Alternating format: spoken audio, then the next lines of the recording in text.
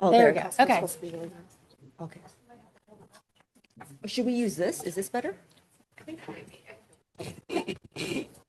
Okay, so hopefully everyone could hear me. We're getting started. I didn't know how to turn the microphones on, and I hope I don't have to hold it close to my mouth because it's awkward, but if I do, I will. Kim, you want to get us started with our housekeeping? Welcome, commissioners, liaisons, and members of the public to the Legal Services Trust Fund Commission meeting. Thank you for joining us. We are using Zoom with the goal to foster a more inclusive environment and effective meeting. If you would like to comment during the meeting, please use the raise hand feature. Please utilize this tool to virtually indicate you would like to speak in order to help the chair facilitate the discussion.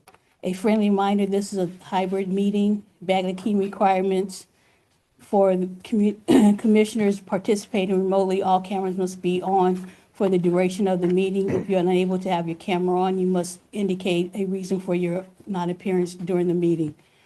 Please be aware of the surroundings behind you. All meetings will be recorded and posted to the State Bar's website. Zoom captioning is available.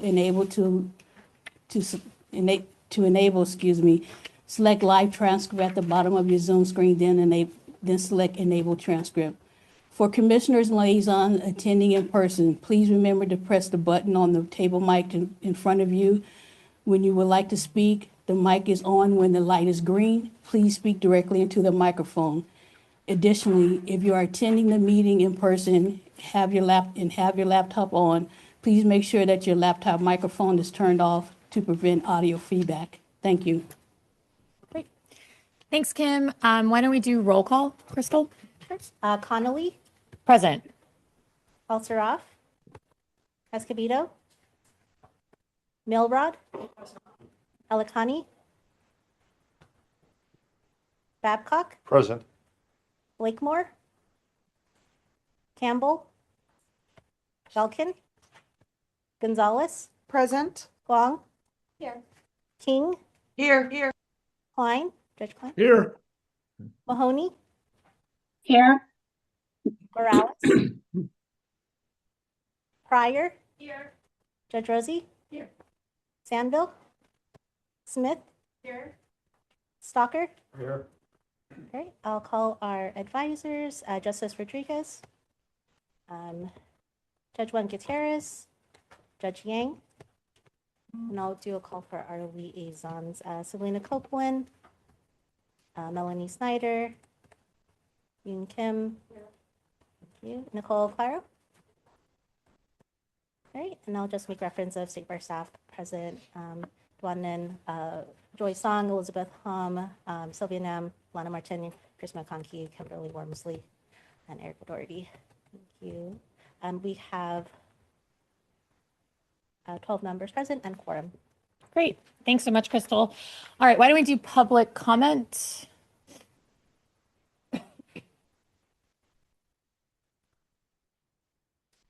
I don't think we have anyone here. No one has their hand raised. Okay, great. So we're going to do a little bit out of order. First off, I just want to welcome everyone, briefly.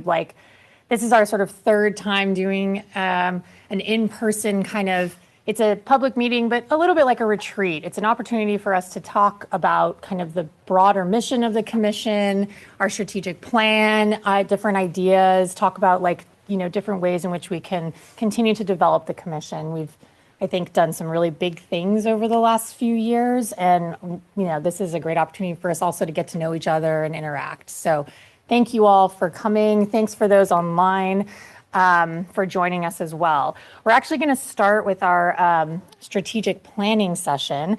And we're going to have Philippe Sion. Sion or Sion? Sion is great. Great. Philippe Sion, who's here from Third plateau. Third Plateau.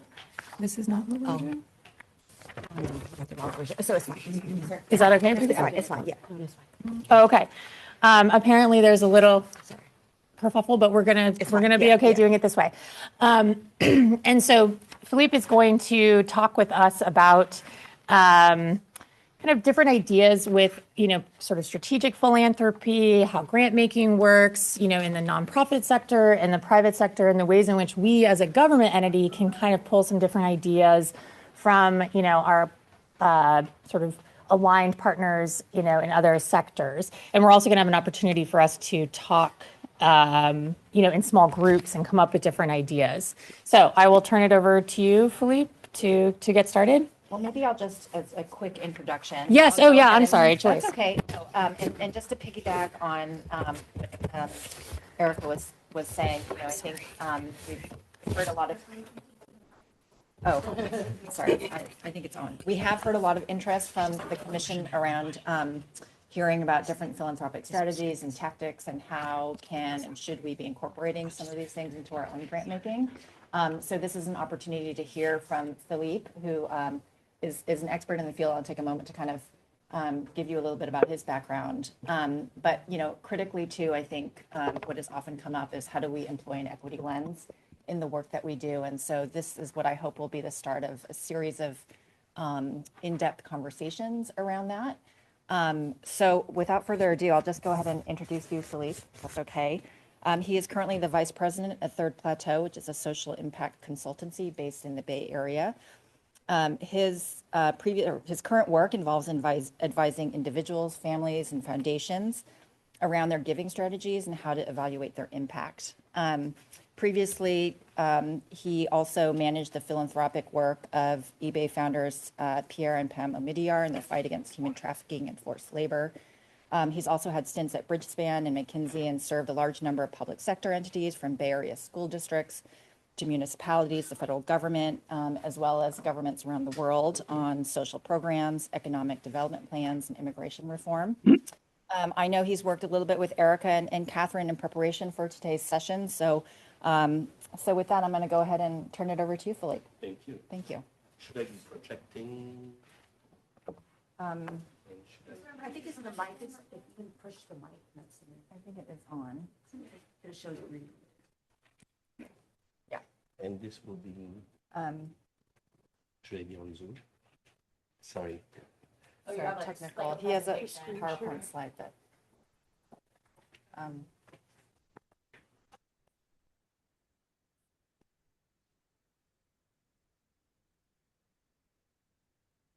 You could join us in one else. Yes, that's okay. And then just unmute and turn off the camera.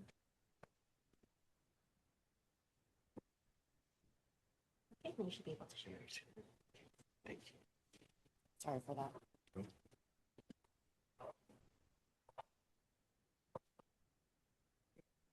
There we go. All right. Good morning.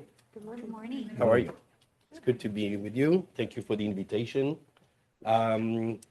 We have a few goals together today, which is to explore the latest context changes in philanthropy, deepen some of your recent conversation around equity and philanthropy, and also determine a few next steps for what we want to do concretely after this conversation. But first, because I don't know you, I would love this is an exercise in brevity. So I would love to hear your name and one word that comes to mind when you think about philanthropy. Right? Just your name and one word that comes to mind when you think about philanthropy. So you have the unlucky situation of being to my right. My name is Tony Huang, and when I think about philanthropy, I think about giving back. Thank you. I'm Eloina Gonzalez, and also 2 words as well. I think of helping others. Thank you. Sorry, can you? Okay. My name is Ken Babcock, and the one word that comes to me is opportunity. I'm Bob Stalker. Word that comes to me is generosity.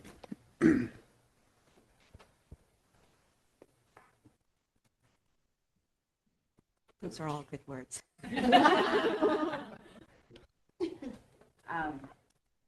My name is Yoon Kim. Responsibility. Hi, I'm Nicole Claro. Action. I'm Erin Smith, and the word that comes to mind is competitive.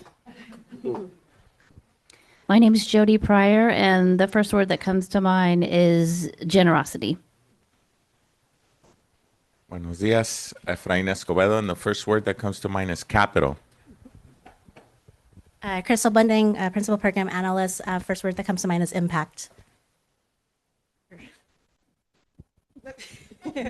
I'm Selena. I'm the liaison from the Legal Aid Association of California, and the first word that comes to my mind is opportunity.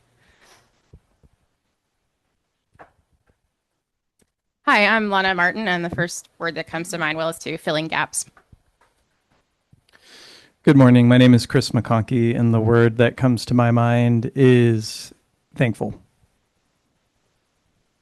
Patience Milrod, 2 words, excessive reserves. Elizabeth Hom, Program Director, and the first word that comes to mind is goodwill. Morning, everyone. My name is Kristen Rosie. The first word that comes to mind, in addition to all the other first words that came to mind, is hope. Hi, good morning. Erica Zordy, connection. Hi there, Erica Connolly, and investment. Good morning, everyone. I'm Dewan Wing, potential. Good morning, Joyce Song, community. And we have some folks online. The first one on my screen is Kimberly. Oh, It's not here yet. who do I see here that is not? Well, So I'm here. Angie. Cliff Klein, word is effectiveness. I'll go next. Tammy Mahoney, and I thought I could make it all the way around the room without someone using it, but what came to mind was community. So I think that was just brought up. I'm Angie King, and then the word that comes to mind is giving back.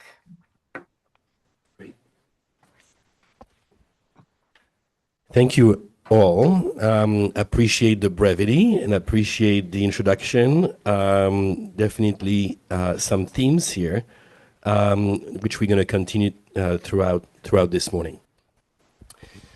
Just a little bit about Third Plateau, since there was a very kind introduction from Joyce and Erica, but Third Plateau is an impact consultancy only working with the social sector world, both nonprofits and foundations.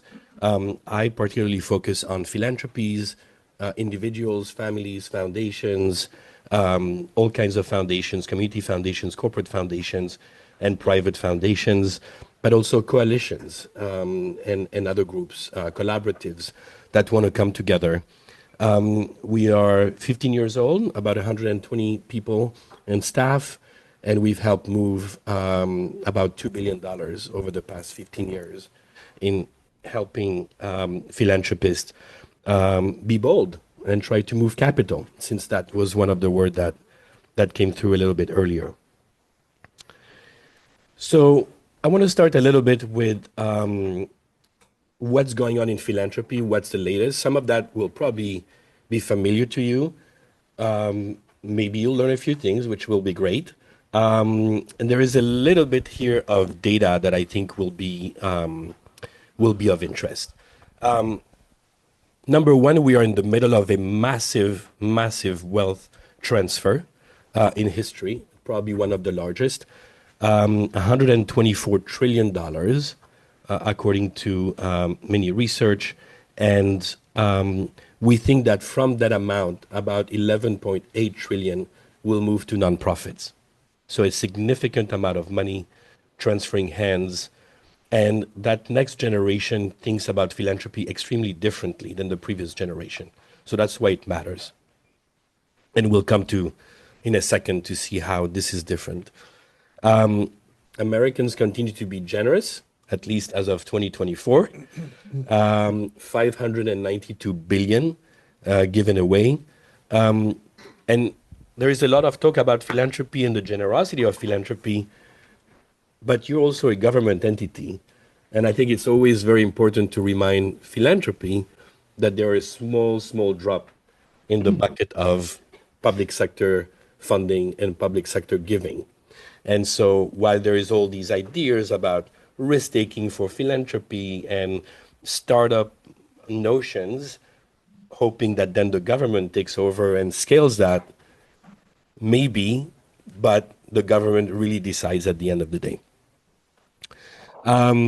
This next generation has very different values and different approaches and priorities than the previous one. We'll come to that in a second.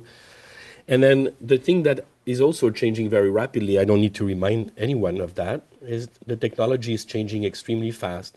The political environment is changing extremely fast. And even cultural norms are changing extremely fast. I was talking to a major funder in the US a few weeks ago, and they were so proud about their challenge that they organized sort of competition of ideas around racial equity 2020. That's how it was called. Boy, the world has changed since 2020, and racial equity has certainly changed in this country and around the world, I would argue, since 2020. So things are moving fast. There we go. I think this first point is about the mention that we're moving very much from geographies to issues. Just to clarify, there is still a lot of local giving. There is still a lot of giving back to the community. But I think in the past, geography meant your really closely knit community, your school, your church, etc., etc. Now this is much more moving into issues such as hunger, poverty, climate change, and other things like that, that cut across geographies. And so there is much more of that notion of what can we learn from the different geographies to address some of these issues. We're talking in a broader sense now in terms of broader causes, such that, equity, for example, permeates across so many different issues. There is an equity lens to a climate conversation. There is an equity lens to a gender conversation, and so on and so forth. And so when you think about equity around health, around democracy and other things, I think people are increasingly understanding that this is a system conversation and that we cannot find usually a silver bullet because we're trying to attack a system. A system has different shapes and evolutions. The next generation of donors are prioritizing trust, and they're trusting the nonprofits to do the work. I think a key notion here that we'll talk about it later today is that there is an understanding that the people who are the closest to the issue know best. And so with that comes the notion of trust. If you know your community and you have a solution, I, as a funder, should trust you that this is the best there is. And if I'm away or I'm disconnected, maybe I should listen and offer some advice, possibly, but maybe not direct what's going on because you know best. And it's not just a question of geography. If I represent a certain minority or a certain lived experience, that holds also true. Greater multi-generational participation. I think we see this on boards. We see this across programs. People are engaging. They're asking for a younger generation to intervene into the giving and what does it look like. And this next generation is asking different questions, is asking much more about impact, is asking much more about outcomes, is asking about the return on investment, a difficult notion, right, in philanthropy, because you're giving the money away, and yet people want to see, like, what happened to it? Am I effective? And so there is a whole school of thought right now around effective philanthropy, which is almost a mathematical evaluation of your giving, right? Is this the best use of your dollar? And there are some concerns about that approach. And then finally, I think something that philanthropy was not touching very much until about 10 or 15 years ago, which is policy. And it's very much the world in which you live. But we have now a number of foundations that have a sister organization with a 501c4 designation that allows them to do lobbying. I was myself lobbying enabled when I was working for DMEDR, and I could literally put my hat on and saying, right now I'm talking as a 501c4 lobbyist because I'm asking a government official to consider policy changes.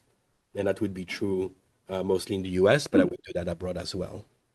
And so I think that a number of philanthropists now are ready to go the extra mile to look for a little change in the grant, opening a 501c4, and dabble into policy changes because they realize this is a huge lever for change and a huge way to affect a different outcome that they would like to seek. And it doesn't really matter if this is tax exempt or not tax exempt. They're after the mission. All right, couple of more slides, and then we're gonna do a little bit of a shift towards equity.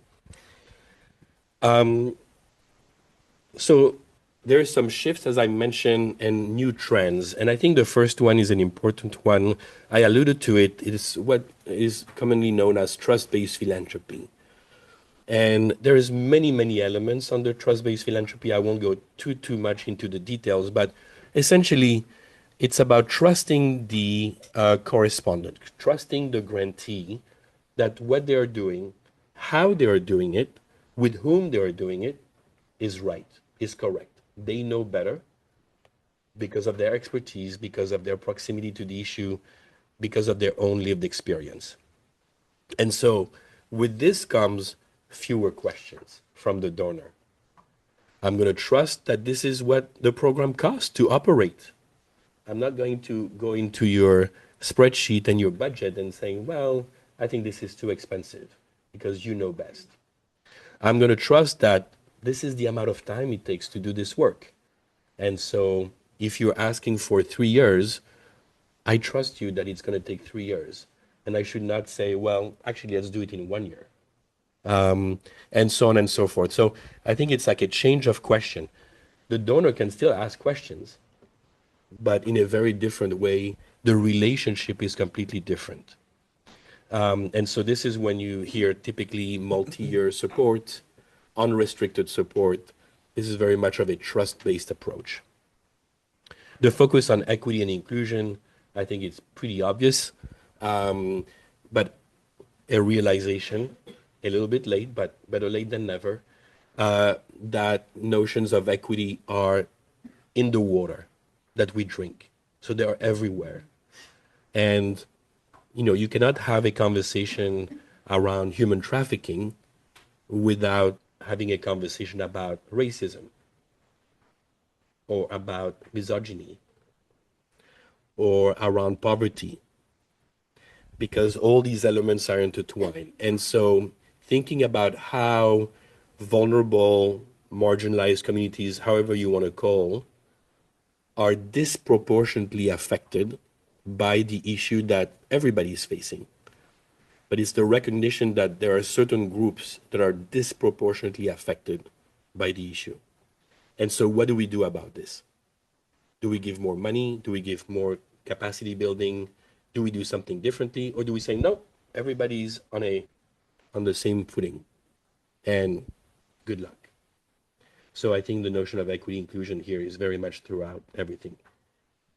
Full cost funding is a really interesting, I would say a little bit more novel approach, which is to say, I'm going to fund your program, but I know that there is more cost behind the program, particularly around staff, around IT, around infrastructure, and other things like that. So what would it cost to cover everything?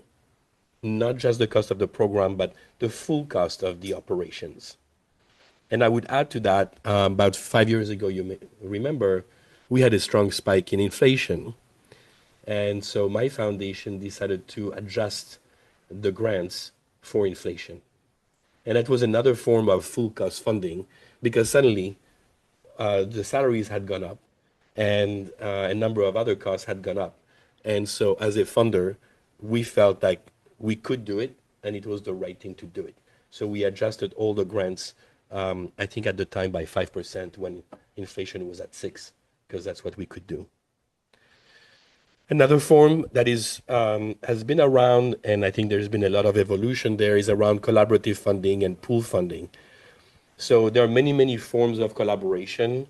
I would say all the way from sharing learning and just we learn together, which is, nice. It doesn't really bite, but you're in the same room and learning together, all the way to putting money into the same pot and a little bit relinquishing authority and relinquishing power and letting the collective actually make the decision around where that money is going to go.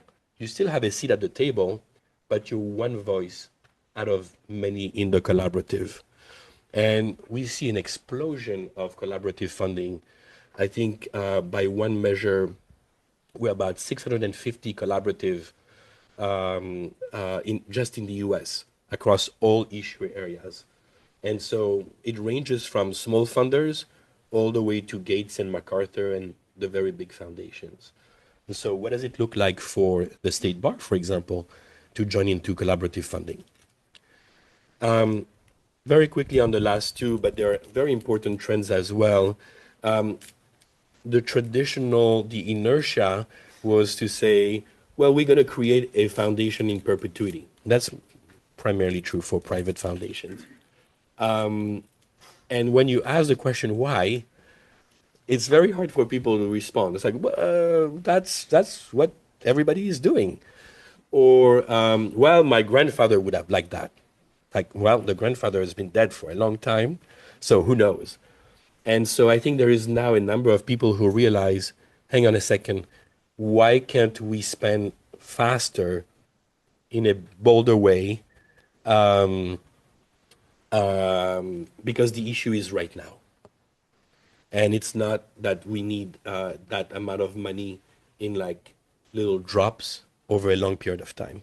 Can you still see my... No. Should I? Okay, there we go. And then finally, and this is not a political comment, I want to be clear about that. There is a lot more focus on democracy, which was not at all the case maybe a decade ago. And that ranges across the political spectrum, actually.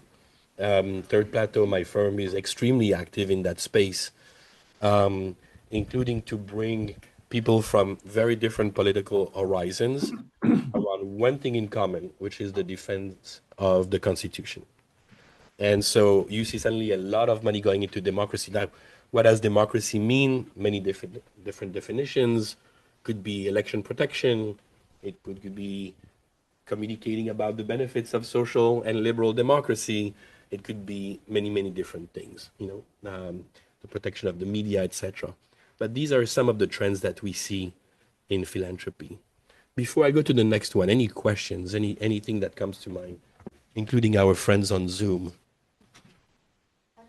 Yeah. And apologies if this is repeated, but I'm curious when your firm adjusted the grants for inflation, all of your grants, how did that take place? Did you have like the say so from your donor base already?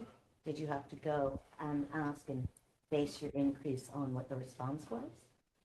I was very lucky to have a very generous trustee, the Omidyar family, who empowered me to do my work. And so when I came to them and I said, this is something we can do right now, this is how we show up differently than others, not because it's about us, but this is the reality. We have people like hurting on their programs, and this is what it would cost. I mean, you can actually make the calculation, and then you realize it's actually not a big effort. Mm-hmm. Thank you. It's courage. Yeah. Yeah. We need more of that. Any other questions, please? I love the trends you've described. Thank you. Thank you. Sorry.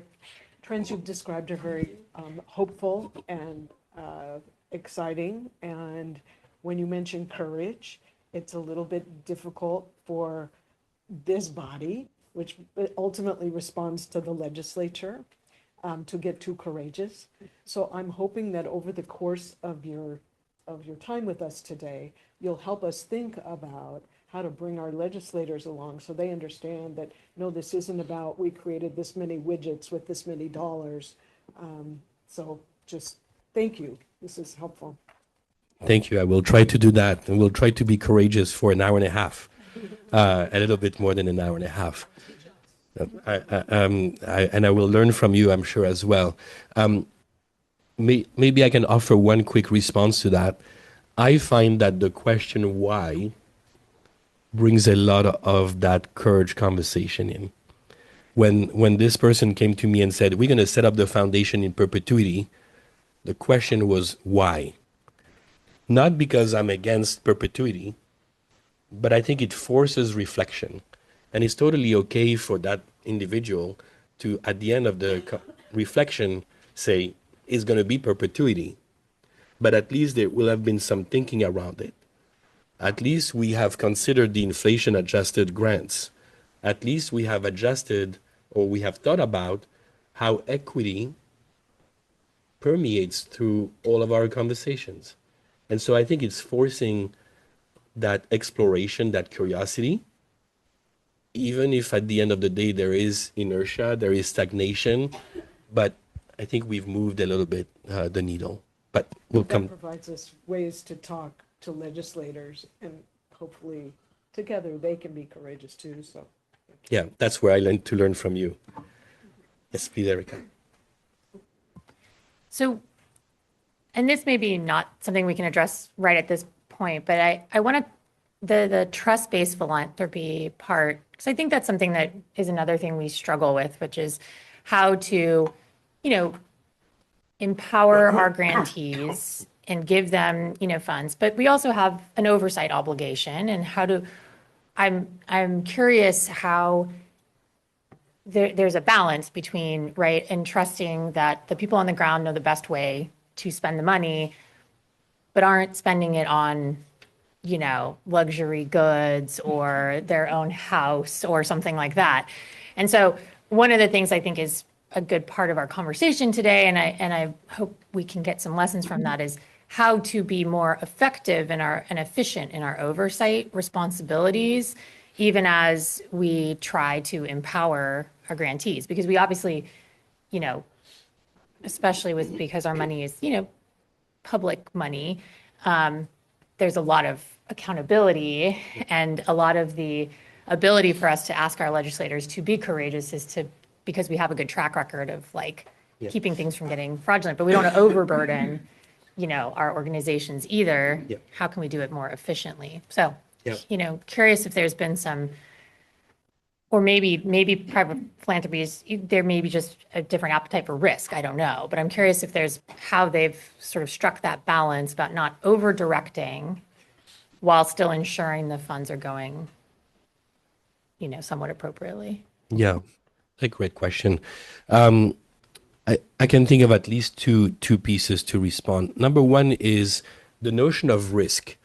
Let's try to break this down. There are very different risks, right? So nobody wants to take a reputational risk, right? Everybody has their brand, whether you're a public entity, an individual, a corporate foundation. Nobody wants to take that. So that is one type of risk.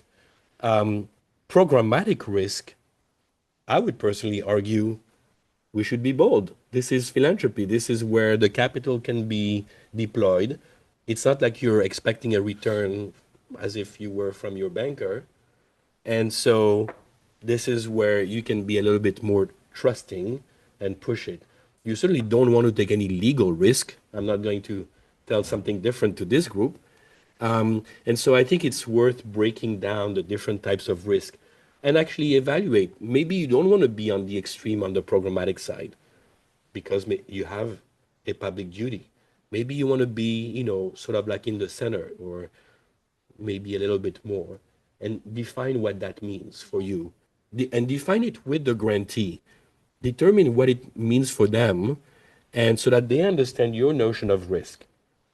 The other piece in the response to your question is, I think, a much greater investment in the relationship with the grantee.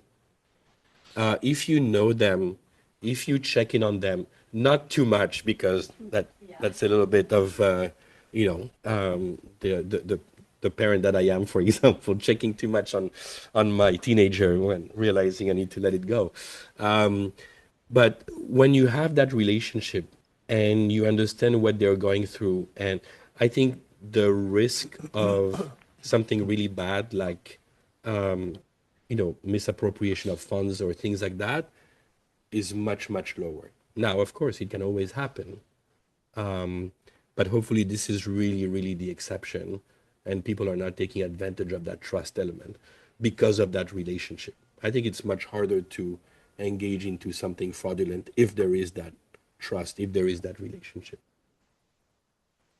Yes. Yeah, so I guess my thing is, I don't think it's I feel like there's not a trust issue. I feel like one of the things that we're trying to do, especially where we've reviewed some of our rules, and a lot of that is like measuring impact, I feel, not a trust issue. It's like, how do we measure that impact, and how do we communicate that impact so that we are like, we're held responsible for the funding, but how do we measure that impact when from our grantees and not have it be a burden is kind of what I feel like we're trying to do. And I think like I would like some insight on how can we better communicate that with our grantees to say that is what we're trying to do. And I'm sure that's what they want to do too, to measure their community impact on the funding that they're using. But how do we do that better? So what a wonderful conversation this could be between you and the grantees in saying, this is what I'm trying to do. And the grantee says, this is what I'm trying to do. I'm sorry for our friends on Zoom. I'm showing two very different items, a phone and a cup of tea. And then have that dialogue about why they are coming from this perspective, why you coming from this perspective. And when you verbalize this, then you realize that actually there are some connections between the two. I think the trust-based element is also to say, actually, before you come with what the State Bar would like to achieve, is to say, what are you trying to achieve on the grantee side? What are your measures of impact? Because they're holding themselves accountable too, to their own, right, to their board, not just to the donors. And what do they want to do? And are these some of the measures that you can actually adopt for yourself? And saying, oh, this is a great measure. I would like to do more of that. Or maybe I can actually now bring a group of grantees and we can all agree on the same measures. And then one thing I will say on trust-based philanthropy, and I'll come to you, ask what measures of progress and impact they're already producing for other funders. Because the chances are it's probably the same or they're pretty close, and you will do a huge service by not adding more measures because they're exactly worded the way you want. I created 3 collaborative funds, and everybody at the very top, including major foundation in the US that I will not name because this is a public meeting, were so excited about trust-based philanthropy. And the moment you trickle down at the director level, it's like, hang on, my general counsel would like A, B, C, D, E, F. And then it becomes difficult. So when can we let it go? And again, I think the question to why? Why is it so necessary to have all these measures? How are we going to use that later? Because we are asking you to pull the data. To what end?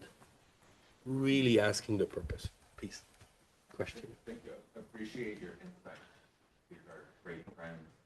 And, Erica sparked the thought for me about our conversation here and gleaning from your expertise is, as I look at the tiles, it's almost also, there's a lot of things to learn from trust-based philanthropy, but when we think about our work, it's almost finding the complement, right? I think for me, as I think about government and commissions like this, I'm focusing more on full cost, true cost funding. I think philanthropy has a lot of flexibility to explore trust and go into those areas.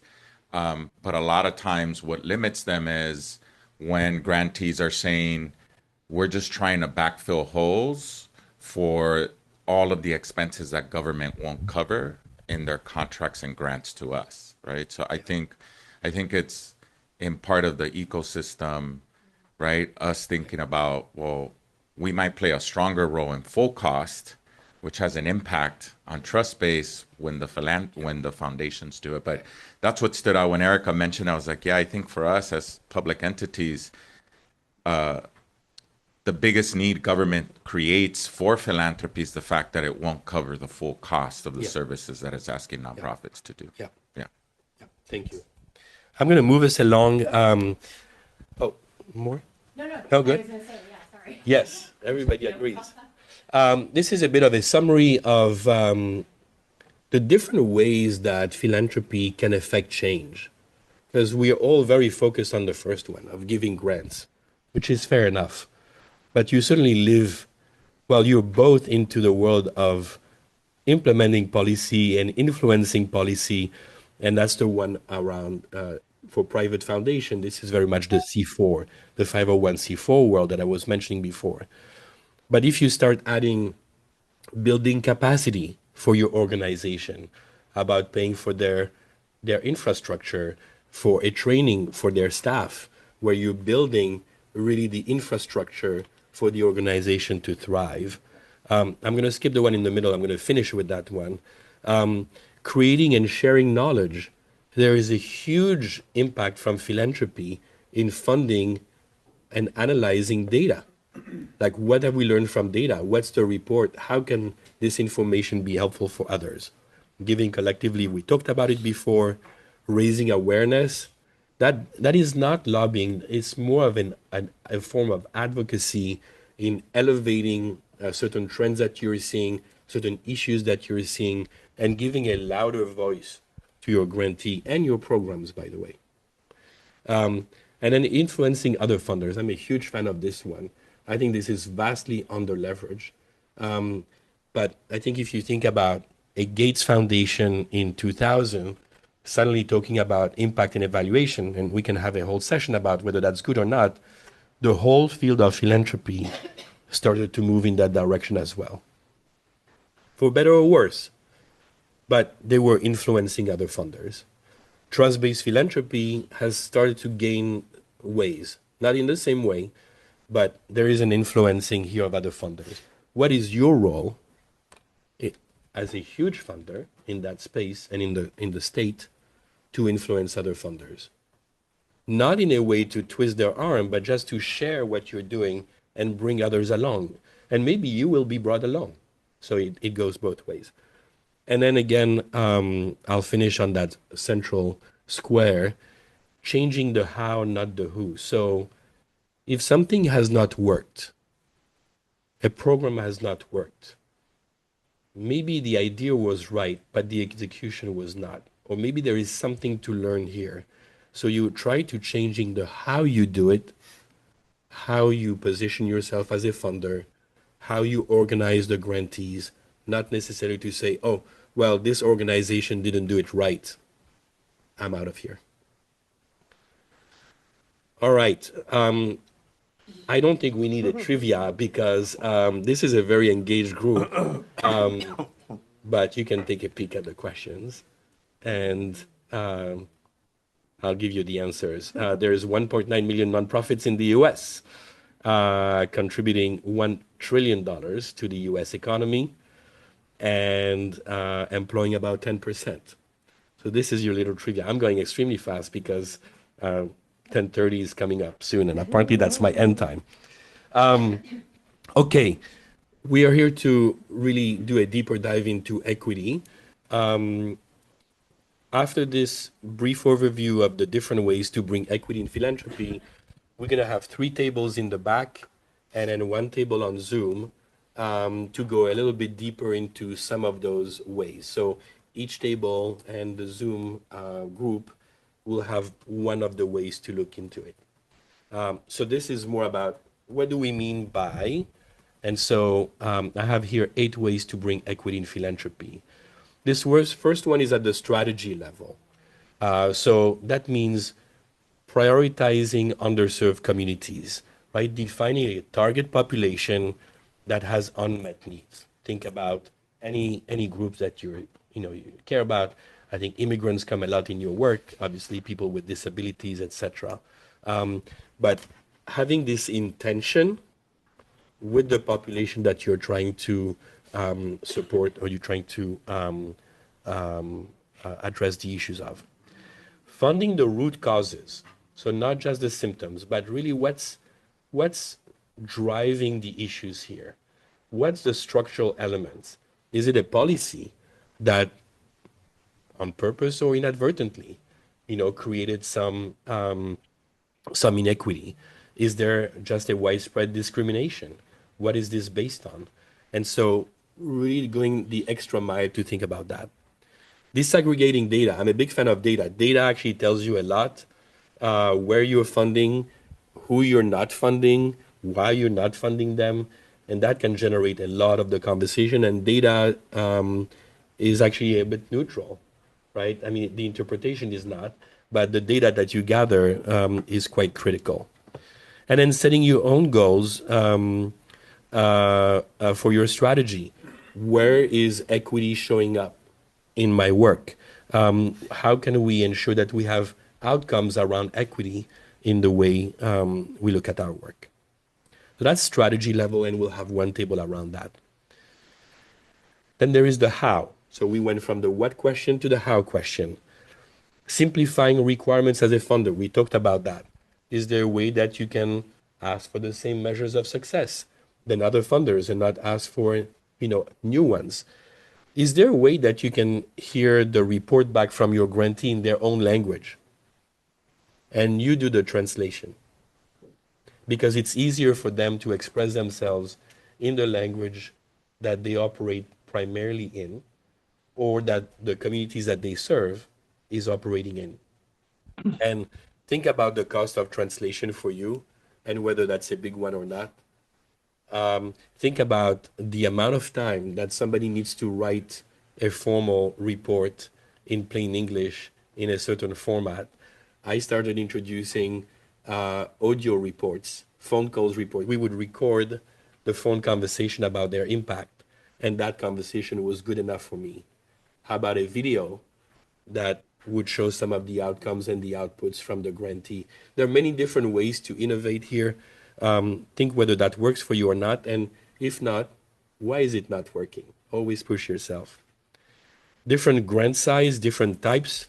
I can leave something behind for another conversation around that, but there are some small grants that are extremely powerful. It doesn't need to be a lot of money, but they will be just what one organization needs for a boost to show to other funders that there is already some traction. There will be, again, unrestricted funding is great. Multi-year funding is fantastic. Think about the different grant sizes and types. If you're asking the community for participation, pay them. They're spending their time. They're giving you ideas. They're giving you insights. Pay them. If that's difficult, I find myself in a situation in Fresno where we were trying to engage the community and young mothers. Well, they didn't come. Who's going to take care of their babies while they're being interviewed by this strange consultant with a French accent? And so we started paying for daycare. We give them compensation. And I prefer always money. I know it's more complicated. Money over gift cards, because Amazon does not pay for your rent. Provide transparent criteria. That's clearly communication. Clearly communicate how funding decisions are made and what success looks like. So this is process level. I'm going to go a little bit faster on this one because that's not one table that we assigned to, but at the decision-making level, there are plenty of things where you can infuse equity. Who is deciding on the grant? Have you given a bit of space, whether it's input or full decision-making authority, to the folks in the community that are being served, or to your grantee? Are you exploring participatory grant making? That's where you bring the community and you say, there is 200,000 or 500,000 or whatever the amount on the table. how would you spend it? Again, think about that notion that those the closest to the issue know best, or at least have some really important insights to share. And then advisory councils of grantees and beneficiaries. What do they tell you? What is the conversation that you're having with them? How close are you to the pulse of the patient, if I may use that? From a financial perspective, the same, examining the distribution patterns. Are we mostly giving in large metropolitan areas in the state? Are we ignoring rural areas?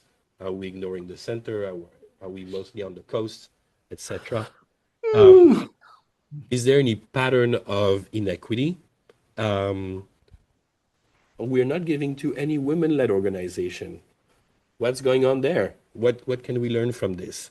New organizations are not being funded. Because they don't have a track record. Let's have a conversation. What does it mean to have a track record? Is a new organization led by veterans in the space considered risky? Or can you look a little bit further into the data and say, oh, but I know the person, he's been or she's been in the space for many, many years. This is not a risky investment. Capacity building, there is more than just programs, as we said, IT, staffing, etc. And then consider bridge funding. If funder drops out, can we do something very quickly? COVID happens, can we expedite a grant? Can we do something rapid response? LA fires, boom. And think about literally in terms of time. I've heard rapid response takes 6 months. That's not rapid, right? Like literally going down the chain and saying, okay, I'm going to now go to the finance floor and like pound on the table. How come the money is not out? We'll have a table on measurement and impact. I think this is also really important. Measuring both outputs and outcomes. So I think some grantee needs some help there, but some donors as well. Incorporating qualitative data. Well, there are some good stories too that can be shared there. My main funder went from only looking at quantitative data because he's a tech guy. And 6 years later, he said, tell me a good story of somebody we helped. I'm not saying that everybody needs to do that journey, but there is power in qualitative data and stories of lived experience. And then evaluate the unintended consequences. If you leave, if you drop your funding, if you change your strategy, what are the unintended consequences?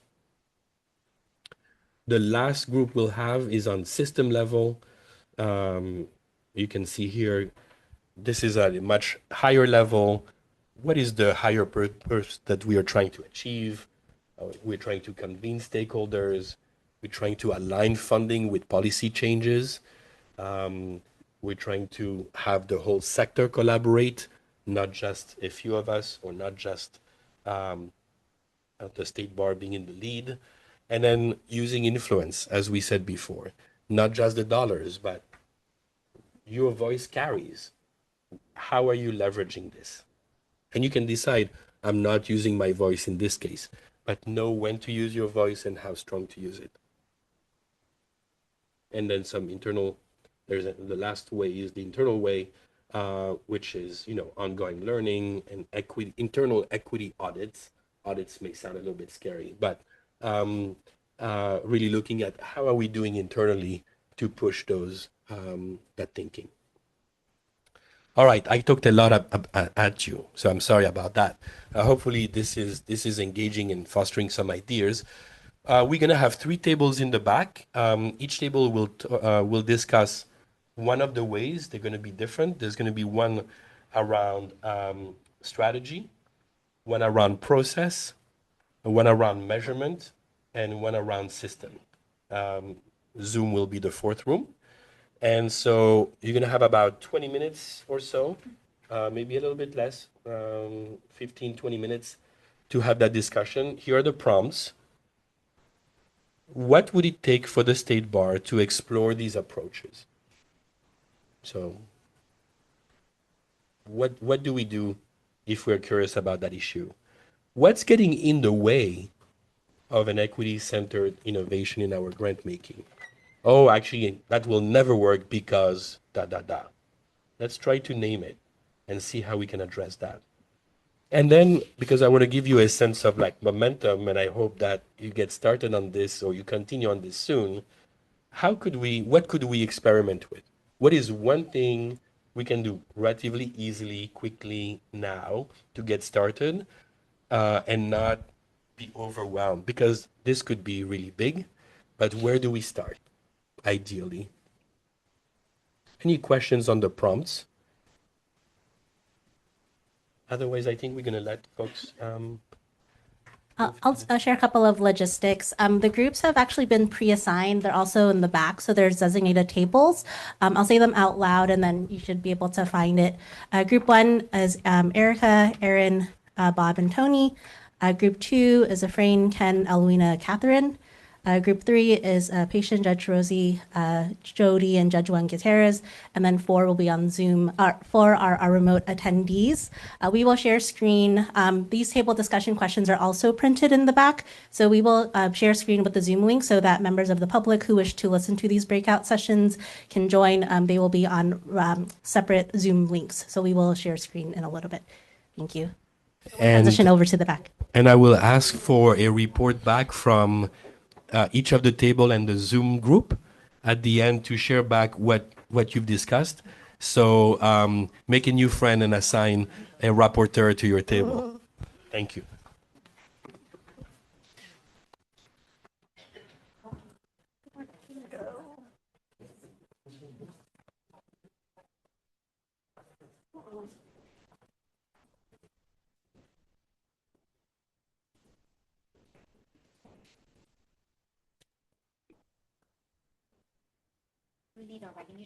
Oh, a pen.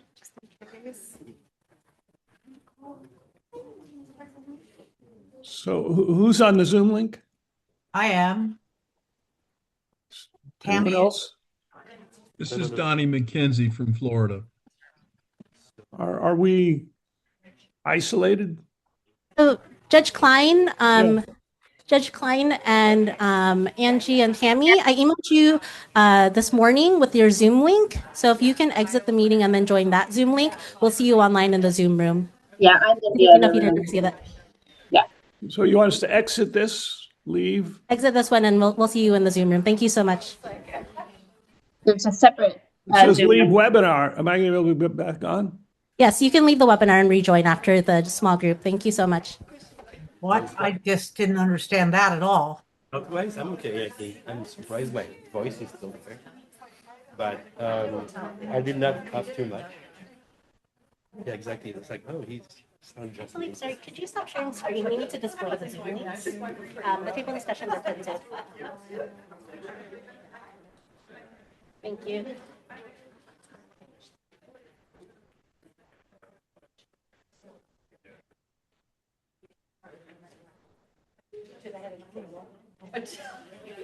I went by. Oh, I said, no. I said, no. So that you could sit as a head of the. Oh, no. Sorry. Oh. You know what? Gutierrez is here, so she's. What?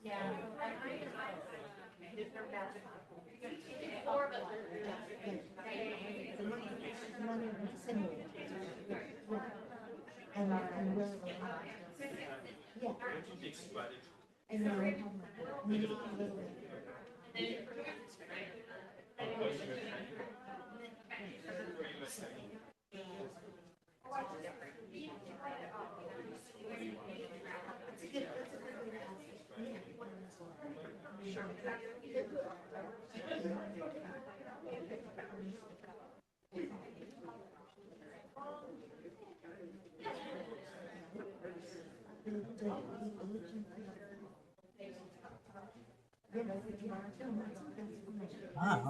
Angie. Sorry, if you can exit this webinar and then enter the Zoom room. I think you can't be in 2 Zoom meetings at the same time. Thank you.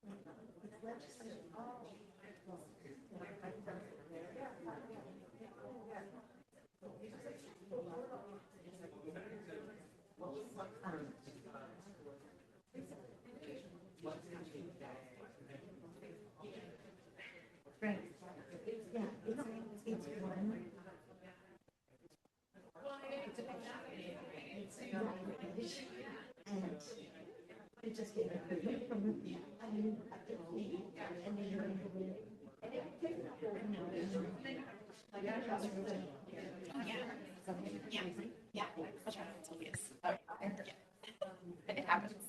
I learned my lesson when I was a grad student, and we would have different conferences, and we would keep this one, and then water paper. Yeah. I always stay at the Golden City Marriott for my Christmas. I've always stayed at that for vacations with my aunt and I are in the city. We don't spend time in the hotel. Yeah. We just use Bart and Amy and we are out. We just want a nice cheap hotel. Yeah. Spending all your time on this.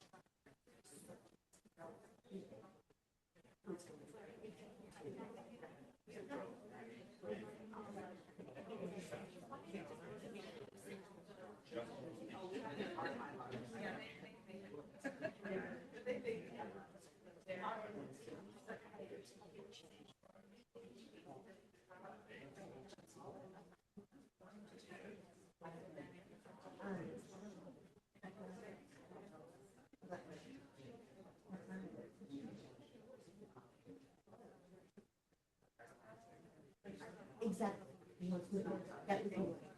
Exactly.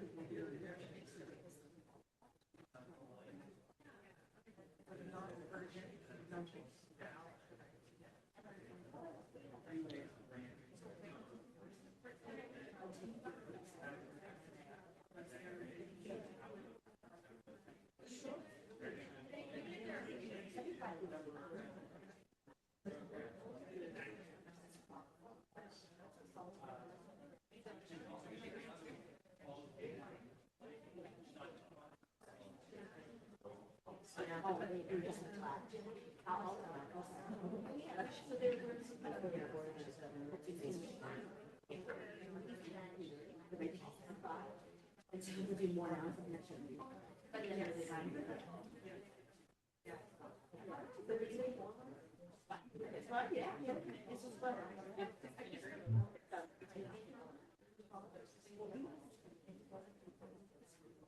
said, so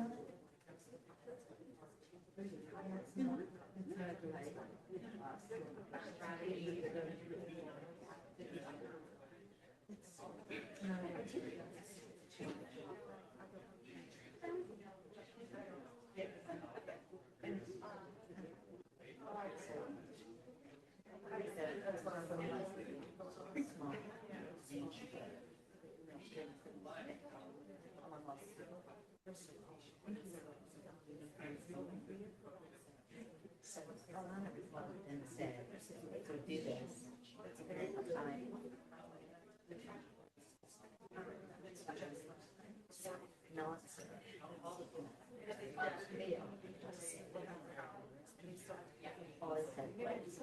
You know, I kind of just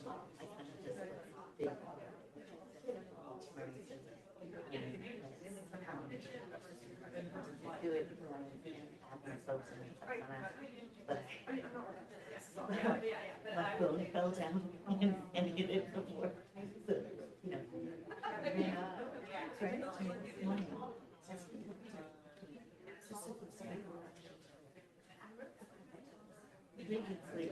I'm just saying.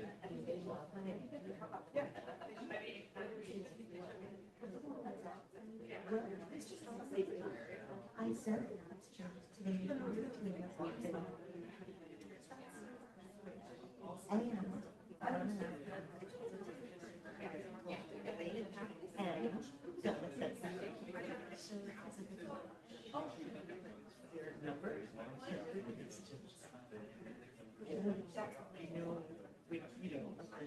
Say something right?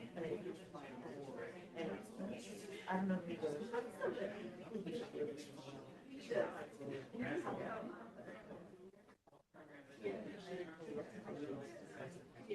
Just want to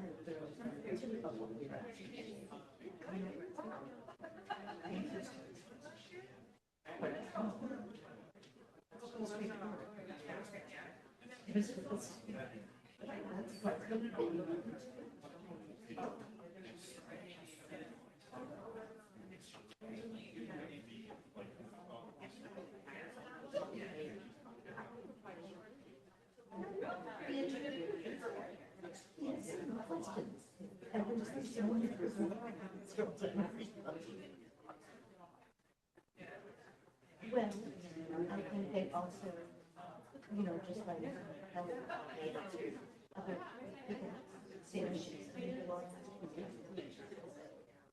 it doesn't, I mean, I'm just like, I'm thinking, yeah, right, whatever. You know, I think I can.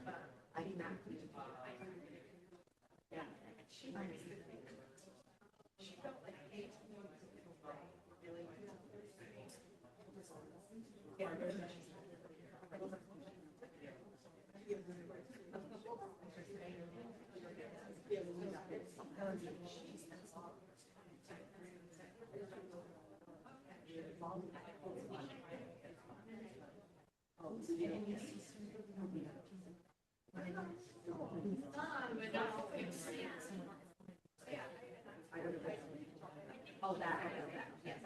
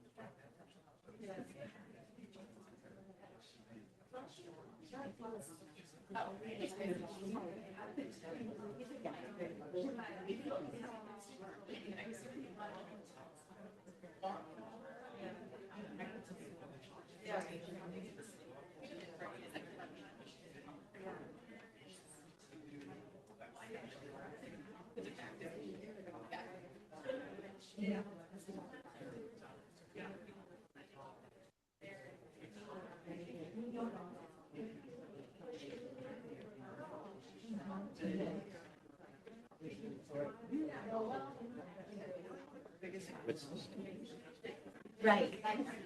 Our work is.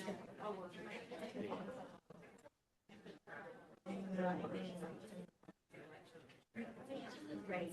So what do you do they start?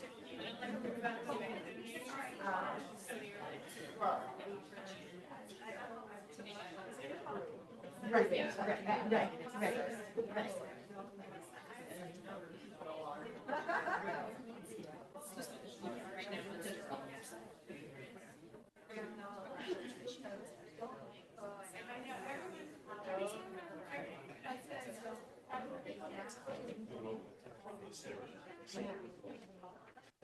I think I'm going to give them, yeah, because I think it's a good conversation. How long do you want it?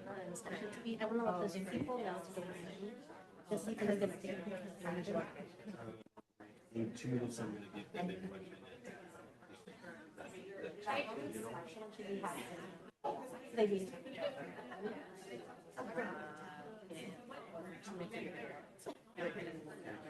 In 3 minutes. 10:15?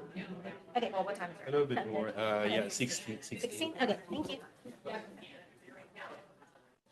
Just give physical folks a minute to get back to their seats.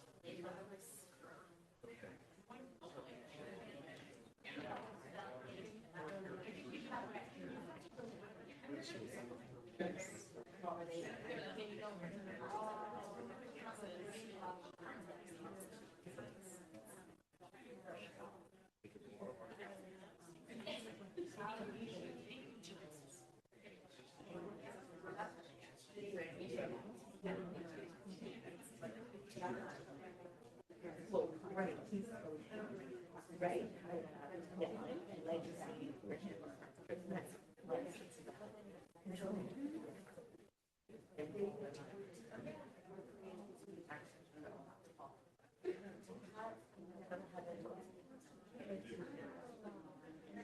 And then somewhere in the middle, I'm terrified of what's going on.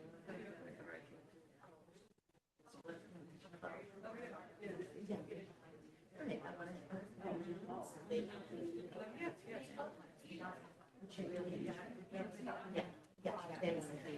All right. We can say a minute for me. Right.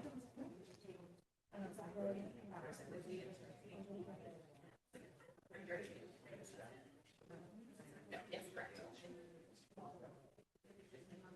Yes. Yeah, I would.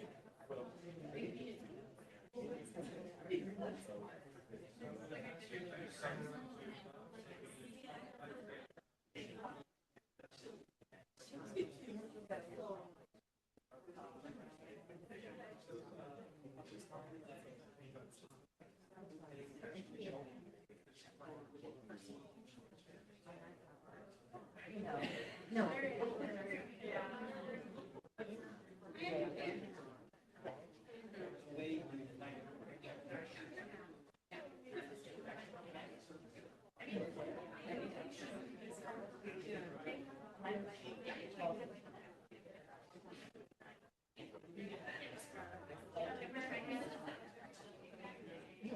Yes, yeah. Actually, then I've seen you, right? Okay. Exactly.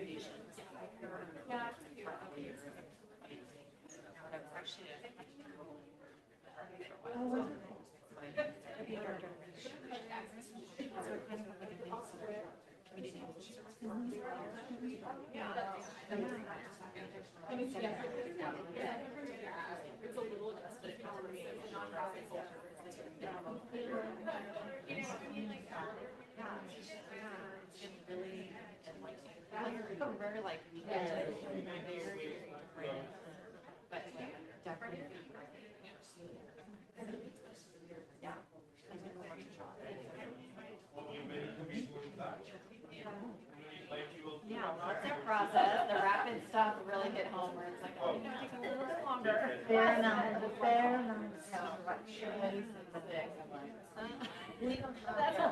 Can you hear me? These are great conversations, and I'm sorry to interrupt them. I'm going to invite you all to come back to your seats, designate a rapporteur, and share your thoughts with the wider group.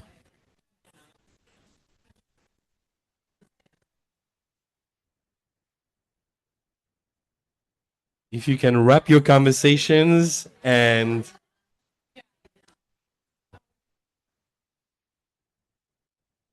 bring a few more thoughts, and we're going to resume as a group.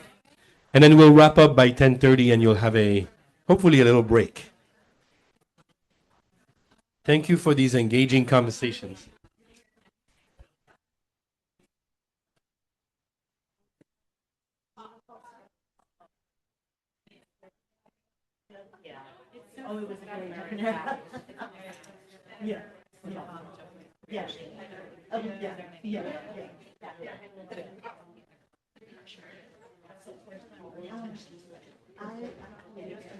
All right, let's get started.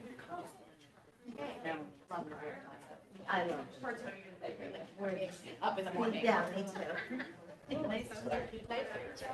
All right, if we have the first group, maybe we'll go at the highest level, system, then we'll move to strategy, then we'll move to process, and we'll finish with measurement. Who was in the systems group, and who is your rapporteur? Who is the lucky volunteer to report on that conversation? And thank you. It was such a lively conversation at each of the table and on Zoom. Who is the volunteer? Where's system? And Our members conveniently went to the restroom. Yeah. All right. Well, then let's move to the next one, and then we'll come back to that. Strategy. Who was working on strategy level questions? Also in the bathroom? Oh. Group 2, yeah, or number 2. And who's reporting? I think we're sharing, but I'll start. It's all right. So I'm not sure everything we're going to say is exactly on the strategy point, but the discussion we had was really terrific, and really appreciate the opportunity to just chat with people. So one strategy that we wanted to think through more is what could be the state bar, the Trust Fund Commission's role in creating opportunities for bridge funding. We do some of that with sort of our disaster work and allow flexibility, but we would think that a way to be helpful is to think of that more broadly. And Eloina gave a really good example of when the Trump administration terminated AmeriCorps funding, how they had these great interns that were helping courts address the needs of very diverse communities that were ended, like with no notice. And there was nothing that could be done to maintain the interns, and then people lost services. So just thinking as a strategy sort of more broadly about that. And then we talk some about our grantees and strategies. And, you know, we fundamentally believe people do amazing work, and we want to revisit the thinking about what is it we are asking them to collect, and for what kinds of services, focused more on outcomes. That we also thought AI could be useful. Like if we have people submit stories, there's not only the burden on the programs that are submitting a couple of stories, but also on the staff who now get 250 stories or something. And how do we use AI with some keywords that we could then make that data be more useful when we needed a story about something. So that was sort of a second strategy. And then the third was really about if we're asking people to collect data. So I became a fan of this main benefits. Ken is less of a fan. And part of this is because there isn't an easy, uniform way for people like on economic benefits to arrive at the same place, right? So like if you get IHSS hours for someone, we actually, there's a chart the state produces that says, here's how much an hour of IHSS costs in each of these counties, multiply that times the number of hours you got. But there should be a system that maybe the state bar invests some money in that all programs could use. Just go to that place for common main benefits and it would do the calculations rather than every program trying to figure out and then make it integrated into or allow them to make it integrated into their data system. And that was why I was less of a fan of some of the main benefits reporting, is because I would have staff who would tell me, well, this funder, the state bar, is requiring us to report this way, but then we have this other funder that is requiring us to report this way, and then yet a third that is requiring us to report in a completely different way. And so what we thought might be helpful is if, at least on a state level, through something like the Legal Aid Interagency Roundtable, if we could start to get some common dialogue about how we're reporting things to reduce the impact on programs. That was one idea we talked about. Another was we talked about funding for root causes rather than just symptoms. And in some organizations, looking at policy work is built into the DNA of the organization. But for some organizations, they really just sort of play to the numbers. They know we have to have X number of clients we serve each month, each year, et cetera. And that's where the focus tends to be. Now, you might get leadership who understands the importance of policy work, but sometimes line staff will just think, oh my gosh, we haven't hit our numbers for the month of March, so we've got to, up our game and handle more limited scope matters in April so that we meet our grant numbers. And making sure that there is an understanding throughout an organization of the importance of doing broader systemic policy work. And that's something what we thought the Trust Fund Commission could lead on, could sort of set the table so that programs understood the importance of making sure that everyone in the organization understood the importance of doing this larger scale work. Thank you so much. No, good, thank you. Oh, good, great. Thank you. That's great. Who is system back from the bathroom, or? They are. Okay. There you go. Thank you. So my group was Aaron and Bob and Tony, and we were talking about system level. And one thing I'll say is I think the commission and commission staff has already started to do a lot of this work. And so we talked about, we have our interagency convening. And so the ways in which we can work with other state agencies and bring a lot of those ideas together. We have also started to administer grants for other agencies, which I think is a great way for us to both influence them, to bring that money out. We also, and collaborate across the sector. One thing that we also talked about was, now we have our legislative priorities. And so how can we sort of grow our influence with the legislature? How can we find, legislators who are sort of aligned with us? Are there statutory changes that might help us better direct the funding and better address the funding needs of our grantees? Some of in many ways, and I think Aaron rightly pointed this out, the IOLTA statute is from the 80s, and we've had some ways in which we've addressed some of those issues, and we've had some updates to it and have some other proposals, but is it really addressing the needs of the grantees currently, and in what ways could we be, kind of be more thoughtful about that? And then relatedly, if we are going to make any changes or propose any changes there, it's an opportunity for us to convene our stakeholders, have that discussion. What do people want to do? And then, as Tony pointed out, there's other non-IOLTA funded organizations that might also benefit from certain grant making. How is there a way in which we could advocate for that grant for grants for non-IOLTA entities? We understand that the benefit of having IOLTAs, IOLTA entities is that they've already sort of met certain standards, which is great. But there may be other entities that, could qualify, but don't currently qualify, but might be good for a particular grant. Are there ways in which we can adjust some of that without overburdening our staff? And how can we kind of do that? So there's a lot of a brainstorming session. So I'm not going to say that we have the answers, but I think there's some, if we're not having a sacred cows here, we can have sort of a really interesting conversation about this stuff. So anyway, thank you. Where is the performance measurement and evaluation group? Oh, sorry, that they're online. How about process? Are you going to start? Okay, performance measurement. Thank you. I volunteered to report and invite my my discussion group members to jump in. So we had measurement and impact. So for measuring outputs and versus outcomes, the Equal Access Fund reporting framework actually requires it, which is like our authorizing statutes typically require that the Commission and State Bar collect data on outcomes. So it's like something we have to do, and it is something we currently do.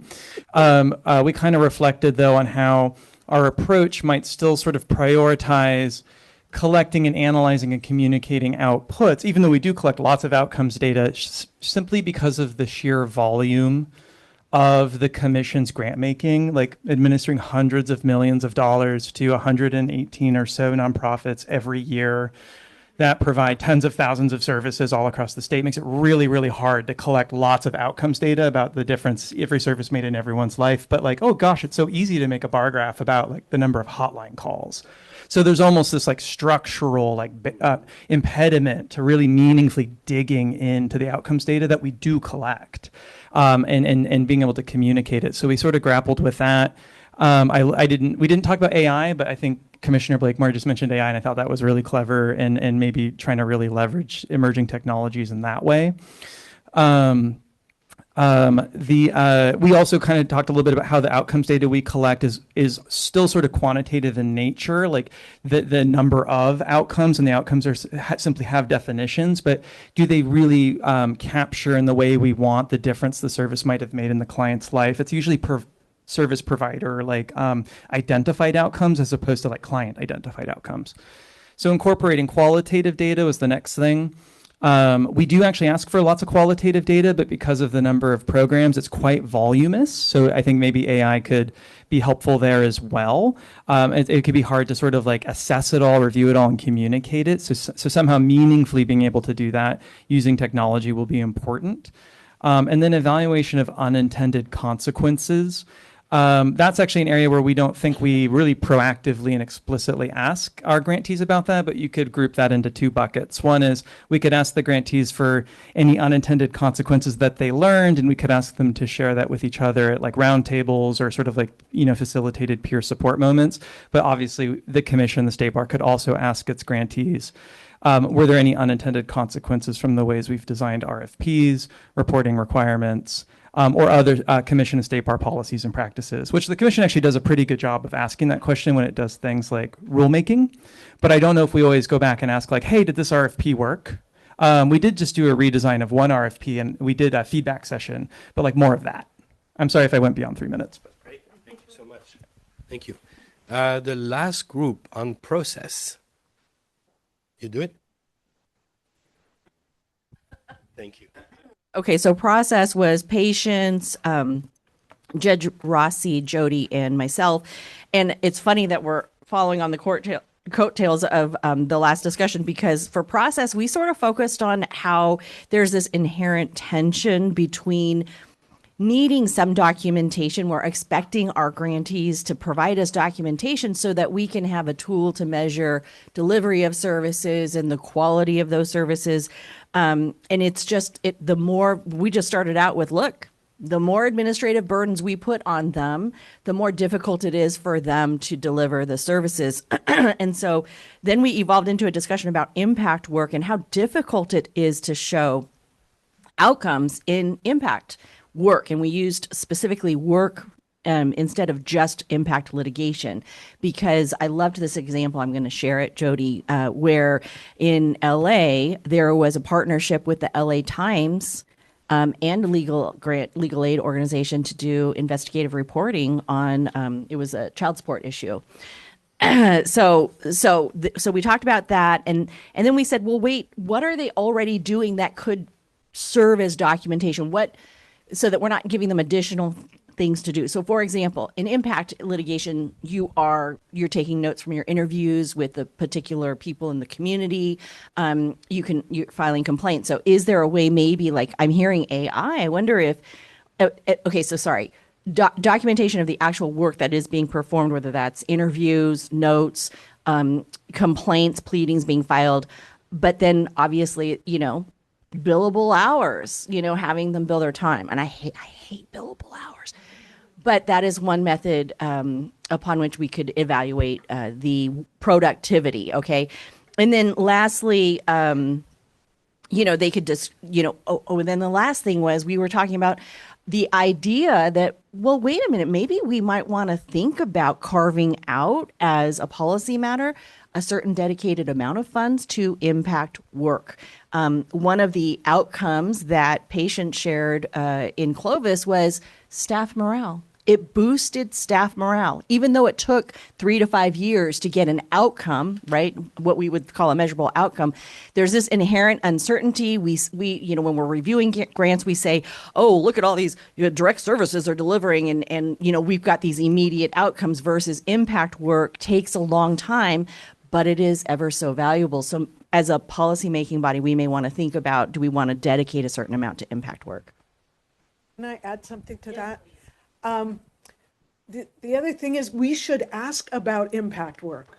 We should ask, please tell us what impact work do you want to engage in specifically, or are you in the middle of doing, and please describe that to us. So I would love to see a partnership with the Impact Fund. I would love to see specifics, like we ask for specifics, because if we don't ask for it, nobody thinks it's important. And some people happen to mention it because they're already inclined that way. And I think we want to encourage people to be looking at their communities from that lens. And they're not going to hear encouragement from us unless we are asking them, what are you doing? So I'm going to bring us to a closing, because we're a little bit over time already. But first of all, thank you for a very, very engaging conversation. I hope this sparkles more idea after today. I heard already quite a few themes here. I'm not trying to summarize, but I heard quite a bit around AI. In the preparation for today, there was quite a bit of interest around a grantee perception survey. How are you being perceived by your grantees? And let's do that with an independent evaluator, not by someone from the State Bar, because in case you didn't notice, power dynamics are really strong in today's conversation. And then there is also a number of things that you already have at hand. I heard about, the interagency roundtable. There are like things that are already out there that you can start leveraging. So thank you for sticking with the conversation for an hour and a half. Thank you for the invitation. And I'll let you continue with your order. Oh, sure. Well, thank you, Philippe, and really thank you everyone for coming to your tables with so much enthusiasm. We will continue this conversation. I know we had discussions in PDI committee and other committees around how we define equity, and in particular in its application, it came up specifically with the partnership grant, but I think these are things that will then apply across many different discretionary grants, and also our work generally. So we will look at potentially building a working group to help us kind of have that conversation, so that for the next commission meeting, we should have a draft of what we hope would be our kind of governing equity definition, that we can then use for further grants. And then I think just overall, this seems to have sparked a really interesting and rigorous conversation around philanthropy and equity, which we will start brainstorming, how do we keep this momentum going? And how do we continue to have this conversation? A lot of these things are going to take some time to implement, but kind of bringing together this group and either smaller groups or together as a whole to continue to flesh out what we've just touched the surface on today. So we'll come back to you all with more details on that moving forward. Thank you, Philippe. And with that. So I just want to thank Philippe and Joyce and the planning committee for putting on this panel. Some practical things, like Joyce mentioned, we will probably have, we will be forming a working group to kind of flesh out maybe some guiding principles. If you'd like to participate on that, please email either Joyce or myself. And then there's an agenda item in the afternoon about taking a look at our implementation plan. That's always a good place if you want to offer some guidance on how to modify certain projects. Give us your thoughts, or it could be outside of this commission meeting too, because I know there are commissioners working on a lot of those initiatives with staff that will help us shape that moving forward. And as you all know, the implementation plan, it's a snapshot in time, and we revisit it I think it's semi-annual. So there's an opportunity to modify that. So we hope this discussion today gives you some baseline, some shared language, so that we can infuse that body of work with some of these kind of great ideas. So thank you so much, Philippe.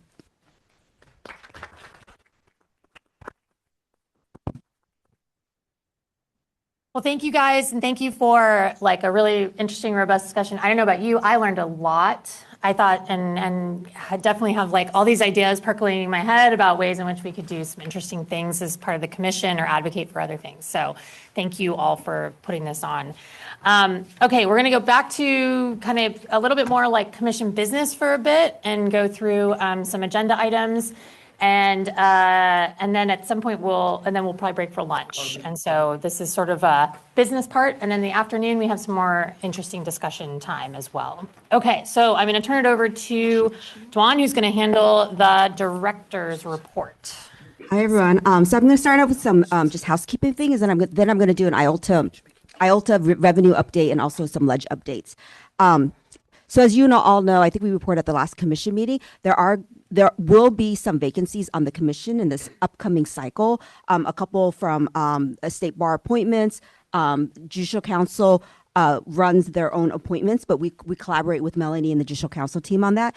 For the state bar, on the state bar side, there's one application that funnels state board of trustees appointments, as well as the appointments that's made by the trust fund commission itself. That application closes March 31st. Crystal has already emailed you a link to that application. We will resend it out after this commission meeting. If you happen to know somebody that is interested, please let them know it's March 31st. If you need additional information, reach out to myself or Joyce or Crystal, and we can either have a preliminary conversation with that person. If you flag for us, if you're recommending somebody, that's really helpful, but that application closes March 31st. You should have now already received a link to your Form 700s. These are due April 1st. It's very important that you get those in on time. Brady this afternoon after lunch is going to do a quick go review over Form 700 kind of high level requirements. If you have a specific question for OGC, Brady will be around at lunchtime. You can always email us and we will get you in touch with him. And now to the IOLTA revenue update. So I'm pleased to report that we ended the year with IOLTA revenues of around $210 million. Last year, we had projected $182 million, so that's about $28 million net that we can then pull into the upcoming distribution. For 2020, for this current year, though, unfortunately, as you all have heard, the Fed funds rate has started to drop. We are revising it down a little bit more than what we had projected a couple months ago when we met. Originally, when we met last time in November, we were projecting a $50 million decrease for this year. That has now been revised to a $67 million decrease. So we're looking at, we are projecting now for the 2026 this calendar year, $122 million in IOLTA interest revenue and another $20 million in other revenues. And other revenue streams are Justice Gap funds, Cypre funding, our investment income, totaling $143 million. So it's quite a drop from if it continues in this pathway. We have been messaging to programs. Programs are prepared in terms of having the information. And we will continue to update our projections. At the next commission meeting is the commission meeting where you all decide on what you will be distributing for the 2027 year. And so at that meeting, we will do a full-on presentation on scenarios. We'll have a lot more information then, because between now and then we'll hear more. There's more Federal Reserve meetings, so we'll just have a lot more in hand in terms of also actual revenue that's coming in. So at that meeting, you'll get a little bit more. We'll get more in the weeds. 2027, we are also projecting a continual loss. For 2027, we are now projecting $132 million. So not quite the drop we think. We're hoping 2026 will be the worst of it, and then it'll drop a little bit more steadily.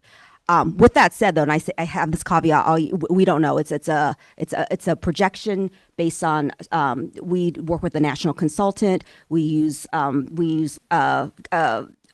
software, so this is not something that, as you all know, even with experts, there's not agreement on how fast it's going to drop. I mean, everybody thinks there's going to be drops. It's been happening. We have built it into our projection, but we'll revise it, and you'll hear more of that upcoming meeting.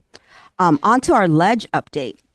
So last year, as you all know, at the December executive committee meeting with delegated authority from the commission, the executive committee did vote on a slate of 5 legislative priorities. We're really pleased to report back that in partnership with the Legal Aid Association of California, that we have 2 sponsors of our 5 legislative requests. So Assembly Member Catherine Stefani circulated a letter of support for a $50 million increase to the EEF fund. And this is because we had been communicating that there would be a drop of $50 million in IOLTA. So we're really pleased to hear that there's a letter of support being circulated. Assembly Member Ash Khalri is also circulating a letter of support for our $20 million in new homelessness prevention funding. So as you all know, we've been administering homelessness prevention funding since 2018. That funding stream was not renewed. So we made a big pitch about it truly is a gap in services. We would be losing hundreds of legal aid attorneys across the state. I mean, there are already programs that have shuttered their housing project, have scaled down. So we're very hopeful that that $20 million can come through, and that'll be a multi-year, 2-year grant. So again, special thanks to Selena and LAC over there for taking our legislative requests and really championing us. And it's just been a really wonderful partnership to be able to work with LAC on that. And so we're really, really pleased to hear that. And after my report, I'm actually going to turn it over to Selena to move up her liaison report because she has to leave early. And she can tell you a little bit more about the advocacy work there and day in Sacramento. My last update is I want to give you an update on our community justice worker proposal.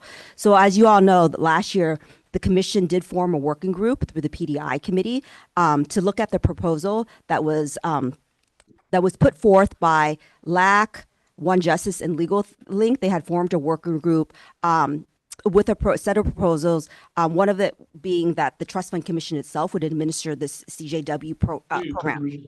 In December, this past December, there was a petition filed with the California Supreme Court by LAC, One Justice, and Legal Link asking the court to authorize the CJW program and also asking the court to provide the commission, this commission, as the authorizing agency to implement and monitor the program. Just earlier this week, on Tuesday, the state bar, we filed a response to that petition. So Brady's not here, but I'm going to provide a little bit of an overview on what the petition says. So first, the petition states that the state bar cannot take a position on the concept or proposal of the rule itself and the program itself because our board of trustees has actually not met to formulate a position on the CJW proposal. However, the petition does end with laying out kind of some options that the court can take, and I'll go over those right now. The first one is that the court can decline to act directly on the petition and defer the matter back to the state bar to decide whether the CJW concept on its own timeline, and then taking also into consideration resource constraints and competing priorities.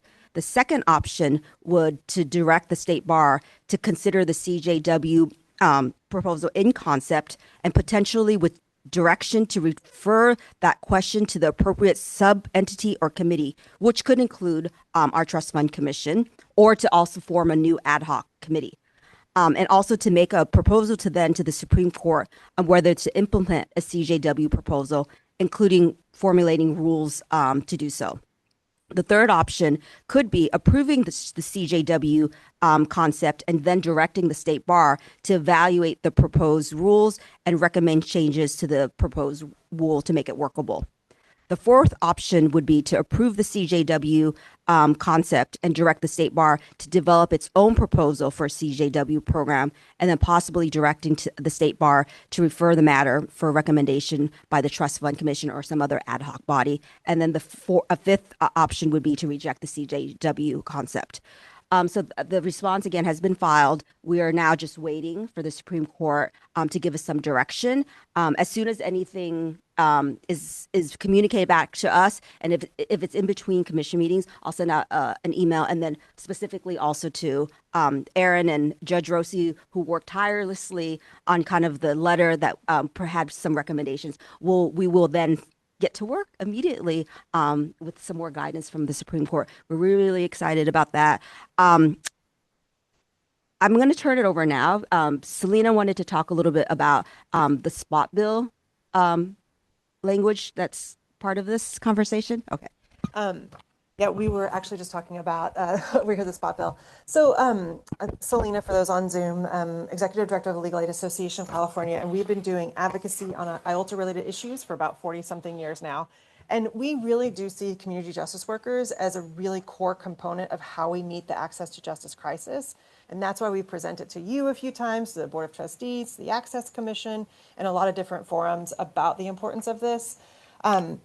We now have a champion in the legislature who used to work at one of your grantees. She was she represented farm workers at California Rural Legal Assistance long ago, and she's Senator Caballero. And she is really interested in ways to increase access to justice by providing more helpers. So one of the things that she is doing this year is sponsoring a bill that would make the funding for the immigration fellowships permanent. So she's been very vocal about how we need more immigration attorneys, and we especially need young, the newer generation attorneys. We get them when they first come out of law school. So she's sponsoring that. And she is really interested in the community justice worker model as well. And so she right now has introduced, sorry for the back, she has introduced a spot bill. So we are working with her on language. I've shared language with y'all's leadership to find out what would be the most helpful for you if you were to administer a community justice worker model. She is very interested not only in the policy piece, but also, is there a budget need? So we're working with her staff, but I think we're just incredibly lucky that we have a former legal aid attorney in our legislature right now. There's not that many of attorneys in our legislature. Some of them are public defenders, some of them are attorneys who've done a significant amount of pro bono work, but really we are lucky that Senator Caballero was one of your former grantees and knows and deeply understands these issues. So that's the update on community justice workers. We are hopeful that there will be movement soon. There is a crisis in our country, and many other states and the DC circuit have, those courts have just made the rule. They quickly said, this is a need, let's start doing this. And we're hoping that we can have some movement because we're in a current crisis moment where there will never be enough legal aid attorneys to meet the need, not with current funding or even with a little bit more funding. Which brings me just real quickly to my next piece of the presentation. We have organized what we call Legal Aid Day in Sacramento, which is a legislator education event. Aaron may have been to it before. I'm sure Catherine has too. But it is really meant to bring legal aid advocates, executive directors, staff attorneys to legislators and their staff to talk about what legal aid does. That part is not lobbying. It really is, here's what we're seeing from your constituents. When your constituent services staff see this issue, please have them contact us. Here's the services we provide. They provide a ton of data. Some of it is collected by the main benefits tracking, honestly, about the clients that they serve. So this is our 9th annual Day in Sacramento, and this is our biggest event ever. We expanded it to 2 days. We had a rally and a legislative briefing on day 1. Elizabeth and Dwan were able to come, so they were actually at the rally with us talking about the importance of legal aid. And Senator Caballero, Senator Wahab spoke at the rally. We made local media, which is really great because a lot of legislators and their staff are watching their own local media to see what's important. And Assemblymember Ash Kalra actually came, he was slated to speak, but came a moment too late to speak because he was on the floor. But it really showed a lot of interest in the work that your grantees do and the importance of funding the work. We had a former client of Disability Rights California, Western Center on Law and Poverty, ACLU. He came and spoke about the importance of legal aid attorneys, and his talking points, I don't know who helped him, but they were so on point about how legal aid attorneys are needed. Even when organizers are organized, sometimes you need an attorney on that team. So it was great. We had 70 representatives from your grantees at Legal Aid Day in SAC, more than we've ever had. We scheduled over 50 meetings with legislators and their staff, and we had like countless what I call drop-ins, where we just say like, go drop into everyone who serves your district or you serve the constituents in their district and talk about the work you do.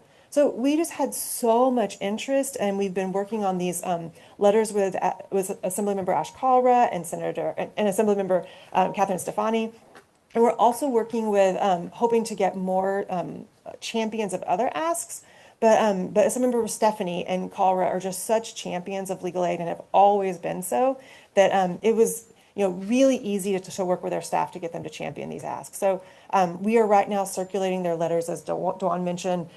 They're circulating kind of like dear colleague letters to sign on to their asks, and every day we get more and more sign on. So this is like our main report back to you all, is we are working really hard to make sure that your grantees have the support that they need, whether it's more helpers or oftentimes more money.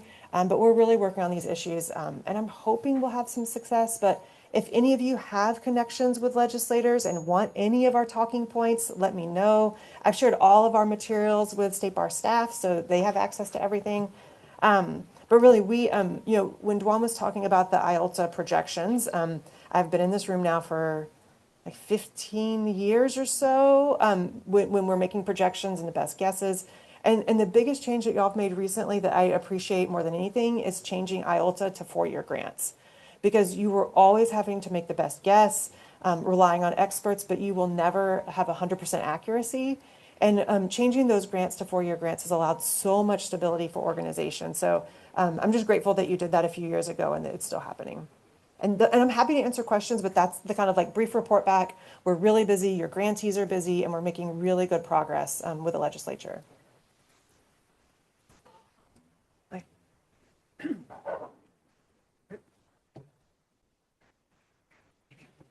think that works. Yeah, thank you. So I think on the community justice worker proposal, I'm interested in understanding how the Legal Services Trust Fund Commission, which is statutorily has some independence from the bar, can analyze and take a position on the pending legislation that Selena referenced, because I think from the work that Kristen Rossi's committee and others have done, it's sort of the commission understands the importance of this. And I don't believe that was part of the 5 principles that were passed in December. So I'd be interested in knowing what we need to do to, as a commission, support the proposals as they go through the legislature and lend our support in that process. To kind of formulate the recommendations and response. I mean, I feel like that was a great kind of process. I don't know if you're asking about something a little bit more immediate in terms of providing direct feedback on the spot language bill. I mean, that's something, again, we have legislative priorities. We haven't, the commission itself hasn't like taken a position on like that. It's like more done informally. So it's, Erica, do you want to say a little bit more about? So I want to make this clear. We, the authority that we have from the Board of Trustees to support legislation is within our grants and our grant making. And I interpret, although I'm sure other people may have a different view, the CJW as distinct from that grant making. So it would seem to me that we would have to follow our normal course, which would be, we would approve it as the commission, and then we would need the Board of Trustees. And I'm sure Brady, Dwan, Erica over here can tell me if I'm wrong on that. But I think that would be the way in which we would need to do it. And so I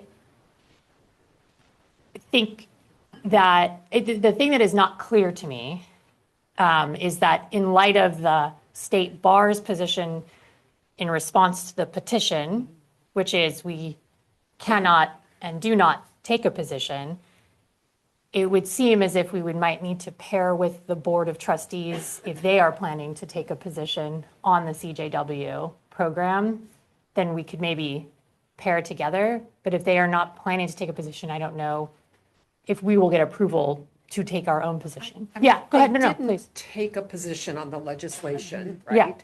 But in some ways, their response, frankly, is a position, which is here's option 1 and here's option 2. Absolutely. Both of which will be a very extended process and timeline to get that done. Right. And I think some of us in this room feel an urgency. When we just had this great strategic discussion about how can we help legal aid and what is the commission's role in that. And Sure. I think a way that we can offer that support is by being more involved as a commission in that work. And so I don't know when the Board of Trustees meets next or how we get something in front of them as a commission.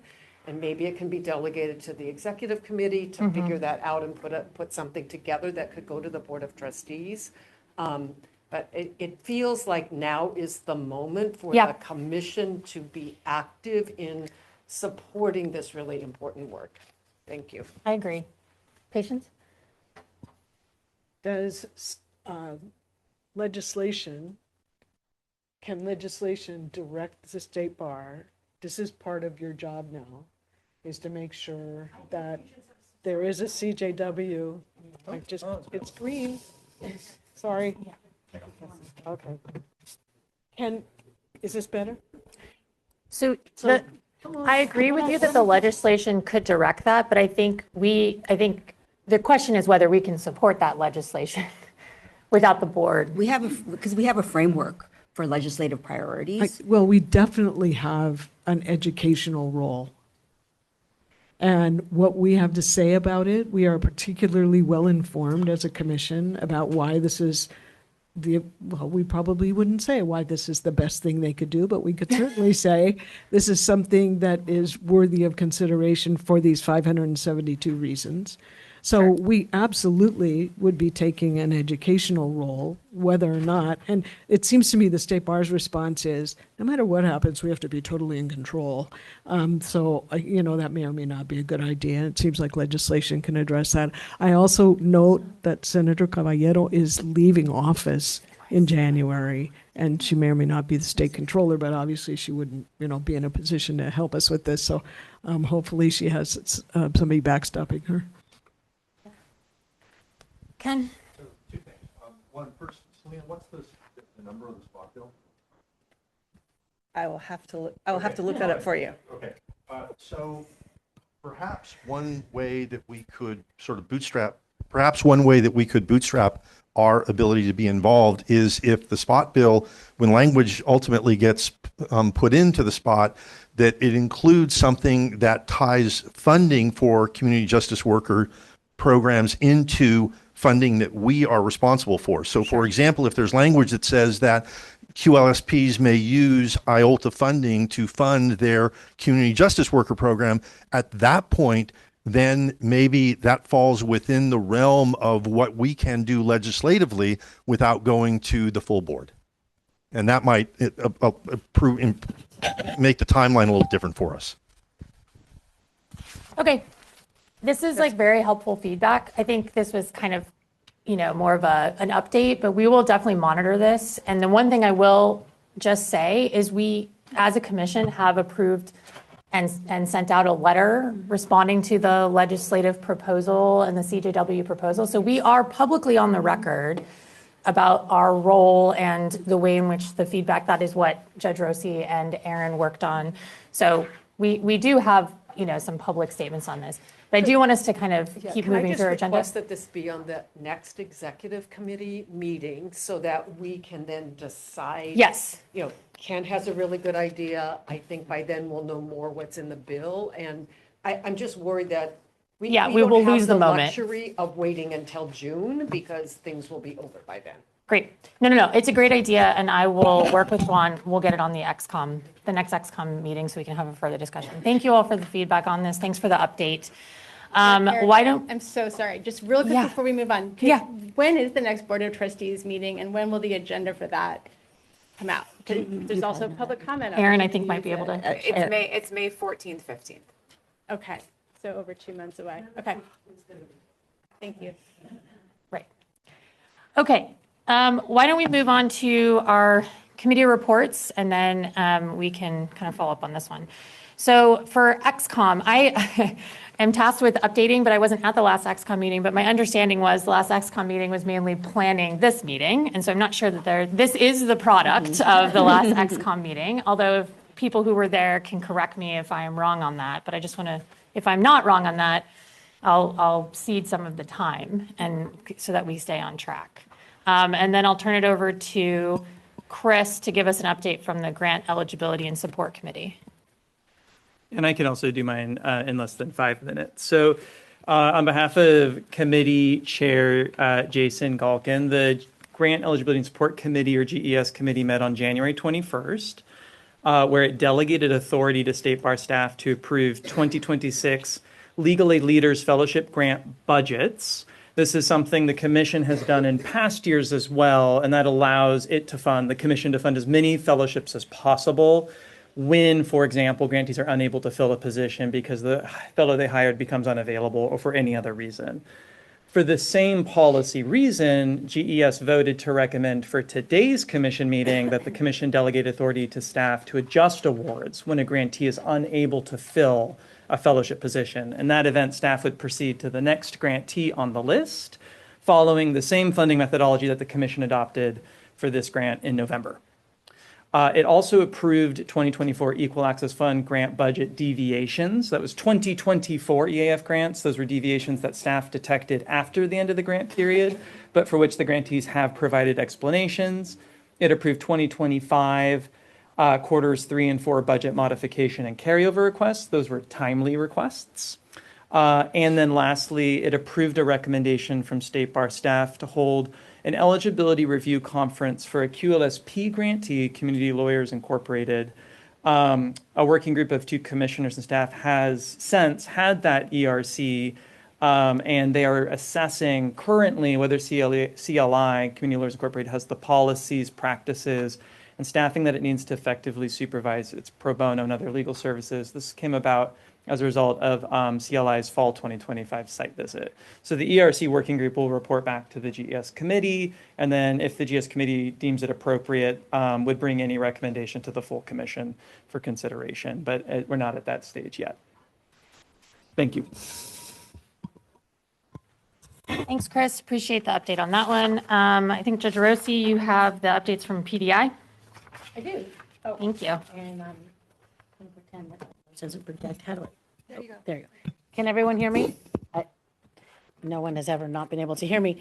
So the PDI committee met on February 6th. At that meeting, the committee approved the 2027 partnership grant RFP and voted to recommend that the Trust Fund Commission delegate authority to the PDI committee to approve the CalHFA 2 supplemental funding.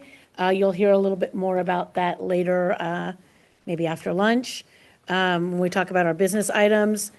We will meet again on March 19th, and on the agenda will be the approval of the 2027 Legal Aid Fellowship Grant RFP and approval of the CalHFA 2 supplemental awards, assuming that the full commission delegates authority to the PDI committee to do so.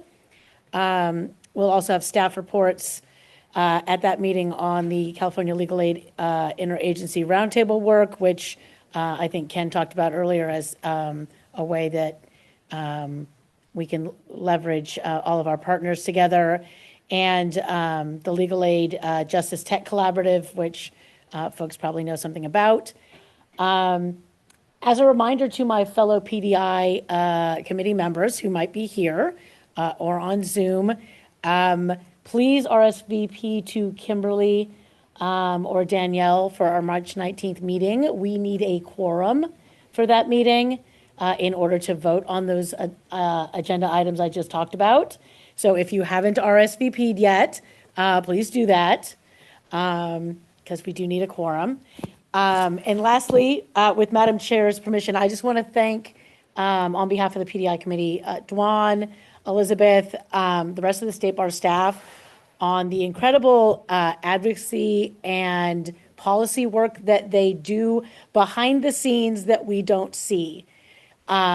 We were able, as a PDI committee, to award another, $20 million, $24 million in CalHFA 2 supplemental awards because of the relationship building that Dwan, Elizabeth, State Bar staff have been able to do with the legal aid community, with Selena, with our partners out there, with the legislature, with housing.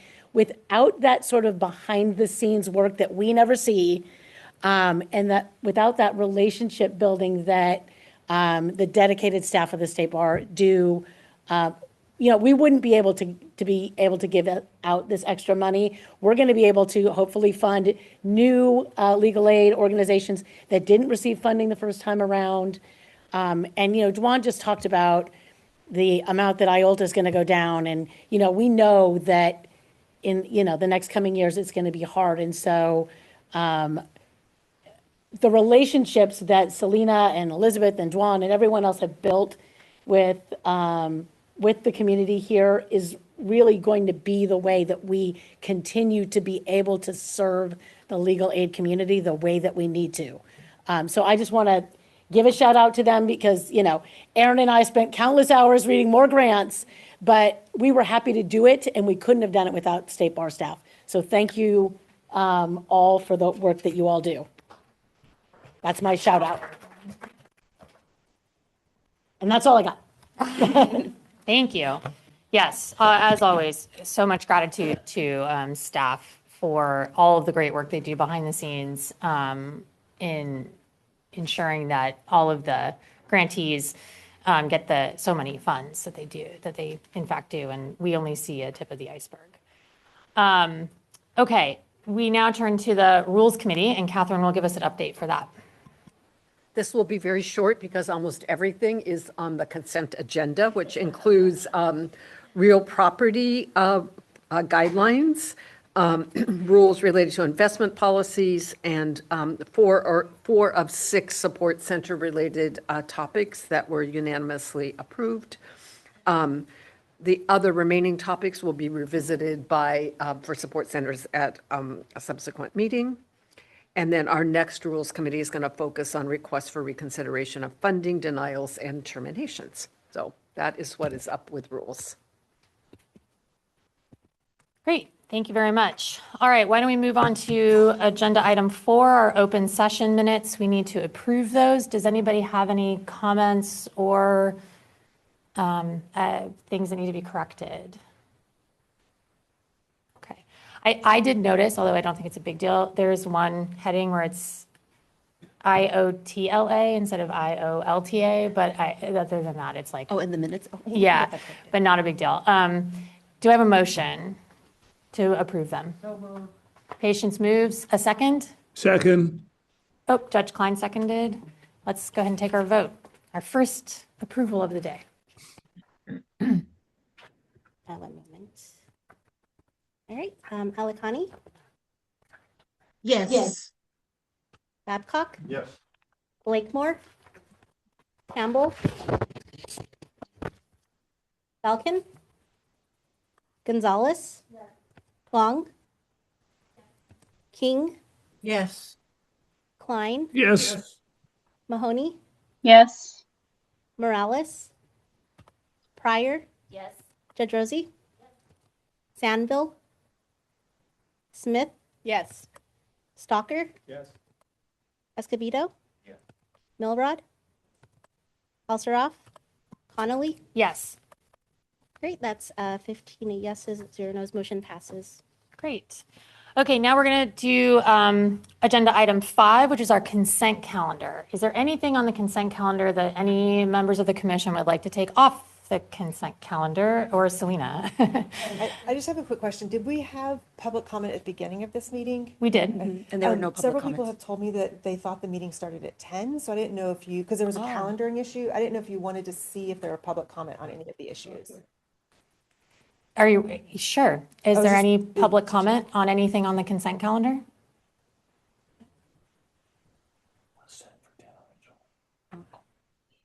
Are you expecting public comment on any of this? No, I was just checking because in the calendar, at least my calendar invite showed this meeting starting at 10, and a few people had emailed me saying, where are you at in the agenda? I'm really confused.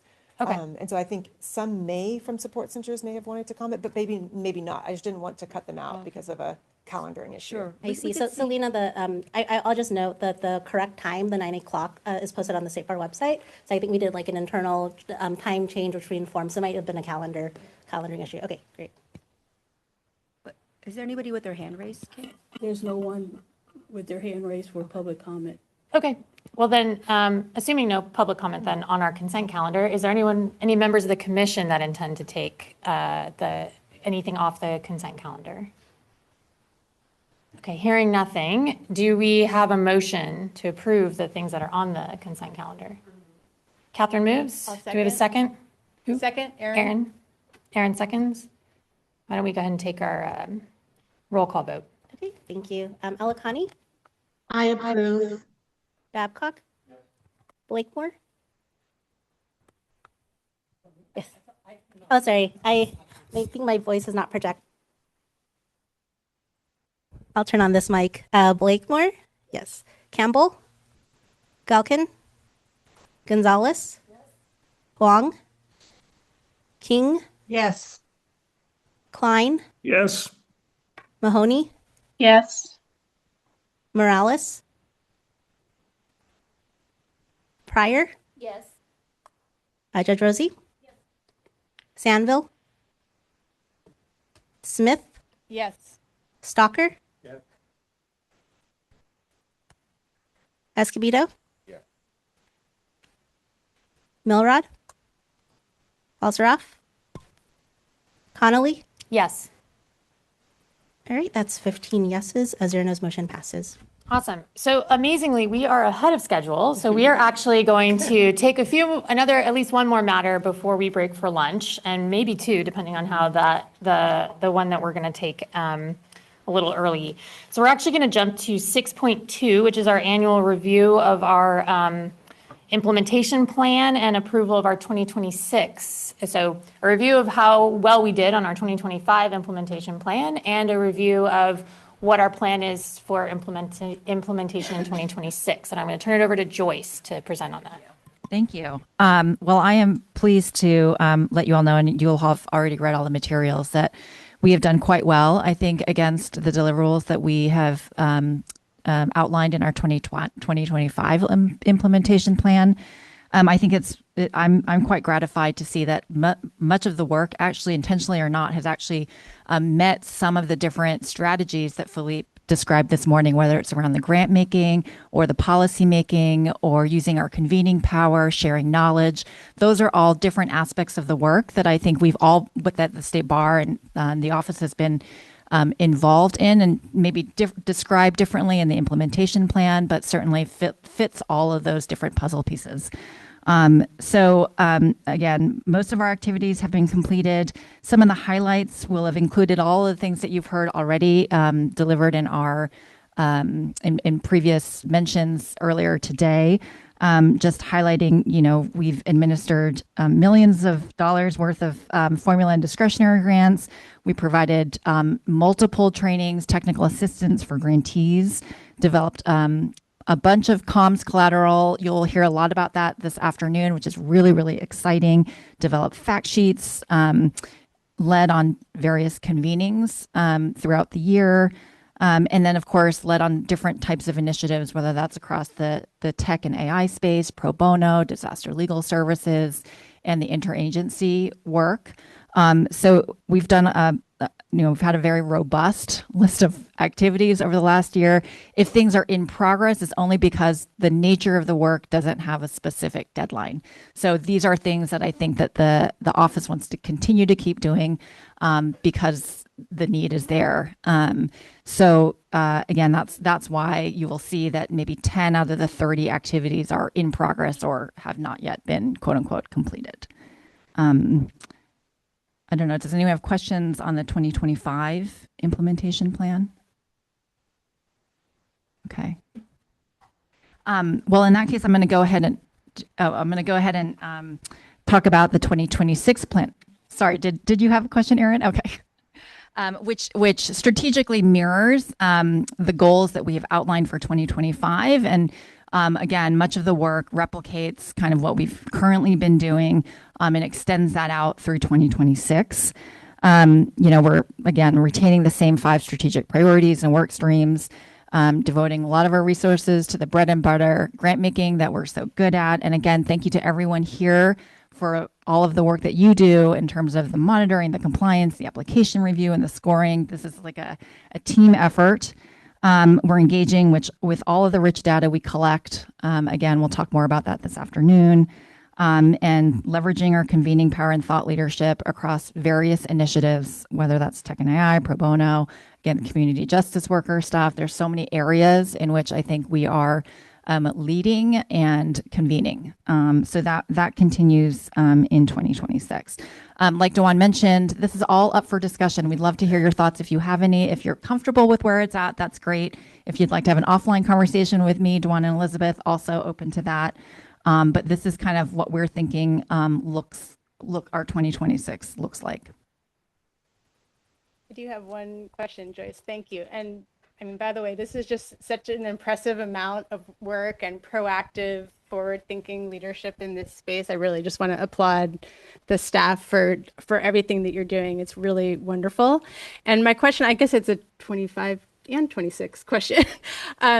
One of the goals in 25 was to survey our grantees about our effectiveness as a commission and what they would like to see. And in our earlier conversation with Philippe, which was tremendous, by the way, that again came up as something that would be helpful to do. So I just wanted to question if that's carrying over to 2026, and if so, where that is, because there's just a lot of columns and rows. And also just, I noted in the kind of status from 25 was sort of like reevaluating the need for that and recognizing that it will take capacity to do that. And I also heard Philippe recommend that maybe it's outsourced due to the power imbalance. So just what are we thinking on that for 2026? And I would like to encourage us to put that in 26 or 27 or something. Thank you. That's absolutely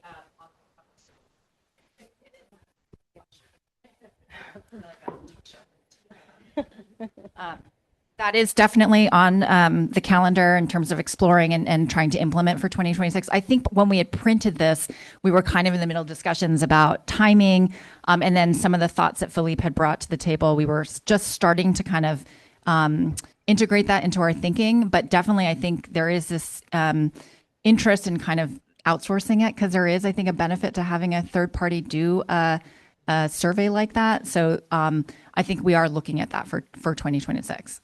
Yeah.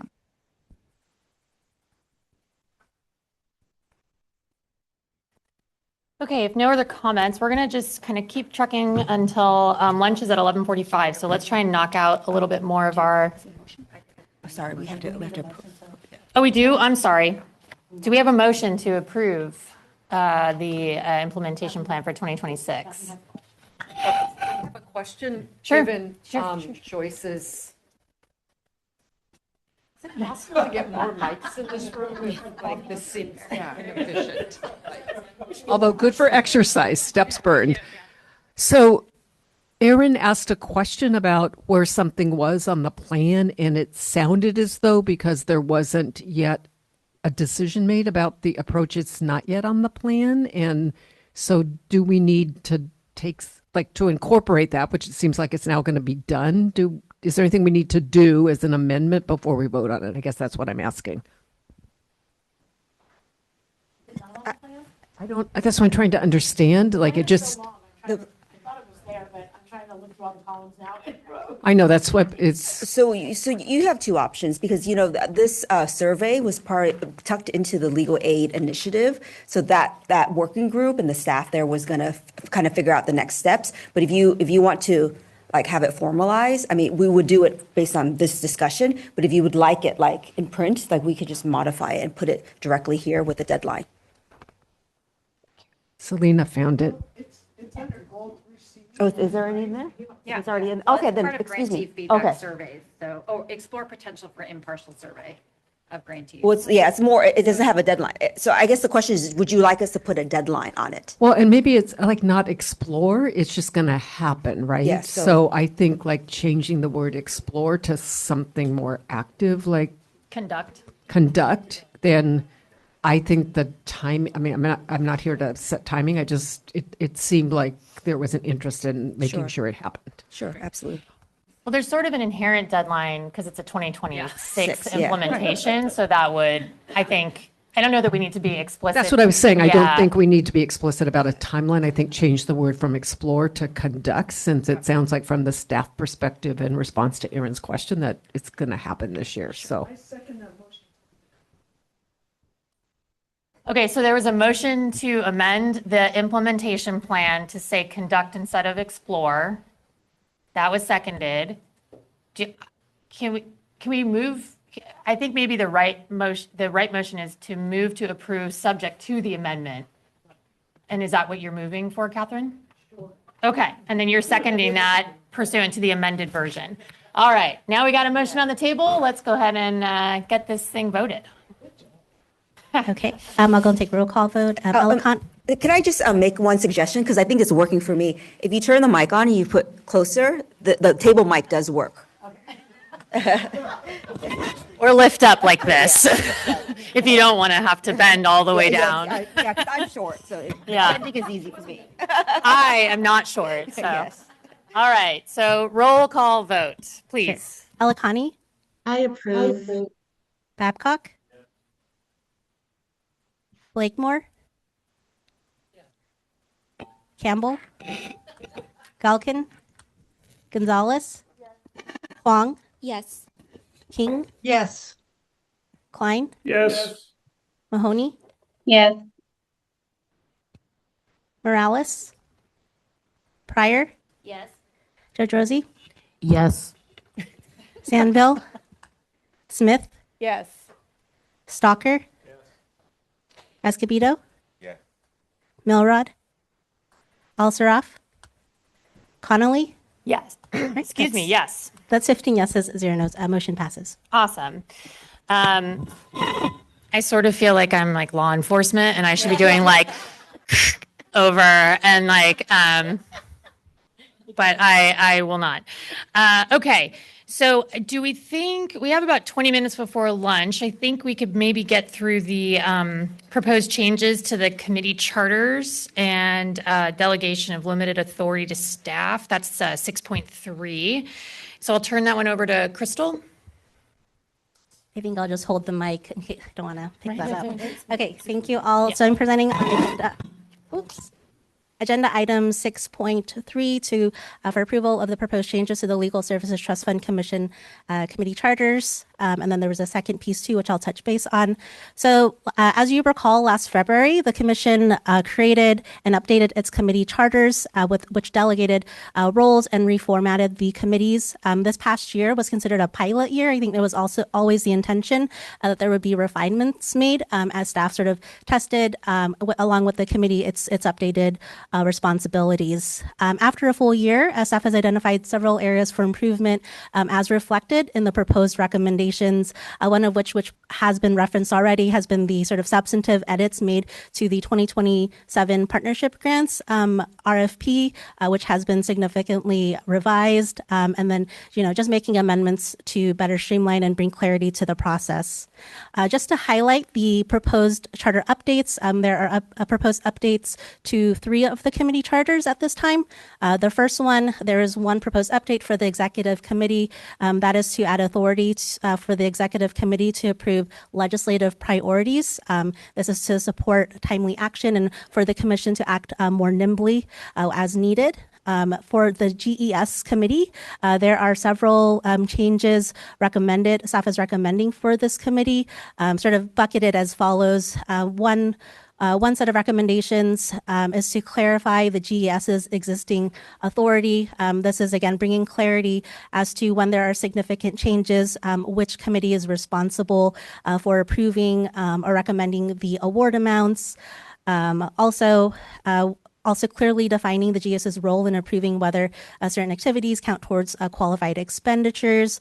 Again, if the GS withholds approval, as with all instances, those matters would be elevated to the commission at the applicant's or grantee's requests. The second set of recommendations for the changes to the GES committee charter is to add authority to ensure timeliness. The staff is recommending that the commission delegate authority to GES for audit and review extensions, which was initially under the LSTFC for approval, which would help enable more timely decisions. Any requests that the GES committee recommends denying would go to the full commission, again, preserving that due process.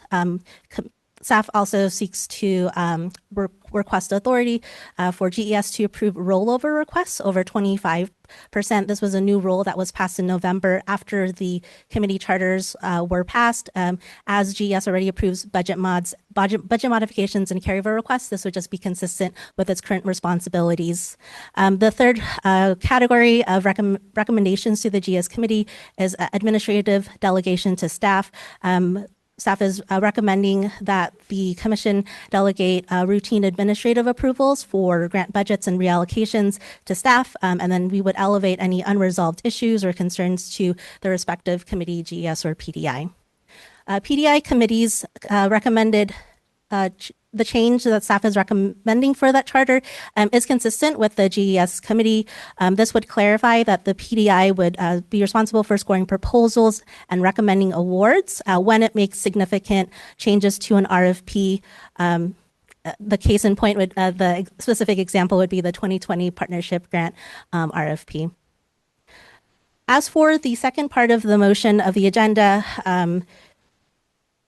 regarding limited delegation for role adoption. This was something that staff had explored, whether or not the commission could allow broad ongoing delegation to move rules directly to the board based on statutory analysis and policy considerations. Staff does not recommend continuous delegation at this time, but rather recommend delegation on an ad hoc as needed basis, only when the timing is critical, as with the recent IOLTA and EAF application rule changes.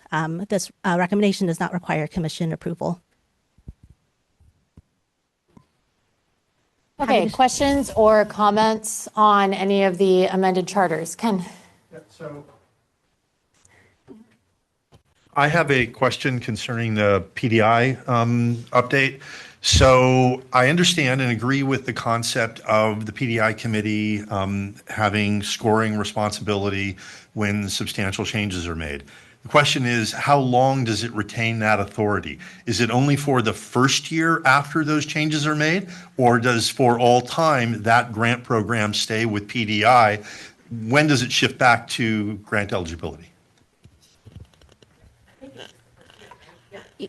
So the idea would be that so long as the grant is the same the next year, there are not substantial changes, so they lose the authority.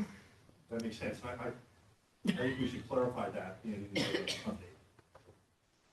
update. I defer to Crystal and staff on whether that.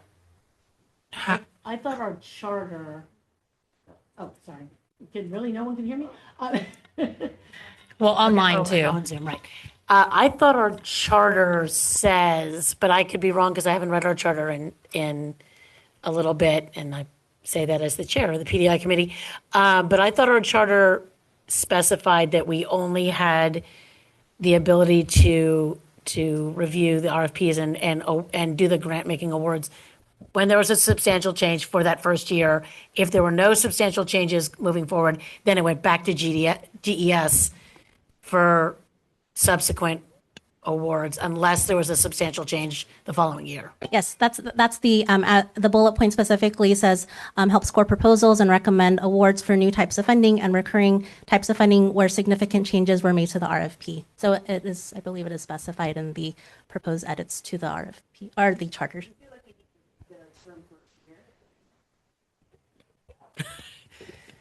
I mean, He's on the committee. I think it would make, I think it would make it a little more clear if we added that. Yeah.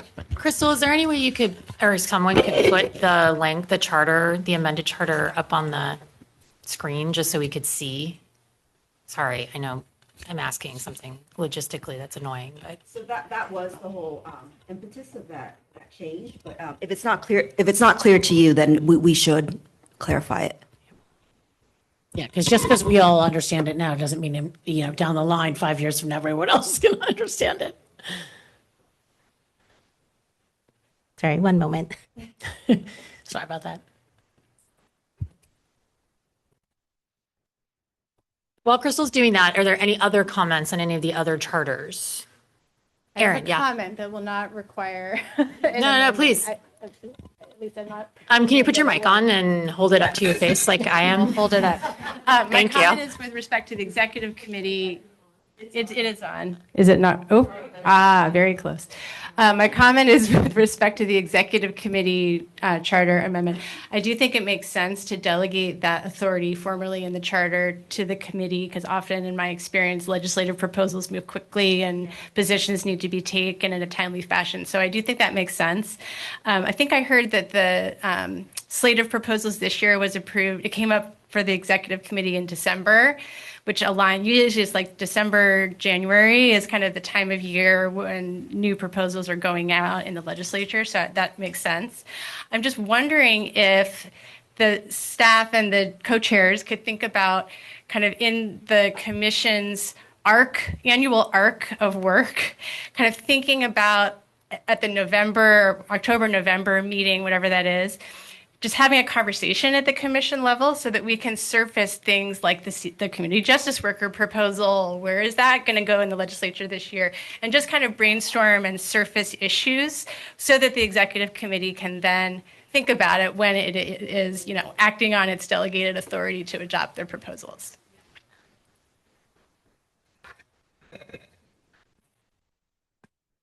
Oh, here we go. No, it's a great point. I mean, in some ways I could see like a cycle where we have this meeting where we kind of brainstorm, right? We then have a few months to kind of percolate, have working groups, come up with some of those. We then have another in-person meeting generally in sort of August, right? And then maybe we could start talking about, we don't necessarily do a full in-person like this, but there's usually in San Francisco and in LA. But yes, having another kind of check-in on those things in sort of, late summer, fall, and then XCOM can then kind of pass whatever the actual proposals are in a timely fashion in November, December. And the other thing too is like, I think the benefit of delegating it is because XCOM's a little smaller, if you need to move it up to November, you need to move it a little back, you need another one in January, it's a little easier to get six people together or whatever than it is to get, or 8 people together than it is to necessarily get everybody. Go ahead. Yeah, I will say last year with that December XCOM meeting, it was a special meeting for just the ledge priorities. What we're thinking our typical cycle, which would align with the Board of Trustees as well as more early in the year. The reason why we called that special December meeting is because we did get information that the state budget might be a little bit better, so there might have been a little bit of an opening. Now that's so much not the case anymore, but that's why we thought it made sense so that the executive committee can act a little bit more nimbly in cases like that. And as you recall, earlier last year, there was a special session, and so we weren't able to, and in time, because we didn't have the delegated authority at that time. But now that we do, we can move even more quickly. But thank you for that, Erin. We will build it into the calendar. Okay, Crystal has the PDI committee's language up. And so is it that one that helps score proposals and recommend awards for new types of funding? So Ken, do you have a suggestion of what kind of language you'd like to see in there? Yeah, perhaps it makes it somewhat of a long bullet point, but after the RFP initials, something along the lines of for the first year of that new funding or significantly changed recurring funding. Okay. Great. Changed RFP. Yes, correct. Yeah, significantly changed RFP for recurring funding. May I suggest that since grants can be multi-year grants, perhaps something like first cycle, just because otherwise it might sound like the PDI committee only has authority to make the award for the first year of a multi-year grant. Okay. That makes sense. Maybe cycle's not the right word, but. Yeah. Someday someone's going to be like, what does cycle mean? And then we're going to watch this video and they're going to have to screen through the first like 3 hours. Oh, that's what it means. Our ledge history. Okay. Any other suggested edits or comments or concerns on the various charters? Okay. Then can we, will someone make the motion pursuant to the amendment to the PDI charter? Move approval. Okay. And okay, great. So Ken moved, Judge Rossi seconded. Why don't we go ahead and take our vote? Yes, yeah, no, please. The agenda item. We're on agenda item 6.3. Right. The agenda item is to approve all of the committee charters and the delegate. That's Just approve we're not delegating the authority. That in the memo, we are not, that recommendation is no longer, for the Rules Committee is no longer a recommendation. Oh. Yeah, so just the charters. We're going to take these bit by bit. No. We're going to approve all 3 charters that are amended together. Is that okay? Perfect. Okay, so the motion is to do the 3 amended charters, and then that's what you've seconded pursuant to the amendment. And now we can do our vote. Everybody good? Cool. All right. Thank you. Thank you, everyone. I'll go ahead and start roll call vote. Alikani? I approve. Babcock? Yes. Blakemore? Abstain. Campbell? Galkin? Gonzalez? Yes. Huang? Yes. King? Yes. Klein? Yes. Mahoney? Yes. Morales? Pryor? Yes. Judge Rosie? Yes. Sandville? Smith? Yes. Stalker? Yes. Escobedo? Milrod? Yes. Alsteroff? Connolly? Yes. All right, that's 14 yeses, 1 abstention, motion passes. Great. Okay, I think we can get one more in before lunch, also because lunch isn't set up yet. So we can't even have lunch yet. So we're going to move to 6.4, which is the approval of disability rights, legal centers ineligibility for IOLTA and EAF awards. And I think Erica Carroll is going to handle, but I don't know Can you promote her? if she's, oh, perfect. Okay, thank you.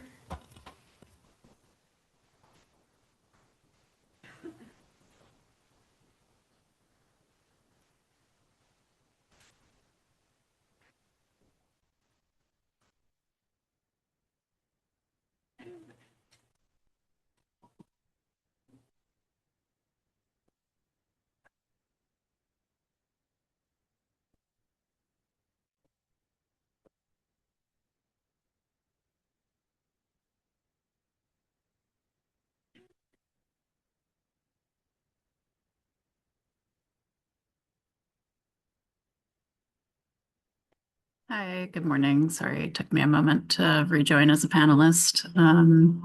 Happy to be here to present on the request for approval to find Disability Rights Legal Center ineligible for IOLTA and Equal Access Fund Awards in 2026. So Disability Rights Legal Center, or DRLC, has been a grantee for over 40 years in the legal aid community.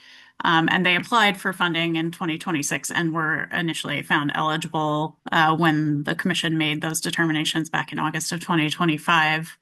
Since then, in early November 25, we heard from the organization that their board had voted to cease operations, and that the organization was in the process of winding down, and so would not be seeking to obtain their grant awards in 2026. And so as a result, we're bringing this item to the commission today to rescind their grant awards and find the organization ineligible in 26, given that they are no longer providing services as they originally intended. And so the initial grant award for Disability Rights Legal Center was for IOLTA was $514,687 in 13 counties, and their Equal Access Fund award was $80,406 in the same number of counties. So staff's practice when this happens, when funding is either not distributed or is returned, is to distribute those funds in the next funding cycle. So we're coming up on applications for 2027 funding, and our proposal is that we would hold these funds for distribution to organizations that operate in the same counties in the 2027 funding cycle. If we weren't to hold the funds, if we were to try to redistribute now, it would require rerunning the funding formula, and organizations already have their budget proposals approved and solidified for the year. And so our recommendation is to hold the funds until this next upcoming funding cycle. But happy to answer any questions, but that is the proposal, is to find the organization ineligible because they are no longer, they're not fully closed down, but they are in the process of winding down operations, and to redistribute the funds in 2027.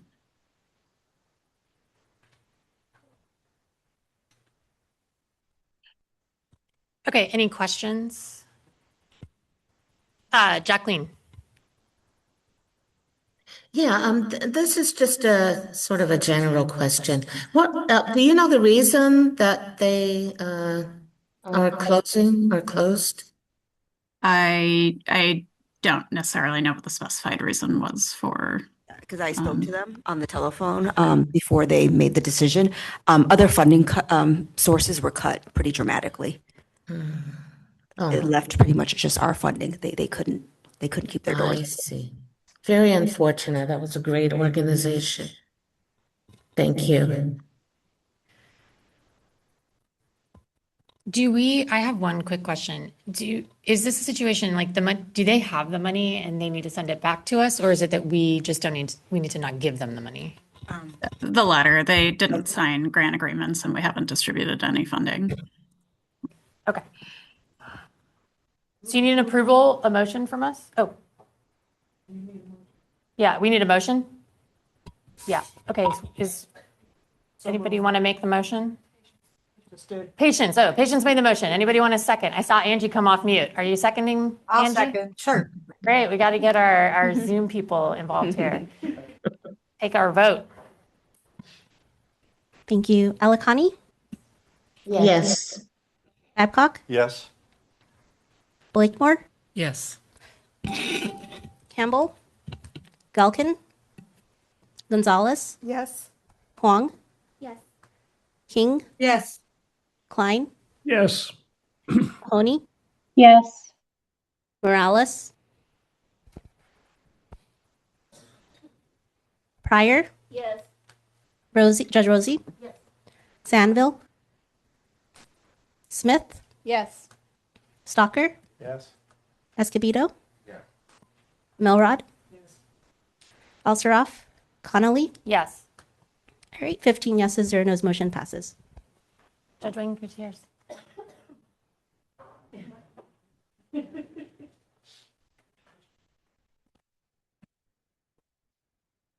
Can't see it. It's like a little thing that says push at the bottom. Okay. Hello, testing. Yeah. So 50 years for DRLC, that is a legacy. I don't know if this is appropriate, but is there anything that we can do just by way of a statement or recognition?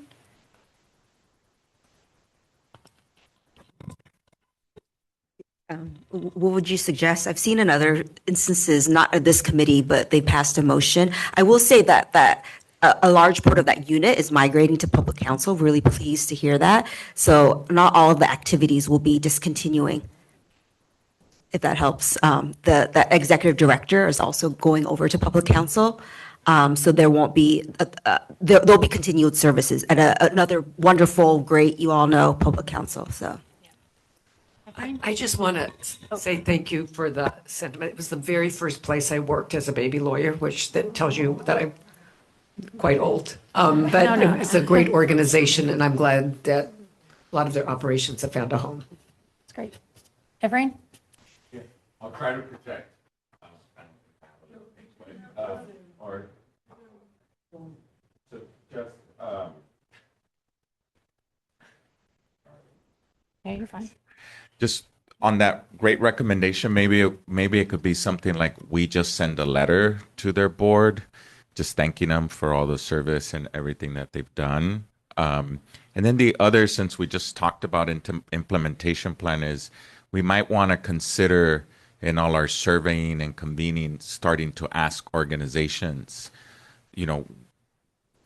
are any of them in this outlook or planning significant transitions? The other thing, other than spin downs, is a lot of mergers. This year will accelerate mergers and also executive transition. So might be good to start trying to get a landscape of that. Sorry, I will say, we don't need a motion for the letter. We'll draft the letter and Erica and Amin can help us sign it. We are starting to look at that more. Joyce and the team have kind of given a lot of technical assistance, but we will be dealing a little bit more, how you want to say it, Joyce, formal strategy planning with around the winding down and the merger piece. Yeah, in terms of eligibility, things that are then implicated because like around eligibility and compliance and what have you, because of things like mergers or solutions or, executives leaving. I mean, we've certainly tried to accommodate to the extent that we can. And our fiscal team is in the middle of kind of building out some of the guidance around how they can address the implications of those kind of changes. But it tends to be, as I've seen it so far, kind of like a one-to-one, an ad hoc thing. It just depends on the specifics of the circumstances. And kind of, is it a merger or is it a solution? Those kind of, it's very fact specific. So. And I definitely appreciate the sentiment of wanting to support grantees. Some of your grantees actually did a training pretty recently on what to consider if you're considering a merger or a spend down. And so we've made sure to get the word out about that. But anytime I hear of any organization that is really struggling, if they reach out to LAC, I let Joyce know. And so some of that, she mentioned it's one-to-one, but it's because if they know in enough time that they're struggling, then we can make a connection and hopefully that can get them through some of the worst parts. I know, for example, that the State Bar staff has advance some grants a little earlier, some of those grant payments a little bit earlier, because sometimes it's a cash on hand issue where they're just waiting for a larger government grant, or their government grant like receivables are so high that that's some of the challenge. But State Bar staff has been really supportive on those like one-to-one basis. I will say that we always encourage programs to come to us, even when they're thinking about it, because we can help them navigate the process. There was a grantee, I believe the last cycle, that they actually had a spinoff, and then we were able to give them technical assistance so that both the new organization would receive grants and then the existing one obviously would preserve their primary purpose requirement and it wouldn't impact their eligibility. For DRLC, they came to us too late for us to be able to migrate that qualified expenditures number over to public counsel so the public counsel could have benefited from their award. It had already been after the fact that you all made grants, and at that time it was when they had decided, it was a very short window of time. So we've been trying to message to programs, if you're thinking about it, come to us so that we can give the technical assistance, the one-on-one. And Selena has been really helpful at letting programs know. So again, when that happens, it really helps them out. One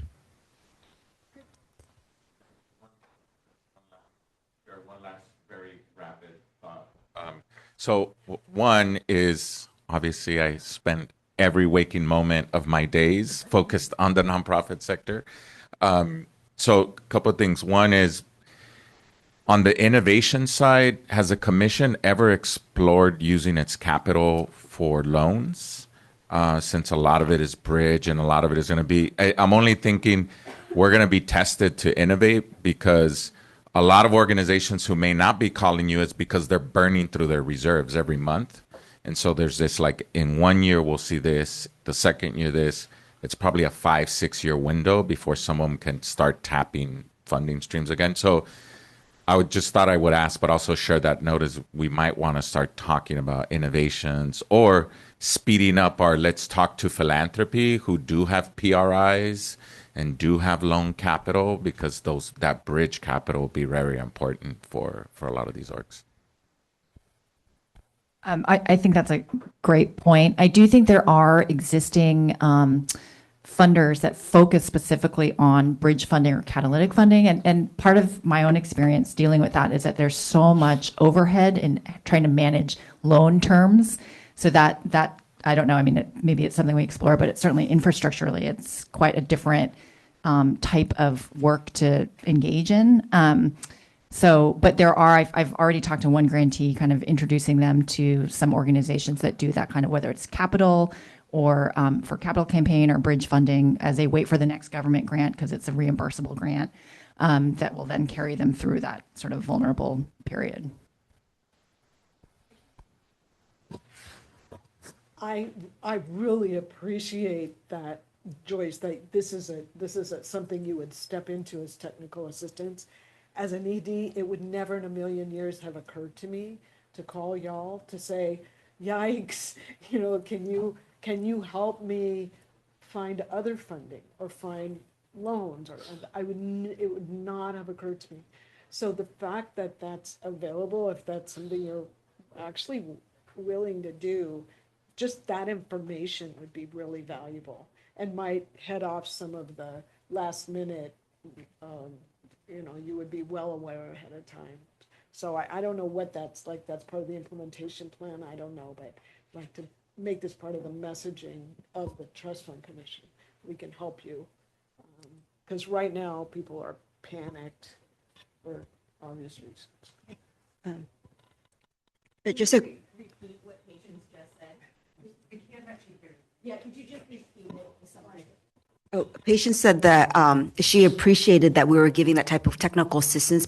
Perhaps we could suggest some funders that might do that bridge funding, and that we should continue with that type of kind of deep technical assistance would be really helpful for our grantee side. And I will say, in response to Efrain's comment, right when the pandemic happened, we did do some research into whether providing loans was feasible. And it's it's a risk management thing. Like at that time, this commission had decided, because of it would be so resource intensive, to not do it. Doesn't mean that we can't in the future resurrect that kind of research project, but we did do that analysis.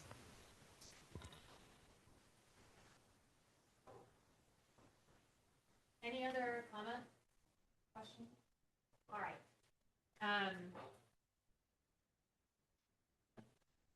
So that people online can hear too. We'll take a break for lunch. Lunch is in the other room. I highly encourage people to chat with each other, get to know each other, talk about things you've learned today, do not talk about the commission. Like, have a good time getting to know each other. This is why we wanted to do this. It's an opportunity. So we'll do about 45 minutes or so for lunch, and then our afternoon session has some really interesting more discussion time. And so I think it'll be a lot of fun. Okay, go get food. Thank you all for the business part.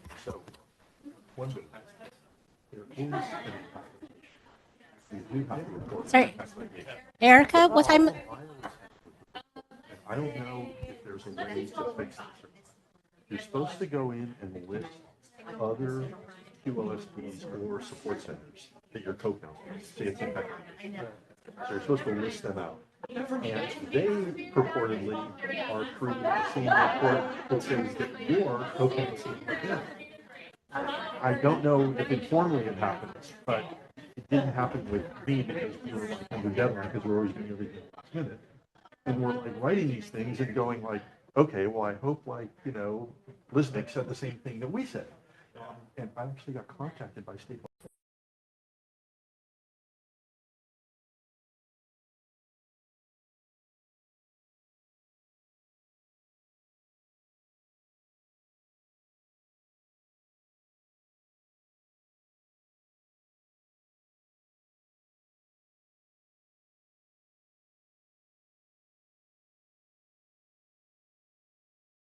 People are starting to, might be hitting the restroom and stuff, but why don't we go ahead and at least get started and start our introductions.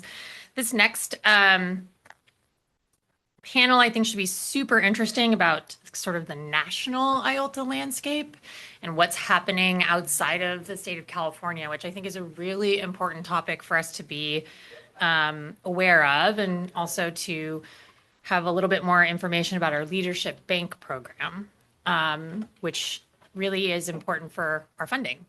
So I'm going to turn it over to Sylvia. And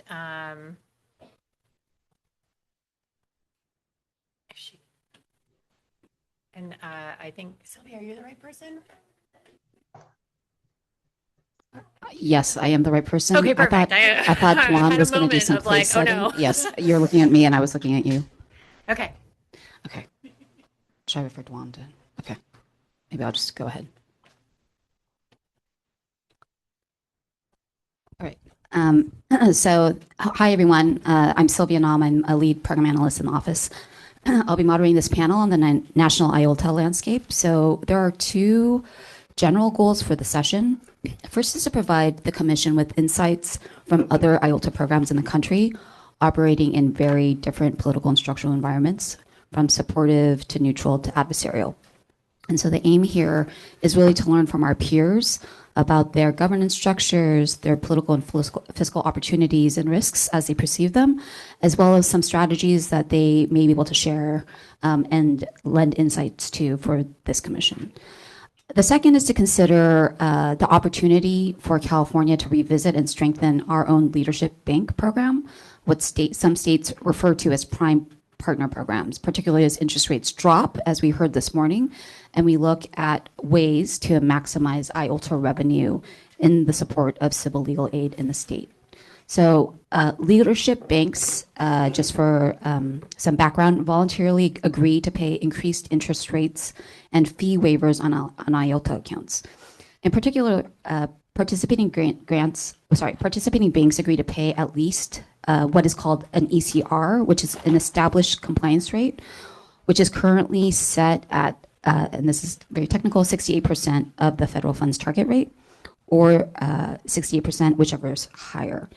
So to also provide additional background in terms of how those rates are set, the federal funds rate is a benchmark set by the Federal Open Market Committee, and that committee meets, I think, roughly 8 times a year based on prevailing economic conditions. This is the rate that influences short-term market rates, and by extension, the rates banks pay on IOLTA accounts. And so the current federal funds rate is approximately 3.5 to 3.75%. And so because the federal funds rate affects IOLTA earnings, the shifts in rate directly influence our revenue environment. And I wanted to share with you historically what the IOLTA revenue has looked like and what those distributions look like as it relates to the federal funds rate. And so that's some context setting, but I'm also really pleased to have leaders from other IOLTA programs. And so I'm going to ask each of our panelists to provide a brief snapshot who you are in your role, where your program sits structurally, whether that be within a state bar or as an independent foundation or something else, the approximate size of your program, whether that be annual distribution and the number of grantees, and whether or not your funding model is formula-based, competitive, or hybrid. And then I'm pleased also to share the floor with our colleague from Regulation, Stephen Mowat. And if you could briefly explain the role of the Office of Regulation in overseeing IOLTA compliance and how programs like CTAP fit into that work after those on Zoom give their introductions. So can we start off with Christine Ficco from New York? Sure. Thank you, Sylvia. And it's really my pleasure to join you today. Really always happy to help other IOLTA programs, and we're really all in this together. So again, I really appreciate the opportunity today, and I'm sure I'll be knocking on your door and for a similar favor down the road. My name is Christine Ficco. I'm the Executive Director for the New York State IOLTA Fund. We are a government office. We are housed in the executive branch of state government. We are not part of the Bar Association in New York State. The Bar Association is an independent nonprofit voluntary membership organization. Licensure is handled by the court system here, and we are housed in the executive. So we're a freestanding state government entity. And with that comes a whole host of advantages and disadvantages, as my mother would say. In terms of size, we operate on a fiscal year ending March 31. And for our fiscal 26 year, we are distributing $77.5 million to our 87 grantees. In terms of the funding model, it's everything is competitive because we're a state government office. So we function under state procurement rules, which are complex and sometimes challenging, but they do promote fairness and openness. And within that context, however, of competitive grant making, there is some formula application to the extent that 75% of our funding through a competitive process goes to large, broad-based legal services organizations distributed according to geography. So we do an open competition, and then based on whether the organization fits that model of a large, broad legal services organization, they may be eligible to receive funding for the region that they're in, which is based on the poverty population. The remaining 25% of our funds, again, competitively awarded, does not have that geographic restriction and is for underserved populations, technology, training, support, things like that. So it's a bit of a catch-all, and we have approximately, of our 87, I would say 27 are in the first category, receiving 75% of the funding, and the remaining approximately 50 organizations are receiving the 25% of our funding. Thanks, Christine. Passing it to Mary Irvine of North Carolina, IOLTA. Hi. Good afternoon. My name is Mary Irvine. I serve as the executive director for the North Carolina IOLTA program, and also am a former chair for our National Association of IOLTA programs, along with Christine. So I'll speak today mostly with my, North Carolina IOLTA hat on, but also recognize that some of the information is sort of informed by the past couple years and paying attention to the structure and unique sort of opportunities and challenges that were happening in other states. In North Carolina, our IOLTA program is a program of our North Carolina State Bar. Our state bar is a state agency, which is a mandatory bar organization that engages in only the regulatory bar functions, not the things that are typically considered voluntary bar functions. So we are structured underneath. We kind of are for our staff is sort of a department within the North Carolina State Bar. Our governing board, which is made up of 9 trustees, is appointed by our State Bar Council and is organized as a committee of the State Bar Council. Last year in 2025, we distributed $12 million in regular grant awards through our regular calendar year process. I don't have the totals offhand, but there were a couple of other multi-year sort of unique projects that were funded in addition to that, and they were in the second year.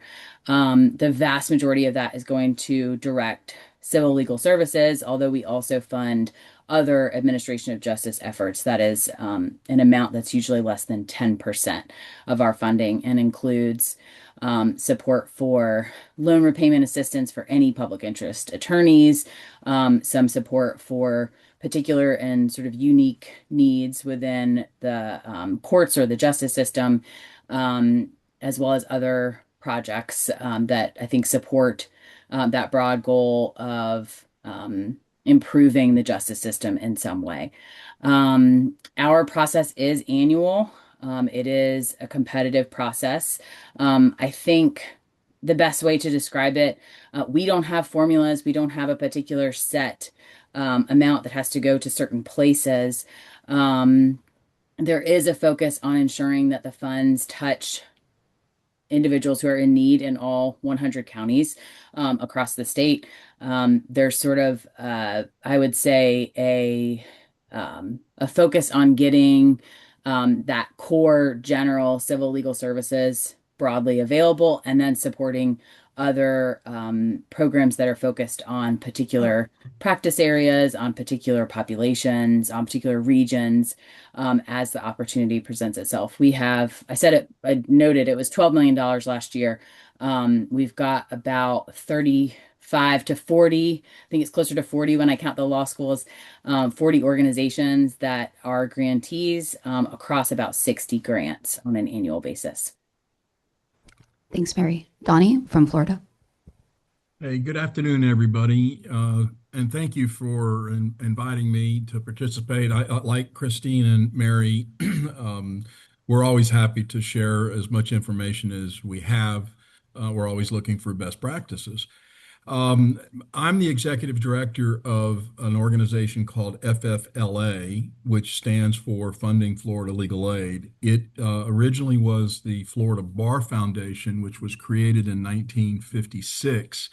It was created by the Florida Supreme Court and the Florida Bar. It is an independent 501c3 charitable organization that is the appointed administrator of Florida's IOTA rule, pursuant to a court rule regulating the Florida Bar. The approximate size of our program is we've got 45 to 50 people that we have granted funds throughout the years, and we distributed about $125 million last year. Our program is primarily a hybrid program. We've got a plethora of competitive grants. We have a formulaic grant based on a new recently amended IOTA rule. And we have several competitive grants. As Mary mentioned, we do loan repayment assistance, loans for legal aid lawyers. We do fellowships. We sponsor a number of fellowships. And the way to shorten this answer is if you go to ffla.org, if you look on our grants database, you'll see every grant that we've given out since 1982. And you'll see all of our grants programs with our grants program descriptions. So that's the news from Florida. And again, very happy to be here. Thank you, Donnie. Last but not least. Oh, hi. I thought maybe somebody from Office of Access and Inclusion would be going first for California. My name's Steve Mowat. I am the head of the Division of Regulation for the State Bar. I'm in a little bit of a different position than the prior speakers, and so I'm not going to talk about the grants and things like that. The Division of Regulation at the State Bar handles all or nearly all of the non-disciplinary regulation for the State Bar. So that includes regulation of licensees, law firms, lawyer referral services, continuing legal education providers, things like that. And the licensee regulation includes payment of annual fees, compliance with the MCLE requirements, pro bono reporting, civility, and a relatively new program over the last few years, which is called CTAP, the Client Trust Account Protection Program. And that's where there's some crossover here, and I think that's why I've been invited. So CTAP includes reporting and registering of all client trust accounts each year. And so that includes IOLTA accounts and what we call non-IOLTA accounts. Those are sometimes referred to as individual client trust accounts. They are accounts where the interest is paid to the client, right? It goes into the account. That's what separates it from an IOLTA account where the interest is swept to the State Bar. So like the other organizations the State Bar has received for a long time, IOLTA reports talking about the interest paid, but we have never used it as a data point for the number of attorneys that have had trust accounts, the amount of money on deposit, things like that. And now that we have the Client Trust Account Protection Program, we're really using it to complement both ways. We're using the IOLTA information to compare with what the attorneys report to us to ensure that it's accurate and up to date. And we're also using it to go back to the banks and say, hey, it looks like we have these other accounts that either you're reporting that the attorneys haven't reported. We'd like more information about that. And in some cases, there are situations where the attorney's operating account is registered as an IOLTA account. And so that's potentially problematic as well. So there are some things there that we have worked to resolve. So we did have approximately 20,000 accounts that attorneys did not report in the first year, and we've been slowly whittling that down by reaching out to licensees that we've got either found additional information or gotten additional information from banks, and used that as somewhat of a crossover. We then began the process of like I said, going to the banks to get more information. At that point, it really made sense to consolidate the banking relationships between the Office of Access and Inclusion that deals with sort of the IOLTA funding and grants with the banking relationships there where we need a relationship with the banks to also go in and talk to them. It doesn't necessarily mean it's the same people at the banks that we deal with, but it is one point of contact for the state bar. So in that sense, it's been advantageous. So that occurred in mid 2025 and really in earnest in January of 2026. And so we have been taking on the piece of evaluating the comparability rates, the verification of remittance of interest payments, and all of those things. So that's the State Bar Division of Regulation as it relates to this. Thank you,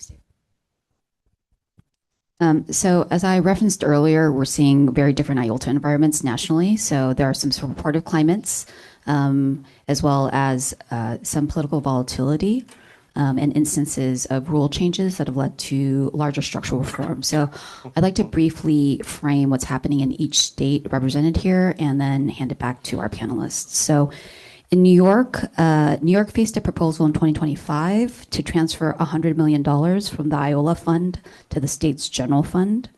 While that proposal was ultimately rescinded, the proposed 2027 budget includes $77.5 million for IOLA contracts, or 25% less in spending authority than needed to fund that state's multi-year commitments to legal aid organizations. So even in a relatively supportive environment, there's some structural budgetary pressures. North Carolina in particular has navigated a particularly complex political landscape.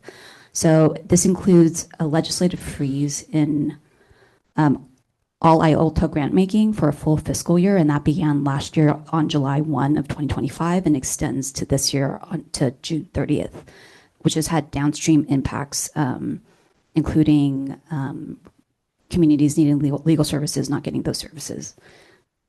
Florida, by contrast, went through a major rule change, and so Florida, unlike California and New York and North Carolina, does not have a comparability rule.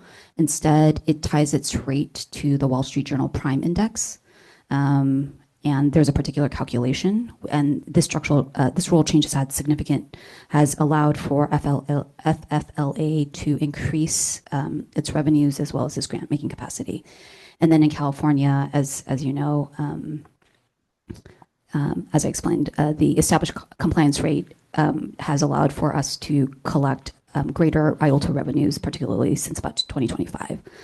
So for the panelists, from where you sit, how, based on some of what I presented, but also your direct experiences, how would you understand this particular moment in time? Are we in a period of contraction and volatility? Are there new opportunities? Or is it a combination, all of the above? I'll hand it off to Christine again to start us off. Thanks, Sylvia. And thanks, Mary, for pointing out that we were both presidents of the National Association of IOLTA Programs. It's an important piece of information. And just one small correction, Sylvia, it was 25 million, not 25% that we're short in this year's budget cycle. But just to, again, frame where we are right now in New York, at the end of the day, and this started in 25, which was in the beginning of 2025, which was when we were setting our budget for the fiscal year. The bottom line is we have a lot of money on hand. New York, frankly, like Florida, like California, because we're large states with a lot of lawyers, there's just a lot of money. And when the interest rates went up, it really generated a lot of revenue. And frankly, that just puts a target on your back. Whatever your environment is, people are going to find ways to go after you, whatever your environment is. And it's hard to predict what it's going to look like. So in our state, we had this attempt to just sweep money whole hog into the general fund, and that was rebuffed. And we did that really because we pulled the legal community together. Everyone really rose up with one voice, the legal aid community, the grantee community, but also the private bar associations across the state came together. We also had outreach from large law firm managing partners who put their name on a letter that I think carried some significant political weight. But to answer your broader question, Sylvia, notwithstanding all of the noise, I really feel like we have a tremendous opportunity. When starting in about 2023, when New York recognized the increasing revenue that we had on hand before the political shenanigans, we really focused on, this is a moment in time. Rates are going to fall again. We're going to go back to a lower rate environment at some point, but we have an opportunity to really do something significant to help our communities. And that's what we put our energy into. And that's what we're doing now as well. We're looking at how can we do some systemic changes. How can we really show the value of legal aid, how we uplift community? How can we make it easier for average people to get answers to the questions that they have, questions that they don't even realize are legal questions? And that's really what we've focused on. We may have a lot of money in the bank, but we're going to continue to make the case for why this is important work. And in terms of the mechanics, because we're a state agency, all of our money is, conveniently held by the state of New York.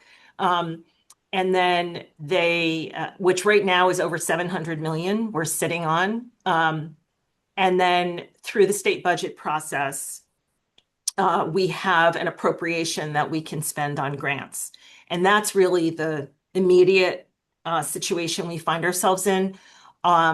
Our board passed a 5-year grant-making plan because that was one way to kind of look at the opportunity we had. Let's do multi-year grants. Let's provide that 5-year grant cycle so that the nonprofits can have some stability and planning and can really project out their programming. So we did 5-year grants with built-in increases each year. So the first year was supposed to be a total of $80 million. The next year goes up to 100 and 120 and so forth.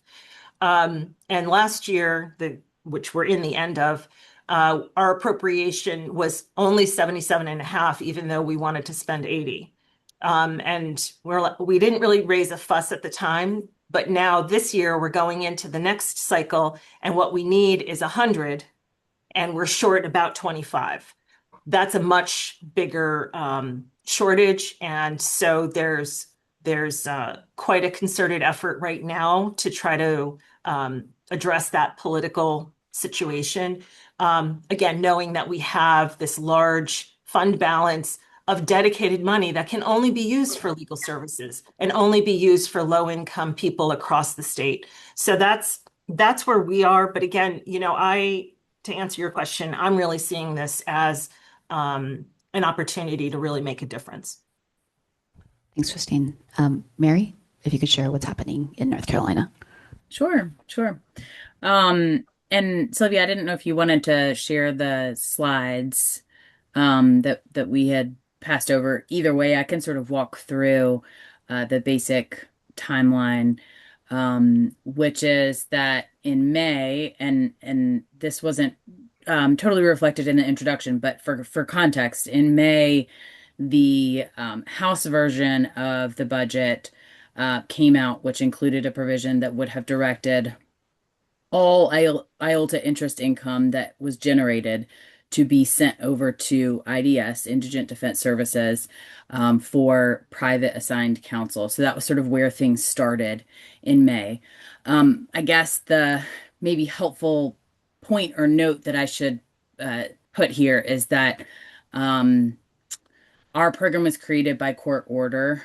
Of course, the state bar was created by statute and also has there's sort of a joint oversight model between the Supreme Court and the General Assembly.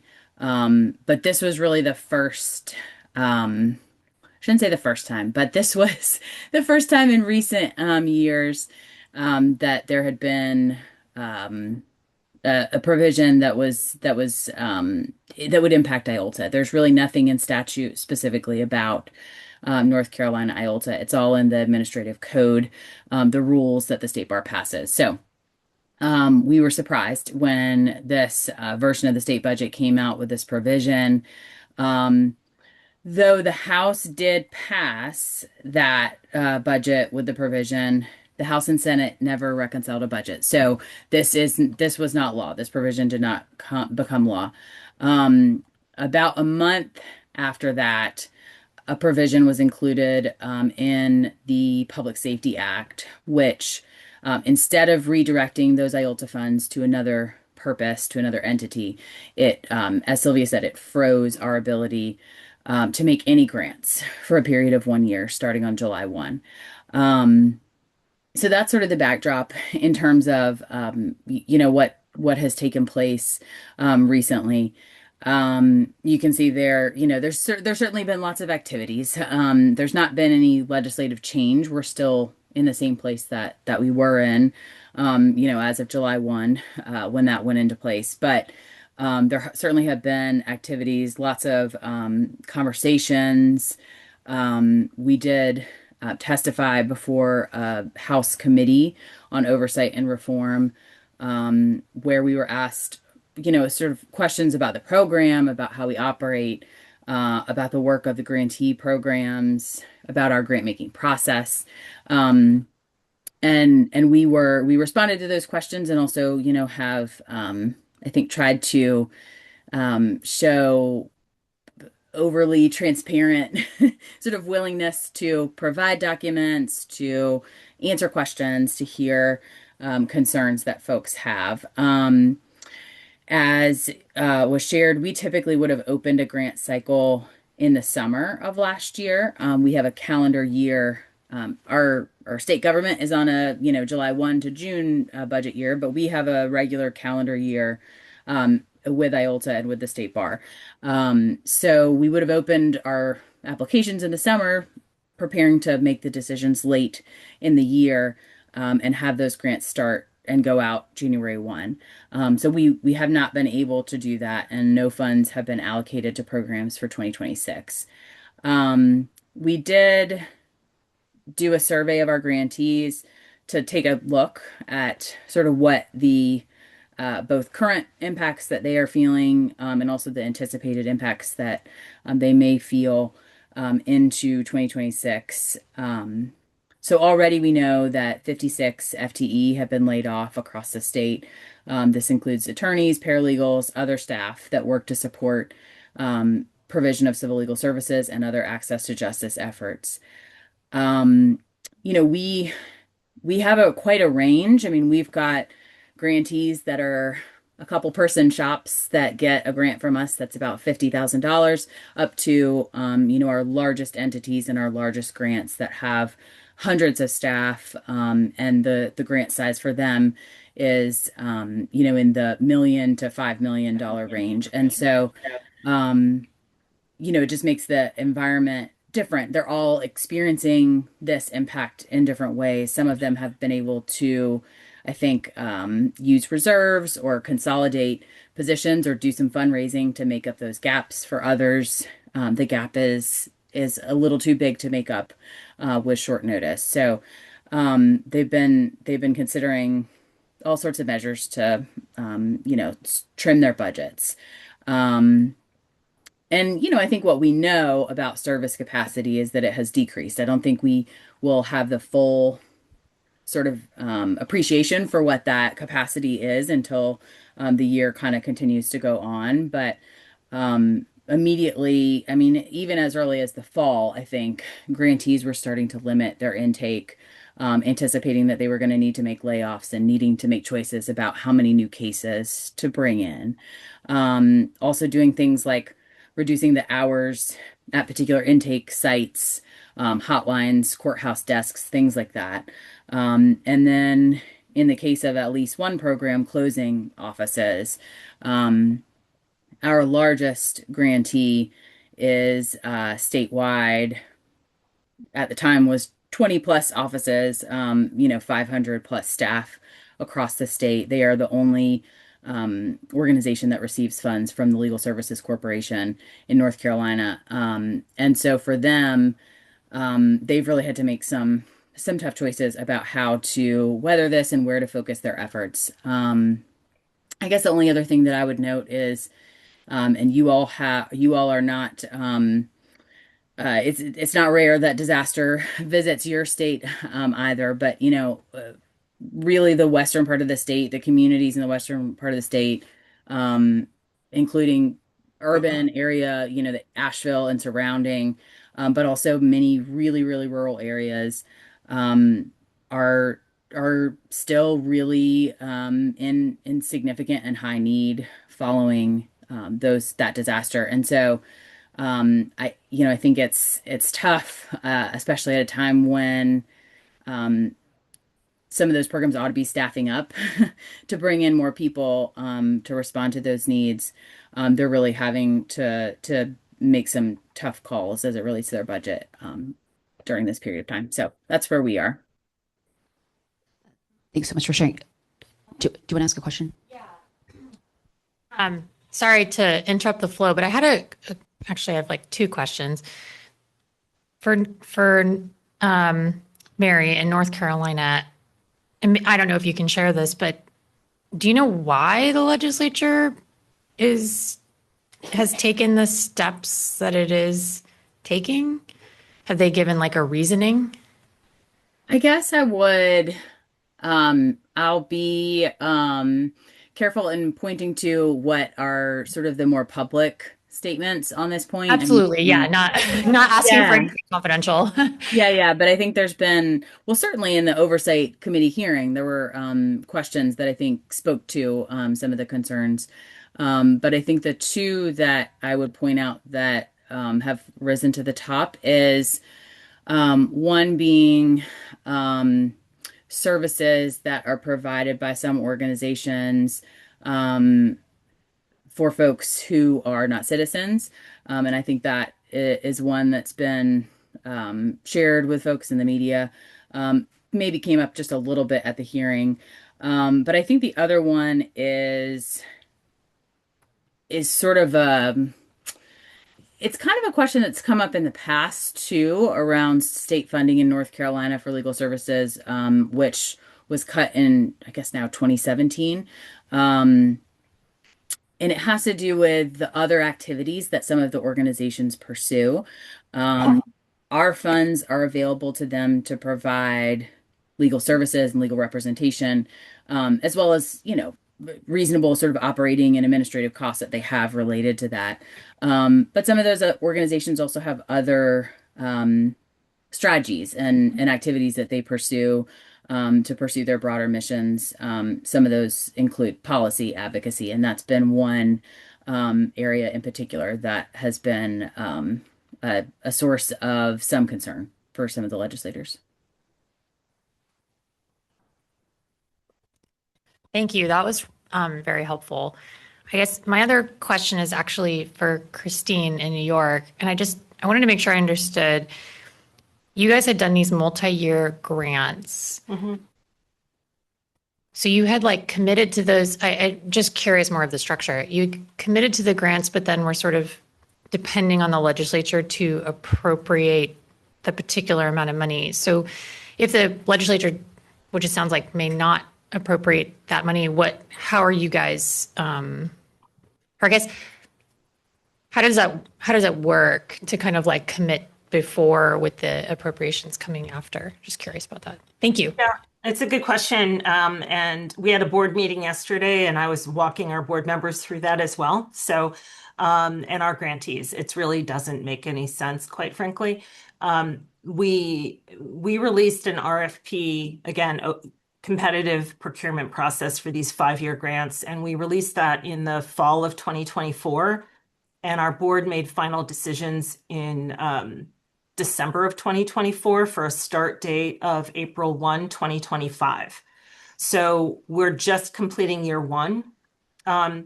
Before we could execute those contracts, like any other state procurement, we have to go through all of these internal hurdles where we package the entire record for the procurement, where we show the RFP, what were the public questions and answers, how were the applications scored. Like there's just a ton of information that gets submitted. All of that got reviewed and approved by our state controller's office. We also, before we could execute the contracts and before the whole procurement could be approved, our division of budget had to essentially sign off on the available revenue. And at the time we were working on that in early 2025, we had I can't remember the number, it was certainly over 450 million on hand. So more than enough for year one and close to all we needed for 5 years. And based on that, we got the go-ahead to execute those contracts. Those contracts would not have been authorized without our controller's office and our division of budget signing off on it. And so it's a reasonable question. How can a year later they not include the funding? And that's the hard question that I think is being asked right now. It just doesn't make any sense. Of course, my board members yesterday were saying, do we have any liability here because we're breaching a contract? And of course, the short answer is no, because we wrote the contracts, and all standard contracts with the state of New York have clauses that say, payment is all subject to appropriation. And of course, we can pull the rug out from underneath you at any point. So unfortunately, that's where we are. Process-wise, if this budget goes forward as is, and again, we're still only part of the way through, and we're hopeful that we'll have a positive outcome. But if we don't get the additional appropriation, what we will do is not revise the contracts. We'll keep the contracts as is, but we will reduce spending authority under those, essentially reduce the ability to voucher for expenses.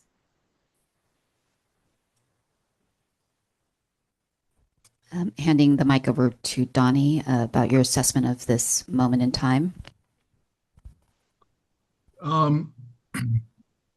I think I know we're short on time, so I'll try to be brief because there's not much more to add. I think that from the Florida experience, which I think is most likely the national experience, is that there is typically very strong and historical support for the concept of civil legal aid. There are concerns over the expenditures of civil legal aid, and I think there is always confusion over what exactly is civil legal aid.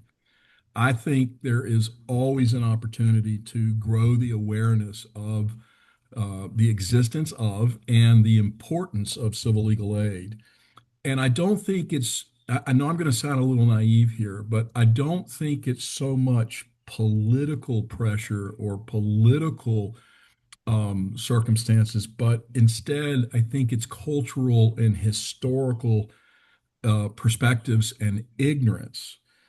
Most people don't understand what civil legal aid is, and they don't understand the importance of civil legal aid. And I think um, lawyers do. Our court does. Some of our lawyers are philosophically opposed to civil legal aid, but they understand civil legal aid, the concept. But so I think there's always an opportunity to increase our exposure, increase our brand, so to speak, and also just drive home the importance of civil legal aid.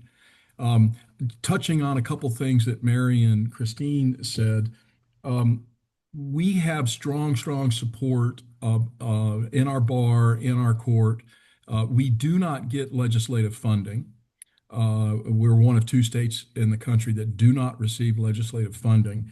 But there is concern over the use of our funds. So how we have confronted that is there's a Janus decision out there, political speech, advocacy, and how we confronted that is we created objective standards which laid out our funding priorities, and then similar to the LSC programs, we have restrictions that are in place.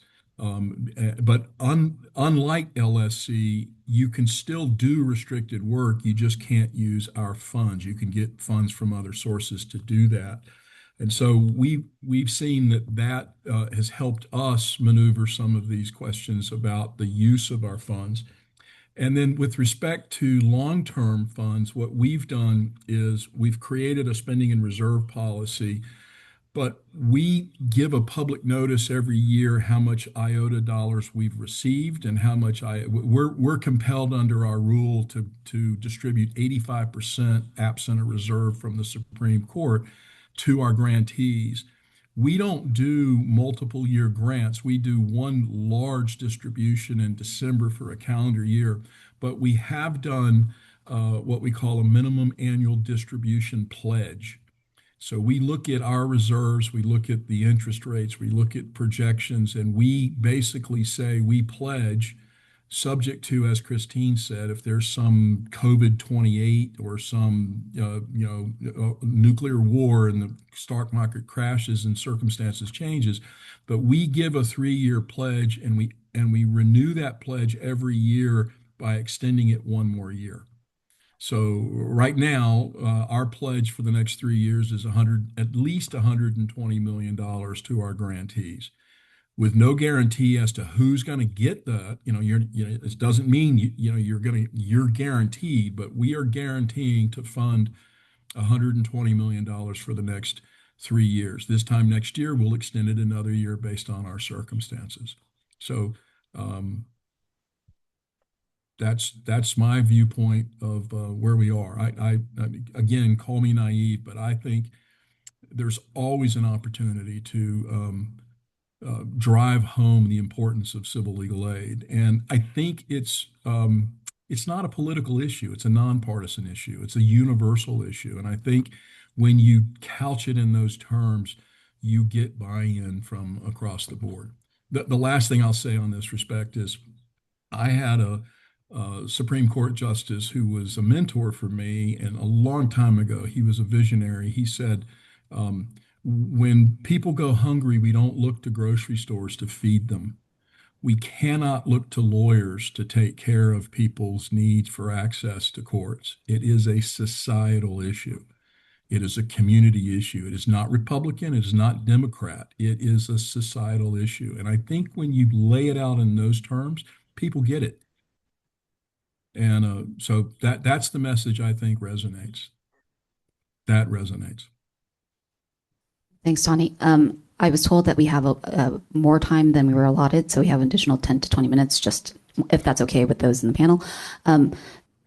This is a question addressed to all of you before we come back to questions around Leadership Bank, but I think it was touched upon briefly by all three panelists. What messaging has been effective with stakeholders either in the legislature, other state agencies, general community, to other lawyers? And if so, can you tell us a little bit about them? And we'll go in reverse order, starting with Donnie. I think it's the messaging that I find most effective is it's a 5-point star. Legal aid is it protects the rule of law.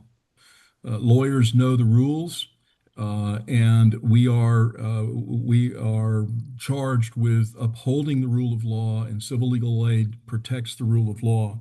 That's been very effective in Texas, as with Chief Justice Nathan Hecht in the last decade. That was his message, and it resonated. The second thing, I think, the second prong of the star is civil legal aid is good for the economy. It creates jobs, it creates taxpayers. Every dollar in, we've done various programs around the country, have done economic analysis. In Florida, a dollar in is $7.19 out. In Oklahoma, I saw it was $36 for every dollar. And how that happens is you put a dollar in, you get a veteran their benefits that they would not ever otherwise get. You get Medicare benefits that you would not otherwise get. You get Social Security benefits. You go after consumer predators and you get relief from them. So the civil legal aid is good for the economy. It helps the courts administer their system more efficiently.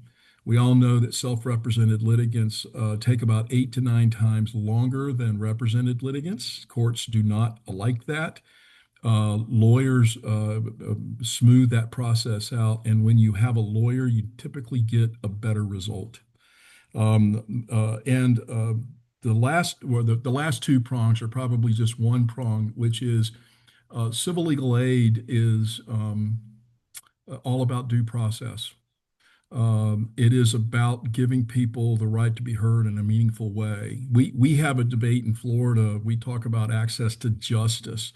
We don't like saying that. We like saying access to the justice system, because oftentimes people define justice differently. If you win, did you get justice? If you lose, did you get justice? We think that if you had a fair shot and you had the right to be heard in a meaningful way, and you got access to a justice system, that's justice. And that's what the message needs to be. It doesn't need to be competitive. We're going to win for you. It's going to be, we're going to give you your day in court. And the last thing we like to say, or I like to say, is that when people lose their faith in their government to seek redress from their courts, they take to the streets.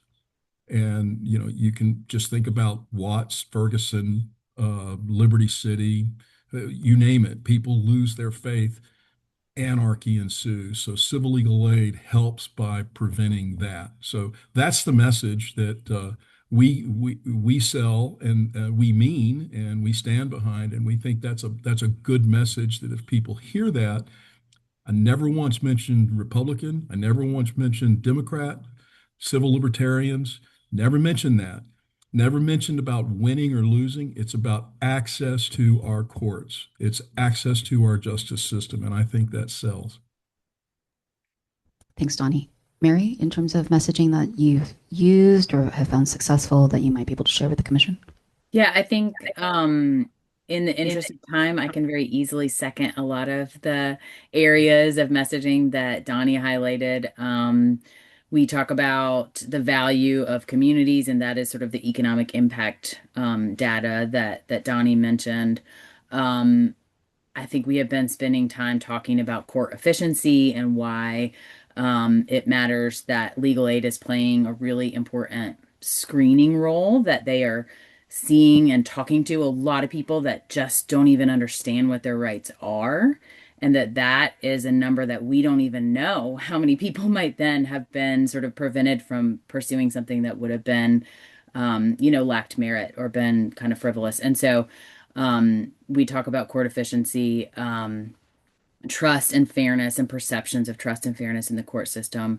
I guess the things that I would add are storytelling, lifting up narratives about people that are relatable. And those are things that we really have worked on more over the past year or so.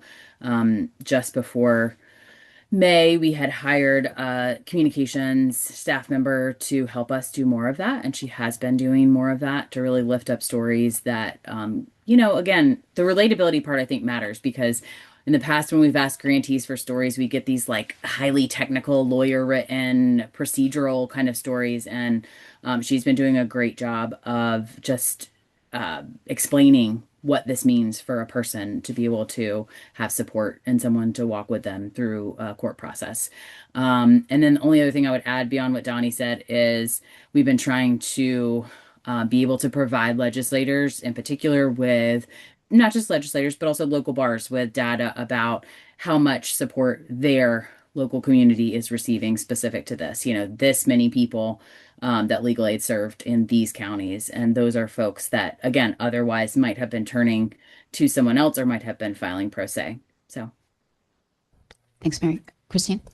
Yeah, frankly, I was taking notes on what Donnie said. I love how pithy you were, Donnie. That was great. I love it. I agree with all of it. My only, gloss on that would be absolutely the economic impact has been incredibly effective in New York. I mean, how could it not? And what I'll add is all of the examples he gave about economic impact are true. And in the state of New York, there's a right to shelter. So we can layer onto that. When you prevent an eviction, you're preventing shelter costs, which are borne at the county level. And so that is a huge number as well. Every year we collect a ton of data from our grantees, and we take all of the data that they provide to us. And over the years, we've found different ways to try to find the ROI and help build that economic impact number. And last year for fiscal 25, it was $5.5 billion that was brought into the state, either in direct dollars, in savings, and in the economic multiplier effect. Because when low-income people end up recovering money, recovering like lost federal benefits or get that garnishment off their back that was improperly levied, they don't put it in the savings account. They go to the store and they buy groceries. They go and buy school supplies for their kids. They're investing it in their local communities. And so that generates even more economic activity, and you can quantify that. And so that's part of our $5.5 billion number. One of the things we've done with that economic data, along the lines of what Mary said, is we've then broken it out in region. And so now we can give the state legislators in a particular region, in Western New York, the 7 counties in Western New York, and say, here's the 5 providers that serve Western New York, and they brought in $1.2 billion into Western New York, and they closed, 50,000 cases, and it was 10,000 housing cases. We can really get nitty gritty. And when we started doing that last year, it was a huge hit. And I think, the more that you can take the data that you're getting from your grantees and then turn around and make it useful to them, because this just helps. And we put this information in their hands too, because it helps them be advocates with private philanthropy, other government funders, et cetera, to kind of take that economic impact information and really run with it. And the last thing I'll say, it's really just a version of, again, Donnie's really wonderful short explanation of the messaging. But at the end of the day, I said this at the start, it's really about constituent services. It's about everyday people who have problems in their life.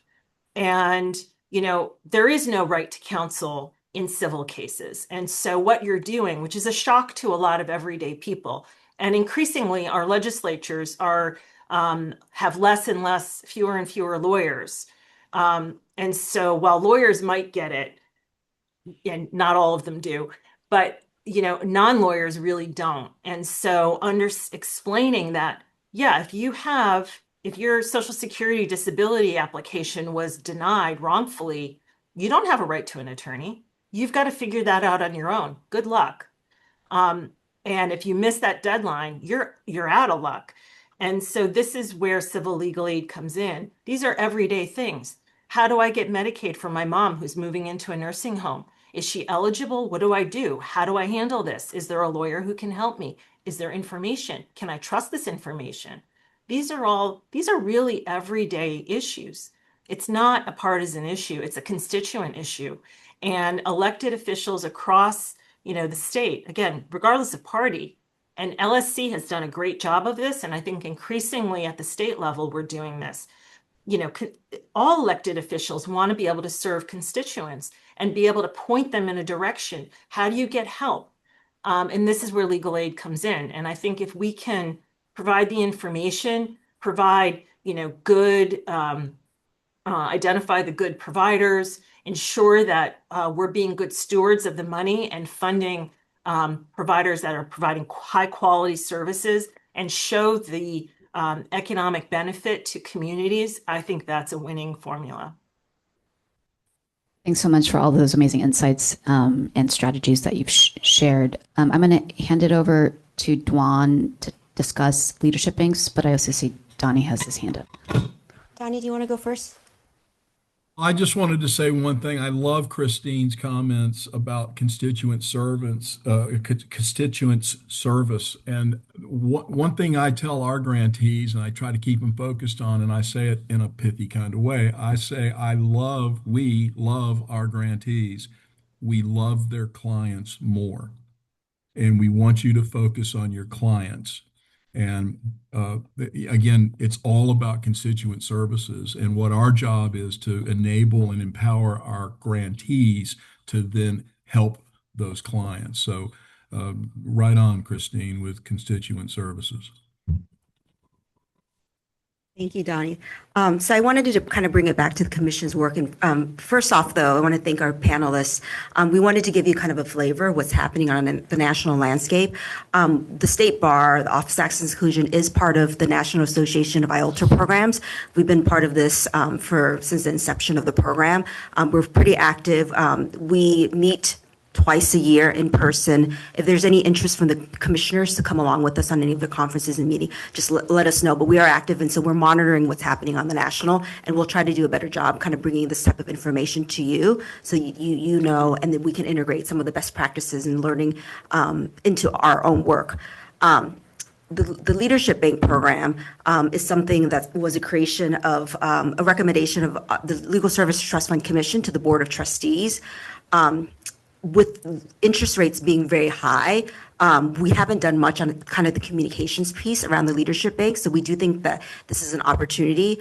Last year, when we knew the interest rates were starting to go down, we had State Bar staff had discussions with commission leadership, and we knew that moving into this year, looking at leadership banks would be a priority. And now that interest rates are going down, and you heard my report earlier this year, we're revising our adjustments, and we're taking a hit of $67 million this year. It's more important than ever that we think about leadership banks. We think about our established compliance rate, which is a rate that the commission sets that has not been modified. One thing that I will share with you structurally that we've done is that we opened up a position in the Office of Access and Inclusion recently for a lead program analyst. And part of that lead program analyst's time would be dedicated to kind of thinking through what a leadership program could look like, a new strategy. There's probably a communication aspect to that, and thinking through working with Steve and his office around that communication with banks, relationship building. And there's a big piece here, and this is why we invited Steve, is there's a compliance piece here too, of is there a low-hanging fruit in terms of compliance that we can begin to claw back that money instantly? And I think then there's the short-term and long-term plan around leadership banks and ECR. So I'm really happy and pleased to let you know that Sylvia, who's been in our office, was promoted into that role. And her and I have already started to kind of work on kind of an analysis with what's happening nationally. And there are other states, I would say our ECR rate right now that Sylvia shared with you earlier is right in the middle there, but there are a number of states where their ECR rate is at 70 basis point, 70, there's a handful that are 75 basis point. There's one that's at 81, I believe Sylvia just shared with me yesterday. So we're doing that kind of analysis, and we will be bringing to you at the next commission meeting whether, I mean, first, you have the authority to bring it up, but what our recommendation to bring it up is, and then there's other piece of like, what is like politically viable. We think that if other states are doing a little bit more, we probably wouldn't want to go to say 90 basis point, but we are going to try to package that information for you. And then we would like some help in terms of the communications piece. That's the piece that we haven't quite leaned into yet, but we are looking for kind of thought partnerships around this and to bring this to the commission now. And that's part of the why for this panel. So we hope that can spark some, if you have any ideas now and between now and the commission meeting, next time, the next commission meeting though, we'll be asking for all volunteers to more actively help us. But if you're interested now, between now and June, May, please let us know. But that's kind of the context I wanted to kind of provide for you all. Catherine? So I'm intrigued by the conversation around communication, which I think we'll get to, but I want to just do a shout out to Selena and her team for really rethinking messaging to talk about legal aid as the safety net or a part of the safety net, because it's legal aid lawyers that stop people from losing their housing, help them get food, all of the basic things. And I will tell you from the visits I've done in the Capitol in the last few weeks, that message resonates because it's about real people who are really hurt. And I say this in part because I think as we as a commission think about what messaging and how to sell what we do, aligning in some ways with what seems to be a persuasive message when we're talking to the legislature or when we're talking to banks about our work, and to think about it differently, I think is just would be really exciting. So anyway, congratulations to Selena and her team. I don't remember the person, there's a specific person that really helped them design their messaging. That was great, but just food for thought for us. Do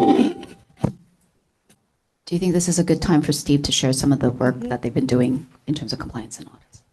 Can you guys hear me okay if I use the microphone here? Great. So first of all, compliance is obviously a big thing. Just again, it's going to be a little bit of a different presentation than you've heard from the others, just because from my perspective, I was a criminal prosecutor for 20 years.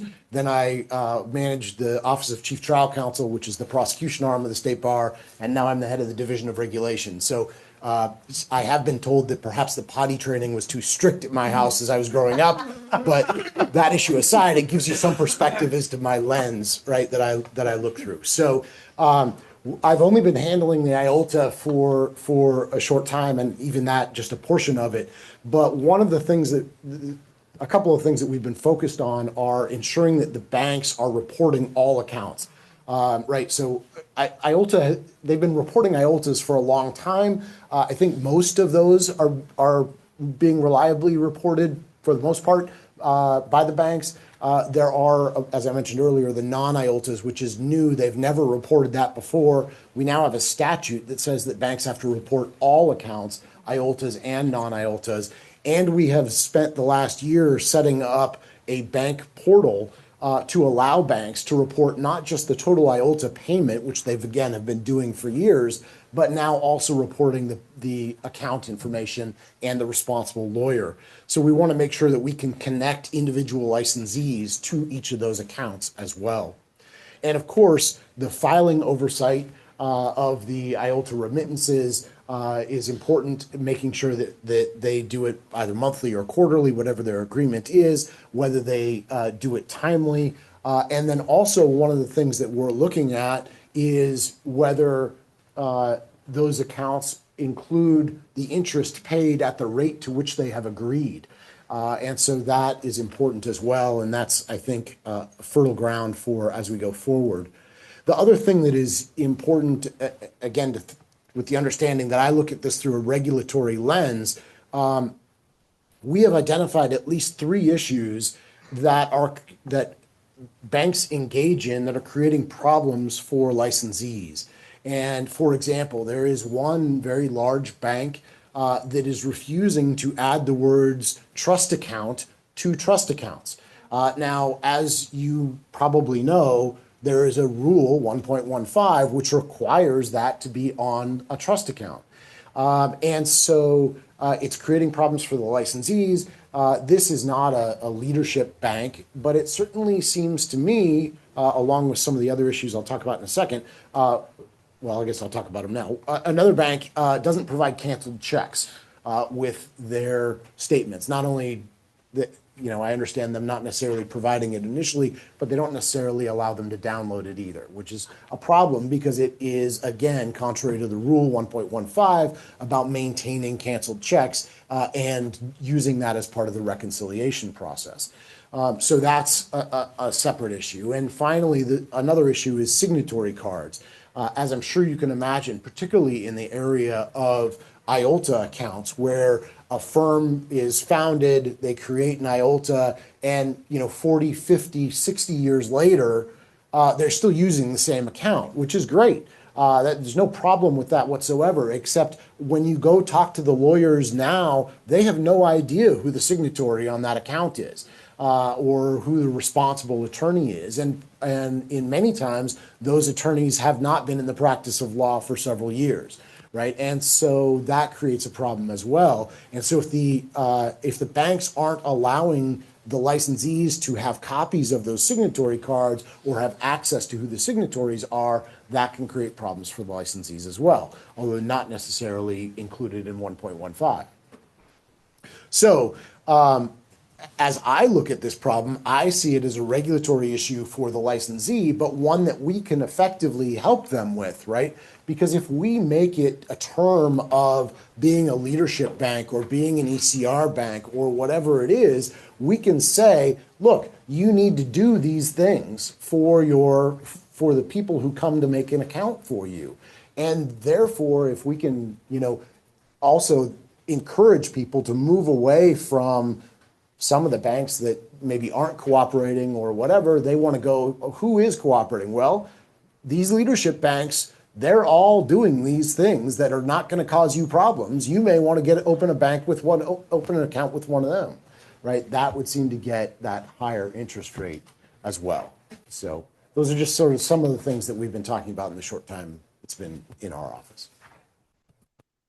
Questions? I think we're at about time. Are there any questions from the commission? Comments? Yeah. All I'll say is I love this idea of marketing the banks that are willing to do, sort of having the leadership banks meet all the compliance requirements. I think that's such a good synergy, to use a corporate term. Anyway, any other comments or questions? I see Donnie actually has his hand raised.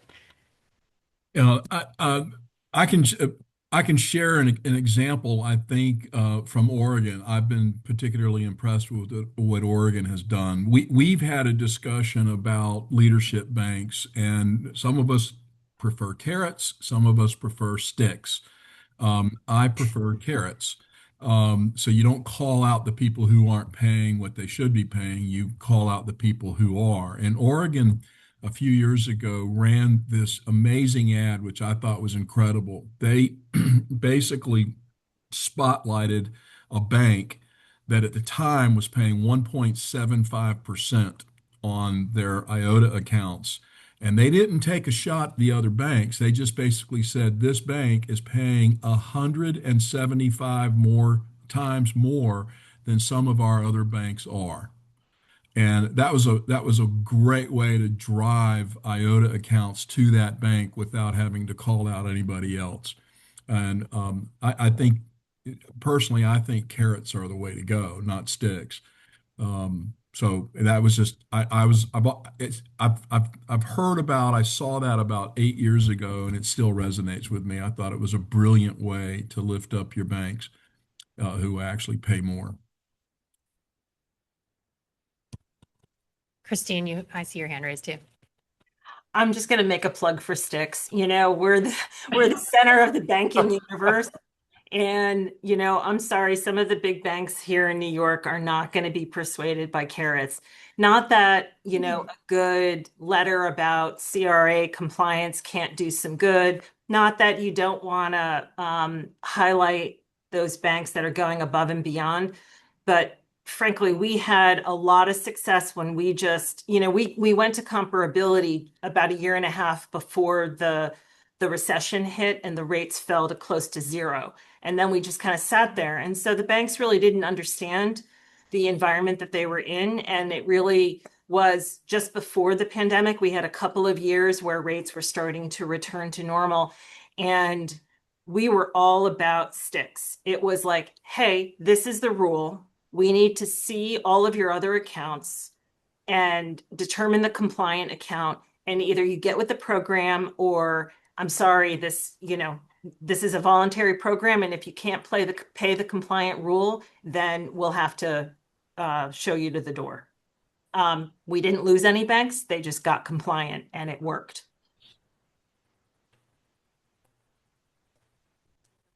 Any other questions, comments? All right. So thank you so much to Christine and Donnie. Mary had to hop off, and also to Steve from Regulation. And I will hand it off to the next agenda item. Yes, thank you guys so much. This was super interesting. Thanks for making your time. I feel like I learned, I feel like my mind has been blowing. I'm like, I have so many ideas. Okay, so we're going to take care of one more of our business agenda items, which is our Form 700 training. And because Brady has very patiently been waiting. And so we'll get through that. That should only be about 10 minutes or so, and then we'll take a break. Then we'll wrap up a little bit more of our business and then do kind of our last big discussion thing. So I will turn it over to Brady to tell us what we have to do for Form 700 and conflicts of interest. Hi. Sure. Hi, everybody. Let me just get this up.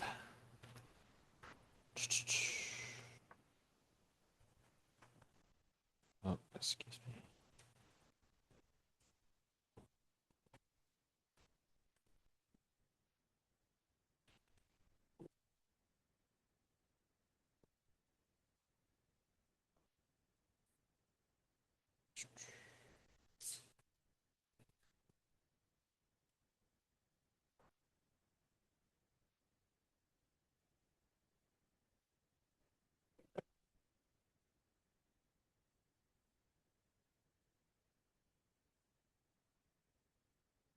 All right. Hi, everybody. My name is Brady Dewar. I am joining you from the Office of General Counsel to talk about conflicts of interest, Form 700, and Bagley-Keene Open Meetings Act reminders. I don't know if I'll quite make it in 10 minutes, but I'll do my best. So first of all, let me see if I can get rid of all of this so I can see my own slides.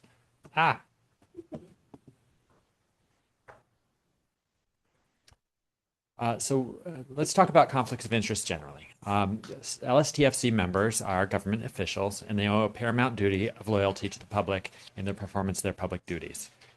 A conflict of interest occurs anytime a government official, such as a commissioner, makes a decision or participates in a decision that is impacted or appears to be impacted by personal or private considerations rather than the public interest. Each commissioner is responsible for disqualifying or accusing themselves from participating in a decision where they have a conflict of interest. There's two types of conflicts that we are concerned with. First of all, financial conflicts. Those occur if a commissioner participates in a decision that has a reasonably foreseeable impact on their financial interests. That could be a direct impact on their personal finances, increasing their costs, increasing or reducing their costs or their income. Or if it has an impact on a source of their income, like their employer, an investment, or a source of gifts. There are also personal conflicts, and those occur when a commissioner participates in a decision where they have a personal interest that may prevent them from applying disinterested skill and loyalty to the public in making that decision. This concept includes the appearance of a conflict, and that occurs when a reasonable person would or could perceive a conflict.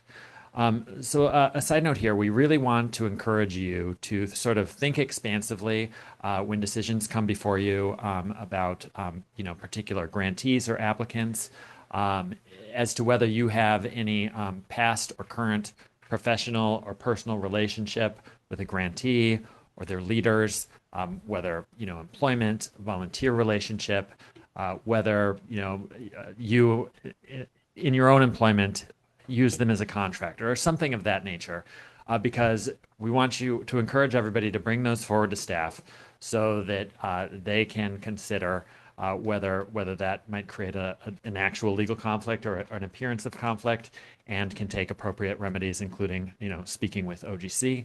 And that's really to protect both the commission and you as commissioners, because the last thing we want to do is have you involved in a decision where it later comes up that you might, even if you were acting totally impartially, that for some reason there was some undisclosed relationship that might cause some controversy, and that protects both you and the organization.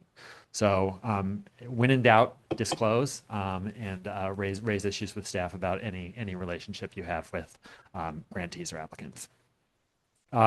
Just a little bit more detail, and you guys will get these slides, so I won't read them all, but the concepts of financial conflicts and personal conflicts and your duty to recuse yourself where there is one are in statute, and failure to recuse yourself where you know that you have a conflict is actually a misdemeanor and could be punishable as such. One way that we deal with conflicts and the appearance of conflicts and help you avoid them is through disclosure requirements. Potential sources of financial conflicts are disclosed to your Form 700 filings, and those both inform the public as to what sort of potential conflicts are out there. And they also help you think in advance about what financial relationships you have that could be impacted by decisions, so that if a decision involving your financial interests come up, you sort of have it in top of mind to recuse yourself. You also fill out occasionally, at least when you join, Rule 2201 conflict of interest forms. That's run by our Office of Chief Trial Counsel, and that asks you to identify relationships with attorneys, because as volunteers with the state bar, you have a relationship with the state bar. So if attorneys who are close to you are disciplined, OCTC wants to know that so it can consider whether recusal on their end or use of conflict counsel is appropriate. All of these, provisions and processes help increase transparency and ultimately, hopefully, improve public confidence in the process. There is a process set forth by law about how you disqualify and recuse yourself. It's actually pretty simple. First of all, if you have a conflict or a financial or personal conflict, and it comes up at a meeting and there's a vote coming up, you just disclose it. You say, I'm going to recuse myself from this vote and discussion because I have a personal or financial conflict. You don't need to go into any detail about what it is. You can do so if you aren't sure and you just want to be on the safe side. But all you have to do is say, I have a conflict, I'm recusing myself. That's it. Now we'll get into the nuts and bolts of Form 700 filing, which you all should have received an email about last week, probably a reminder this week, and you'll be getting those until you file on or before April 1st, and then you'll really be getting those if you don't file on time. The Form 700s are a financial disclosure form. They provide, as we've discussed, greater transparency to the public and assurance that government officials aren't acting based on conflicts. They remind you, as I mentioned, of the existence of your interests that could come up to avoid you and to help you in thinking about when you might need to recuse yourself. And they're required by the Conflict of Interest Code, which has the force of law, and failure to do so could result in referral to the FPPC for enforcement. So please do them. There are three types of forms. One is the assuming office that you fill out when you join the LSTFC. That covers your financial interests the year before you join. There's a leaving office form that you will file when you leave, and that covers the period in the year from January 1st to the date you leave. And then there's the annual form, which is the one coming up April 1st, and that covers the prior calendar year. Now, this is a step-by-step guide to how to go about filling them out, and I'm going to make it a little bit less scary. But the basic steps are to be familiar with the Conflict of Interest Code for designated employees of the State Bar. That is a term of art. It also includes volunteers such as yourself. There are resources from the Form 700, links here to instructions, a reference pamphlet, FAQs that really go into detail if you have particular questions. I encourage you to use those. Most of the time, when I get a question about how to answer a particular Form 700 question, these are the resources I turn to, and I usually find the answer there. They are supposedly written for lay people, not lawyers. Within the code, there's an Appendix A, and that lists all of the positions that are covered under the Conflict of Interest Code, including members of the Legal Services Trust Fund Commission. And it lists 3 disclosure categories for that position. What you need to do is you need to disclose your financial interests that fall within one of those 3 categories. And we're going to talk about that concept just a little bit. Once you've identified your financial interests, if any, and many of you might not have any to disclose, you'll be ready to complete and file your Form 700 using NetFile. You log in using your state bar email address. And if you've done this before, your responses from last time should be pre-populated, so you'll just review those, make any changes or additions, and then file electronically.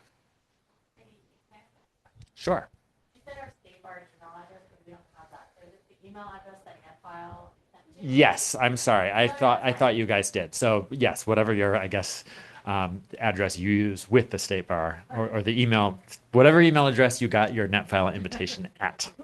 Just wanted to confirm. So as I said, you're only reporting your financial interests that fall within one of your disclosure categories. So most of sources of income, most investments will not be reportable because they're not in any of these 3 categories.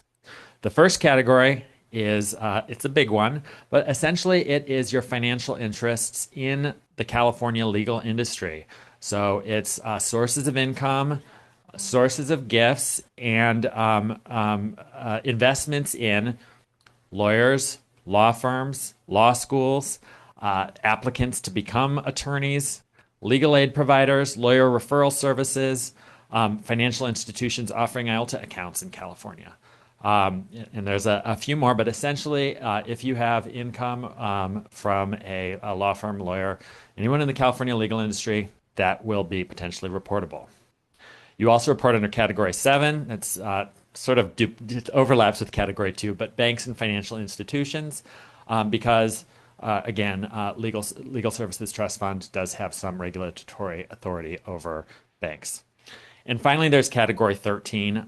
Most people don't have to report under this, but essentially what it asks is, if during 2025, or whatever the reporting period is, in this case, 2025, if a decision actually came before you and you had a financial interest in it and had to recuse yourself, you're going to be sure to report that here. Most financial interests you have that would lead to you to recuse yourself are going to be in Category 2. You know, a legal aid agency. If your spouse is employed by a legal aid agency, you'd report that income. And if a decision about that legal aid agency came before Legal Services Trust Fund Commission, you'd recuse yourself, and then you'd report under Category 13. So Category 13 is just kind of a catch-all to make sure that if something comes up and you need to recuse yourself, you've reported that financial interest. Before we look at sort of those industry limitations, there are also some thresholds for what's reportable in the first place. So when we talk about investments in any law firm or law school, legal aid agency, anything that falls into Category 2, or an investment in a bank, that's only going to be reportable in the first instance if it's valued at $2,000 or more during the year. Sources of income are only reportable if you've earned at least $500 during the year. There are certain exceptions to all of these, and those are detailed in the resources, but the key one here is that you do not need to report government income. Sources of gifts are generally reportable if they total $50 or more. So if you receive a gift from an attorney during the year of $50 or more, that is reportable, or from a law firm or a legal aid agency. That is subject to a number of exceptions, including gifts from close friends and family members, reciprocal exchanges of gifts of similar value on birthdays and holidays, gifts received from someone with whom you have a pre-existing relationship. All of these things are exceptions to the gift rules, and I've linked at the end a gift guide by the FPPC that goes through all of those gift exceptions. But generally, the disclosure of gifts is really trying to get at sort of the gifts that could be intended to influence you. So again, a lot of the gifts that we get from our family members and from our close friends are not considered gifts under these regulations. And finally, you need to report your business positions in a business entity that falls into one of your disclosure categories, whether uncompensated or not. So if you're a director, officer, partner, trustee, or employee of a bank or a law firm, you would report that even if you did not receive income. Just some points about whose financial interests you need to report. Investments in real estate, actually real estate does not apply to you guys, but investments held by your spouse, registered domestic partner, or dependent children are reportable as if held by you. So if your spouse is an owner of a law firm, you would report that. Income received by dependent children is reportable as if received by you. And the income of your spouse or registered domestic partner, you only report 50% of that because that's your community property share. So the $500 threshold for reporting is $1,000 if it's your spouse's income because your share is only 50% of that. And finally, gifts to your immediate family are not reportable if the source has an established relationship with that family member and there's no evidence no evidence to suggest the donor was trying to influence you by giving a gift to your child or your spouse. In some very limited instances, it is required to disclose individual sources of income to your financial interest. So there are 3 instances in when this comes up. First of all, it only applies if that individual source of income itself falls within one of your disclosure categories. And the way that this comes up, it's rare, but is if the classic example is if you or your spouse owned a law firm and the law firm represented attorneys. Because the attorneys that they represent are themselves in category 2, that's potentially a disclosable source of income, even though it's going, through a law firm as an intermediary. Now that comes up if you or your spouse, registered domestic partner, or child owns 10% or more of a business, and your pro rata share of the income from that reportable source is $10,000 or more. It also can come up if you or your spouse, registered domestic child, or registered domestic partner or child is a broker, agent, or salesperson and receives $500 or more in commission income due to a sale to a covered source. And it also comes up, the third way, is if a commissioner or their spouse, registered domestic partner, or child receives incentive income of $500 or more from their employer based on a sale to a reportable source, and they had direct personal contact with the source intended to generate the sale. So if any of those could apply to any of you, I'd encourage you to reach out and discuss it. It doesn't apply to most people. And finally, if disclosure of a source of income would violate a legal privilege, page 2 of the Conflict of Interest Code sets forth a procedure for claiming that privilege. So once you've identified the financial interests, if any, you'll need to report. You're ready to file via NetFile. A few final tips. All commissioners must complete the cover page, and the schedules must be completed only if there are financial interests to report. So if there's nothing to report, you'll fill out your information, contact information, your title, Legal Services Trust Fund Commissioner, etc., and you'll click nothing to report, and it'll be just the one page. Final tips of the jurisdiction of the office is state, not local. The type of statement is annual, covering January 1st through December 31st, 2025, unless you started your position in 2025, and then there's a box to check, and you'll be reporting from the date you started through December 31st. And finally, the best practice is to use your state bar contact information because these are publicly available documents. They're not currently posted online, but they are disclosable pursuant to Public Records Act requests. So we'd encourage you to use the state bar address as your address or your business address. Finally, we just wanted to run through a couple of reminders for you guys as far as Bagley-Keene, the Bagley-Keene Open Meeting Act requirements. For the most part, these are the responsibilities of staff who have to meet certain obligations as far as putting together meeting agendas. But there are a few things for you all to remember. And just as a very initial point, it might seem like a bit of a pain, but it has a good purpose, and that's to let the public observe the decision-making process. So first of all, the Bagley-Keene Act requires that any meeting of a body that's covered, and that includes the Legal Services Trust Fund Commission and its committees, occur only in a meeting that's noticed and open to the public. And generally, that notice has to be published 10 days before a meeting. And a meeting is any congregation of a majority of members of a body at the same time or place, although that's a very loose definition. It's a congregation of a majority of the members of a body to hear, discuss, or deliberate upon any item within the jurisdiction of the body. And a meeting does not have to occur at one time or place, despite the statutory language, because there's more.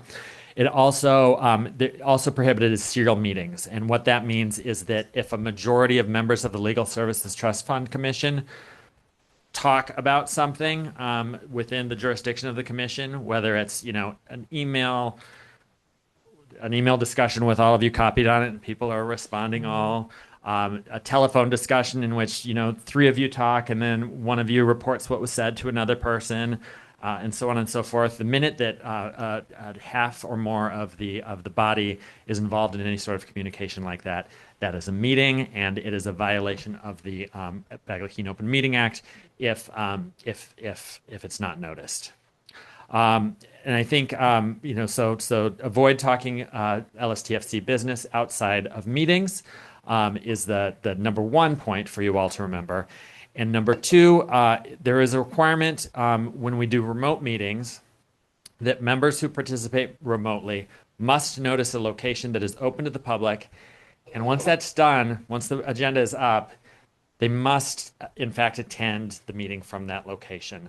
So we really encourage you to if you're going to set up a time and appear from outside the meeting, to make sure that you can actually attend from that location. It is a violation if you don't. There is a substantial compliance principle. So if emergencies have come up, we've seen if okay, maybe you can't attend, but could the remote location still be open for members of the public, or at least post a notice explaining to members of the public who might show up there how they can attend the meeting remotely themselves. But ultimately, we want to avoid violations because any violation could be used as a ground to overturn a decision made by the commission, and it's best practice to avoid that. So please take care to try to appear at your notice location if you're noticing a remote location. And I think that is it. The last slide has a few more links. I am always open to answer questions. I think easily feel free to contact me directly, but always copy staff, and sometimes maybe start with staff, your committee or commission coordinator, as oftentimes they know the answer as well.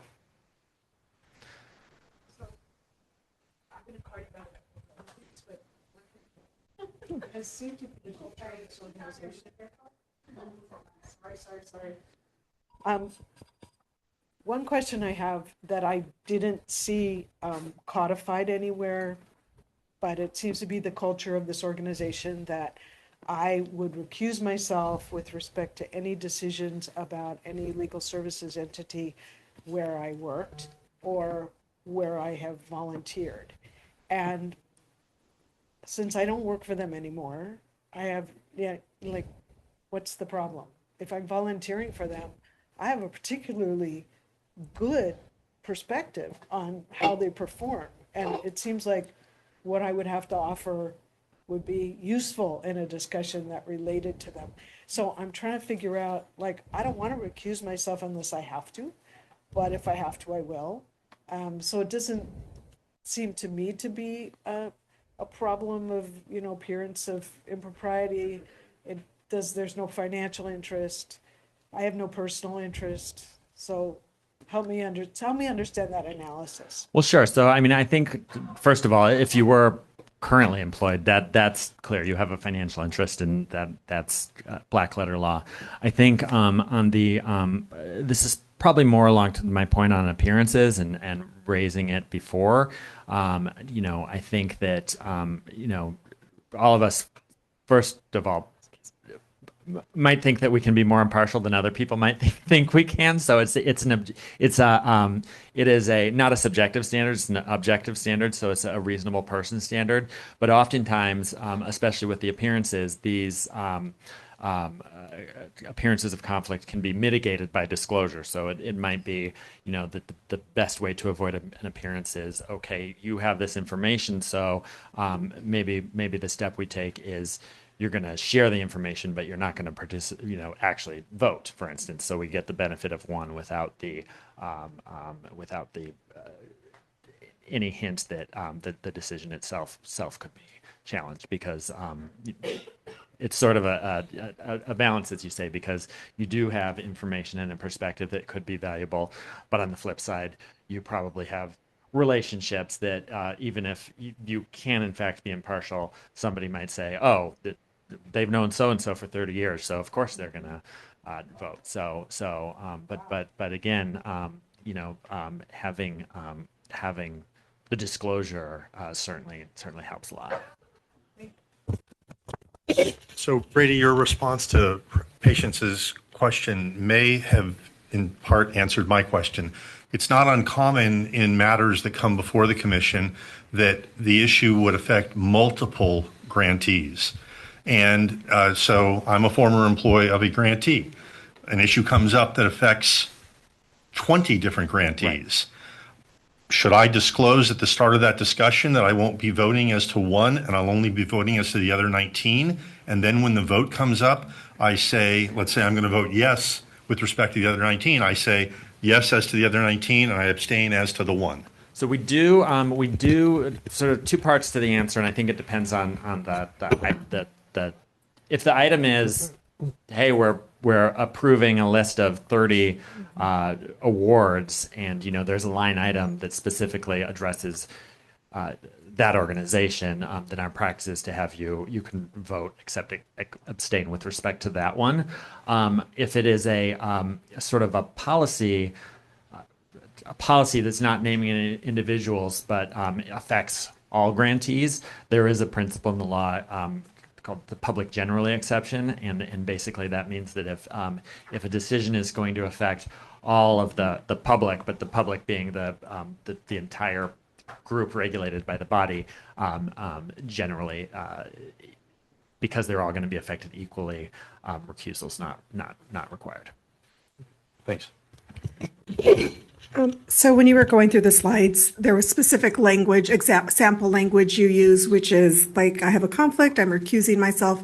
And generally, when I do that, I just mention that I'm abstaining.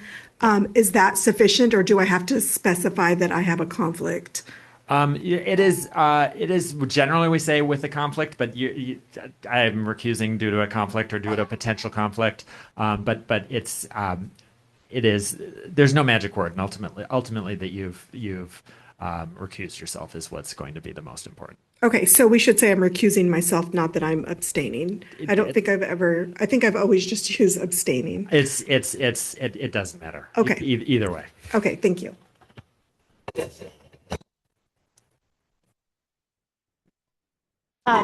One other thing I'll just say that I think staff has very nicely done for us in the past is if you let them know if there's certain organizations that you just know you're going to need to recuse, abstain, whatever the magic words are, they can often keep a list. And so then this way, if this is when it often happens, is if there's a list of things, they can often, if you're not catching it, they can often help you with flagging whether a particular entity is addressed to particular has come up.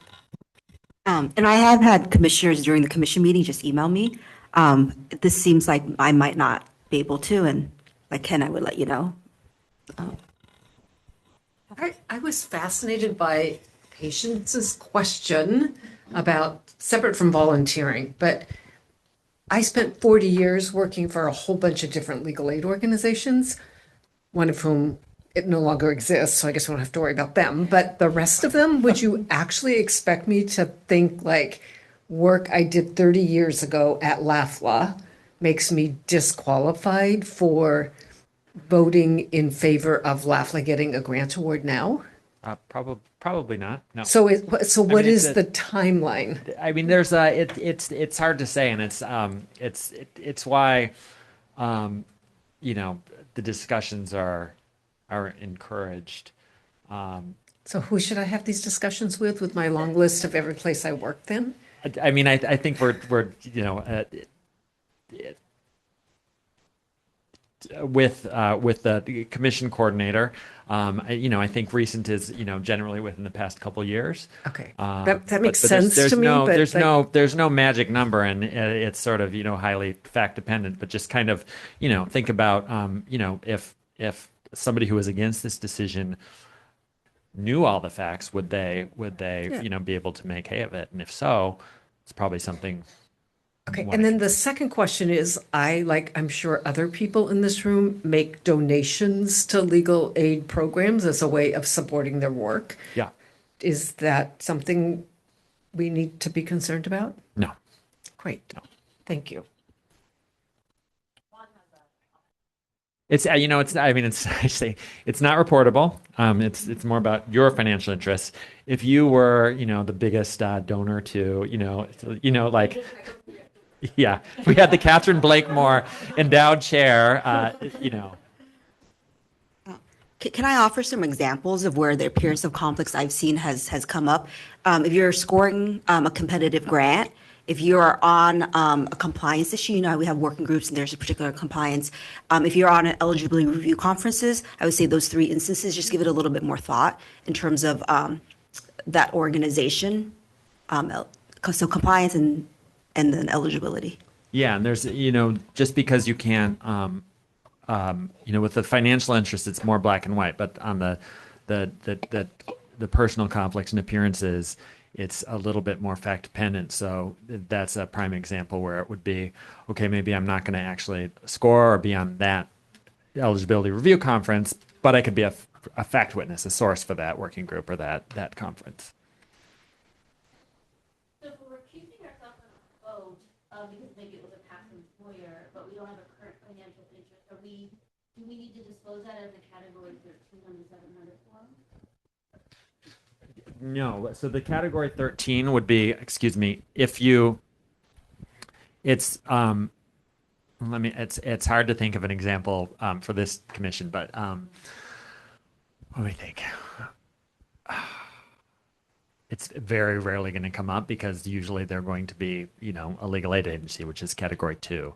But it's sort of like if some decision comes up and it's going to affect one of your financial interests, you know, directly affect your income or something, and it wasn't something that you were required to disclose because it fell into category 2 or 7, and you have to recuse yourself, the next report around you're gonna report under 13. So 13 only comes up if there has been a recusal in the past. For a financial reason. Right. Okay.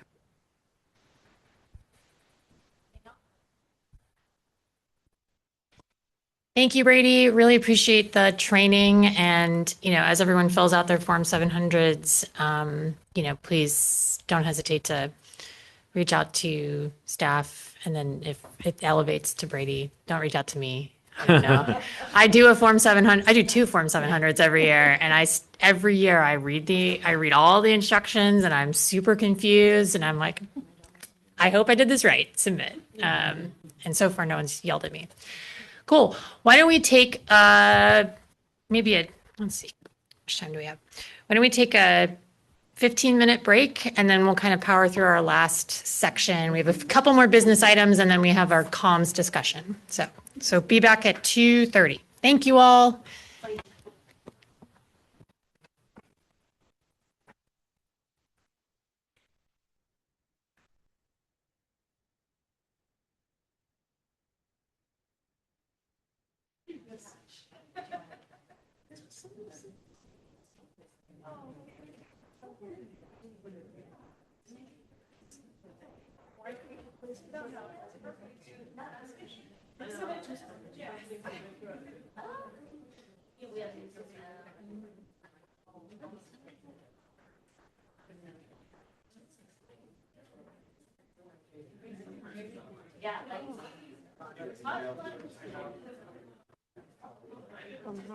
Oh, my back is killing me.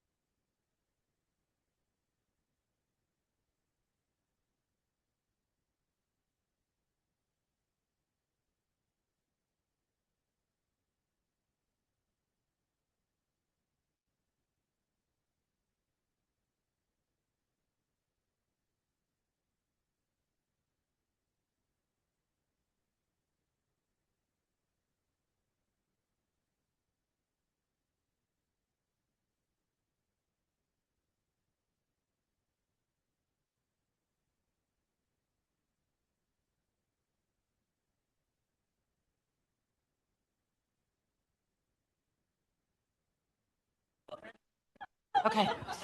Okay, everyone, we have our last big push. We have a few more like business items, and then we're gonna do we're gonna end with like a discussion about our comm strategy. Not karaoke, sadly. We can do karaoke with our microphones up here like this. We got the screens, yeah.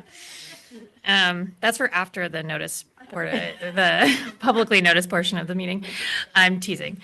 Okay, so we're going to start with the 6.5, which is the request for delegation of authority to the PDI committee, and I think regarding the supplemental funding awards. And Mara's going to present to us on that. Oh, there you are. Sorry. Hi, Mara. Okay. Hi. Thank you very much. So this is a request for delegation of authority to the PDI committee to approve the 2025-2029 CalHFA supplemental funding awards. As a bit of background, the CalHFA, California National Mortgage Settlement Fund, allowed for the use of these funds for legal aid, and that was passed. AB 130 became law in June 2025. There was an initial CalHFA award amount of $24 million. So we made available grant awards. It was $22,080,000. And those awards were approved last November 7th meeting. The grant was significantly oversubscribed. We received over 3 times the requests for funding as we had available to distribute. And the scoring team worked really hard to come up with funding distributions to try to meet the needs across the state as much as possible. And when CalHFA became aware of the oversubscription to that grant, they made available additional funds. So there's an additional $24 million available to distribute for foreclosure prevention, legal aid across the state. We are making available an initial $10 million in supplemental funding, and the scoring team has been scoring applications all through February. The applications were released in mid-January and submitted at the end of January. So this additional $10 million in funding was made available to all original applicants of the CalHFA grant. Organizations were limited up to their original request amount. So if they had been awarded an initial CalHFA grant, they were allowed to request supplemental funding up to the original request they had submitted in their application. If they had not received an award, they were allowed to request supplemental funding up to the original request they had submitted. So the scoring team has been reviewing those applications and finalizing the funding recommendations. The balance of the 14 million is going to be made available in a subsequent grant, which I think our goal is to release that RFP sometime in 2027. We have not finalized that timeline yet. So this request would be to delegate authority to the PDI committee so that we can approve the proposed awards. And that would occur at the March 19th PDI meeting. This would enable us to distribute the funds to the current grantees to increase their CalHFA funding and to also distribute funds to potentially new grantees that had not yet been funded and to release those funds in end of April, beginning of May so that this grant can move along timely and smoothly. If there are any additional questions, I'm happy to answer them. The grant period for the supplemental would start April 1, and grantees would be permitted to bill back to January. Any currently funded organizations would continue with their current grant period, and the funds essentially would get added on to their initial award. Any questions or comments? I will move the recommendation. Great. Thanks, Catherine. A second? Patient seconds. Okay. I'll go ahead and do roll call vote. Alikani? Yes. Babcock? Yes. Blakemore? Yes. Campbell? Galkin? Gonzalez? Kwong? King? Yes. Klein? Yes. Mahoney? Yes. Morales? Pryor? Yes. Judge Rosie? Sandville? Smith? Yes. Stalker? Escobedo? Yes. Milrod? Alsaroff? Connolly? Yes. That's 15 yeses, 0 noes. Motion passes. Okay, thank you very much. And then our next one is 6.6, the presentation regarding updates to the 2027 Partnership Grant RFP. Crystal or Joyce, I don't know which one of you is doing it. I'll kick things off, and then Joyce, if I miss anything, feel free to let me know. This is an oral presentation. This is an informational item. It does not require commission approval, as the PDI committee voted to approve the 2027 Partnership Grant RFP at its February 6th meeting.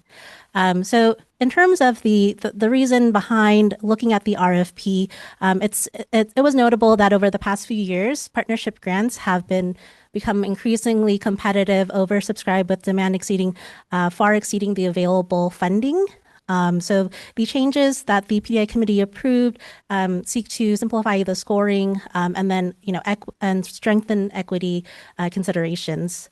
Some of the key changes to the 2027 Partnership Grant Application General Guidelines include limiting the number of applications an organization might be able to submit to 3 to ensure a more equitable distribution of funds. Grants remain a one-year grant with a 6-month carryover option upon commission approval.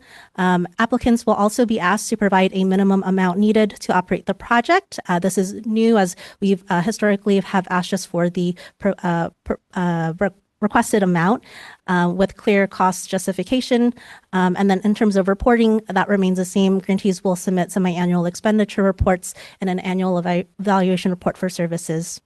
In terms of changes to the actual scoring rubric, a couple of shifts, which largely remain the same. The scoring rubric is now a total of 100 points.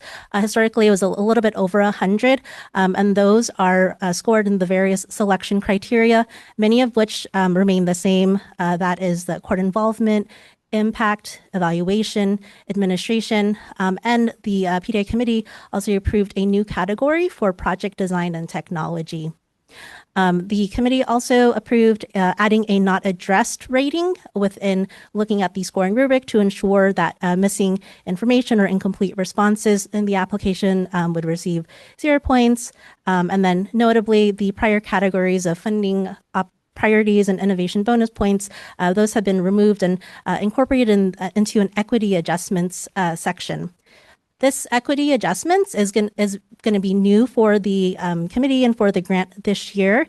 After scoring, the committee has the committee has the ability to apply adjustments, equity adjustments, to help advance various things such as geographic diversity, underserved courts, or courts who have not received partnership grant funding historically, legal focus areas, and language and digital equity.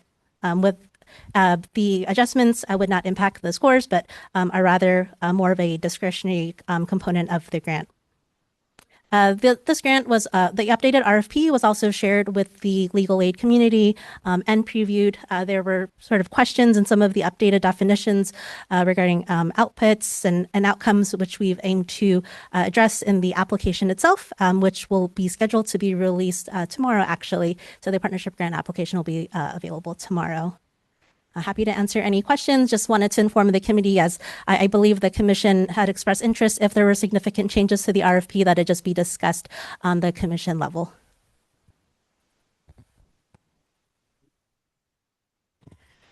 Okay, seeing no hands raised, we're gonna actually, oh, I'm sorry, Jody. Okay, Jody Yes. and Jacqueline. Oh. Okay, I have a question. What do I have to turn on here? Well, we're getting to that though. Can you hear me? Oh, let me turn that off. Okay.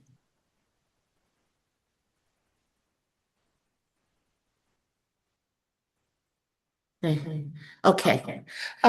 So on page 216, where it's under eligibility requirements for the partnership grant scoring rubric, and the section where it mentions indigent persons, on number 2, it says who is eligible for Social Security income or free services under the Older Americans Act.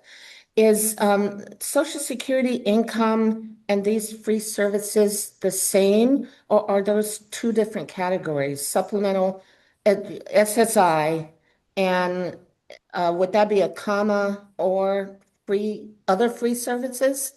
Or what? What is that, one thing, or is this two things, two categories?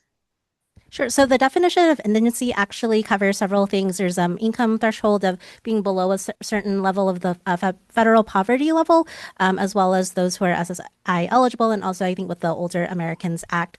I'm not sure if I'm following your question, Jacqueline, but the intention of these partnership grants, like all of our state grants, that it would be available to those who are considered indigent under the Business and Professions Code, Section 6213D. So my question is regarding this Older Americans Act. So I'm not very familiar with everything that act encompasses, but would this be referencing any senior citizen or only certain senior citizens? I can jump in and help with that. So that section is lifted straight from the Business Professions Code, our IOLTA statute, the eligibility, and then we impose that on our other grants. But for the Older Americans Act, it's a very long act. So depending on which section you're looking at, it could be, there's some thresholds that are 62, some that are 60. In our office, we take the lowest number. So for us, a senior is anybody 60 above. Okay, so then That helps. more free services then that's an additional category to SSI then, right? Yeah. So you can think of it like Crystal said, 3 buckets, right? There's the income, the income requirement. There's the SSI, and then there's the Older Americans Act, which we have interpreted to mean anybody 60 and above. Okay. Okay. That Great. helps. Thank you. Thanks for clarifying that. I like it.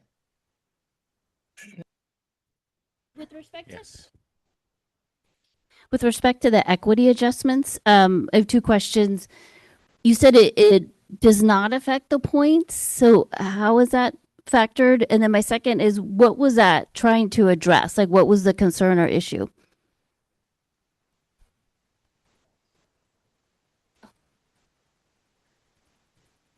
Maybe I can just go straight into this. So the equity adjustment happens after the points. So it's really an opportunity for the commission or the scoring committee to use their discretion And I think in our public meeting, I still remember this term Kenya used, looking beyond the four corners of the document, which I thought was a really good way of expressing, sort of our interest in ensuring that, whatever inadvertent kind of, I don't know if discrimination is the right word, but, where certain organizations might not be uplifted in the same way simply because they don't have the points, but they may in fact be serving populations that we have not served historically that we do want to uplift. And so maybe, pushing them over that point threshold, which, in past scoring, they would not have been able to receive an award.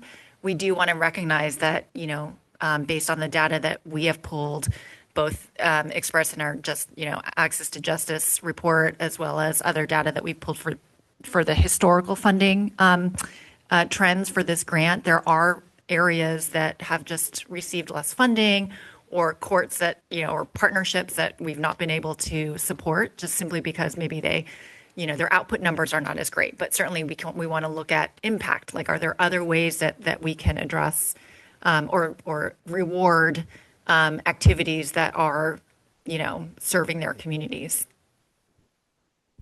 But isn't it still a mathematical rubric? So how is it? It is. What's the impact if you're adjusting it?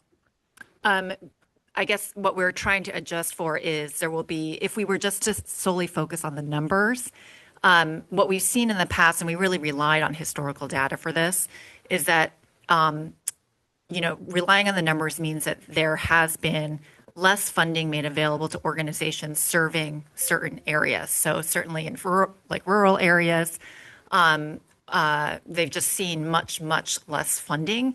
And so it's an opportunity for the scoring committee to kind of look at, a holistic range of factors and say, hey, their numbers might look smaller in terms of, say they're serving fewer numbers of people, or they have fewer clinics, but their impact is still important within the context of the environment that they're working in. We want to be able to say, okay, maybe the scoring rubric is not,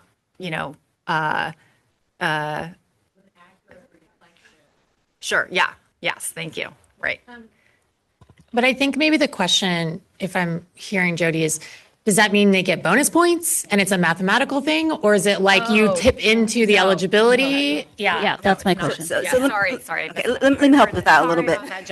So in the past, when the commission has decided to kind of layer on an additional, whether it's equity, geographic preference, whatever you all have decided is important, we do a numerical adjustment to that, right? Whether it's 5 points, whether it's 10 points. So this is actually what I really love about this new equity consideration, that it's not tied to the points. We want it to be, the idea there is to be really transparent. So it's not about a numerical bump that then per se will give an impression that this application scored higher. We want it to be really intentional and to be transparent, like actually it didn't score higher, but the commission values X, Y, and Z, and therefore, and we will be again, very transparent about what that X, Y, and Z is, whether it's geography or whether it's whatever the other values you want to attach to that, to then say, we value that, so we are going to give you a grant. You may not have scored as high as we want, but we are going to give you a grant. This is not to say, though, that we will be scoring grants that say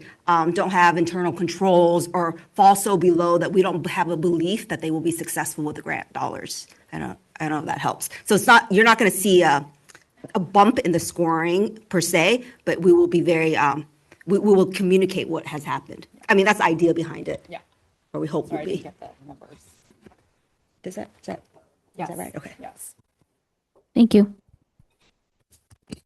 Just following up on that. So is it that we're going to, at the beginning of this process, say, we want to ensure that there's a geographic spread, right? And we want to ensure that traditionally underrepresented communities are served through these partnership grants. And we're going to go ahead and score, but when we get done with the scoring, if the pre-identified equity factors haven't been met, then we're going to holistically look at who's getting an award and adjust so that we can say there is in fact a geographic spread, that communities in rural California, because I think it works better if you're transparent at the front end and you say, our goal in this is to achieve these three things, and that will be a factor in who ultimately gets awarded, as opposed to you've now scored it. I sort of heard it as like we scored it, and now we're just going to decide what factors are we overlooking, and we'll adjust those to achieve that. And that feels like, that doesn't feel as transparent as identifying the equity you want to achieve at the front end. Yeah, and we spent a lot of time at the PDI committee meeting talking about those factors and identifying the specific bullet points that we wanted listed so that we could be as transparent as possible. Not that every single one of them would necessarily be taken into account in making those equity adjustments, but we wanted to present as clear of a range of the universe that we were going to be looking at, so that as we looked at a particular application and thought, okay, well, this is, say, perhaps from a geographic area that has been historically underfunded, and so even though it's below the numeric threshold of where the cutoff is, we want to fund this organization anyway, but we wanted to identify as many of those as we could. And that's really where the bulk, almost the entirety of the committee's discussion was on what are those bullet points? How do we best identify that universe of things so that we can be as transparent as possible? So I may have forgotten, do we have a list of what you all identified that we're being asked to approve? Yes. It's hard because there's not, what? They're all in the material? They're in the material. This is not something that we're approving. PDI has already approved this. This is just informative. But I do want to also let Ephraim, because he had his hand raised, like also make a comment. Yeah, and I just wanted to build on Kent's having been on the committee and part of the discussions. It was very robust discussion, and I'm very supportive. I came into it putting my grant maker hat on, and I think, well, there's a lot of things that formulaically you always end up understanding, like with equity, formulas just don't get you there, right? They don't. And so I appreciated something that you said, Catherine. You said we have to be very transparent. So most of these times, the bullets we ended up coming with, they're really strong. It's a strong list. We apply them anyways, right? As commission, we're looking at them and saying, okay, as we're looking at these borderline and trying to choose, I think for me, what I appreciate about this RFP is we are saying up front to applicants, we will score you, but just know that our commitment is when we produce a cohort of grantees, we are taking these other factors into consideration.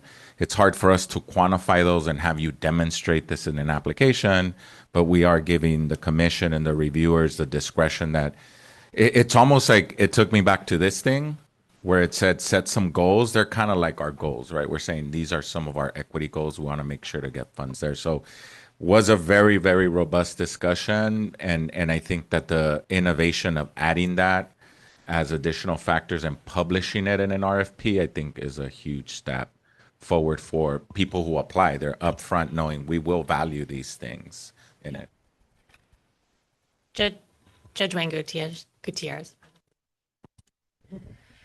So my suggestion would be that all of the work that the committee did on identifying what are those equity factors, that we universally apply them for the other grants. Just a suggestion, but I think that we need to be consistent and, as Catherine said, transparent. Yeah, 100%. I mean, that was kind of my comment too.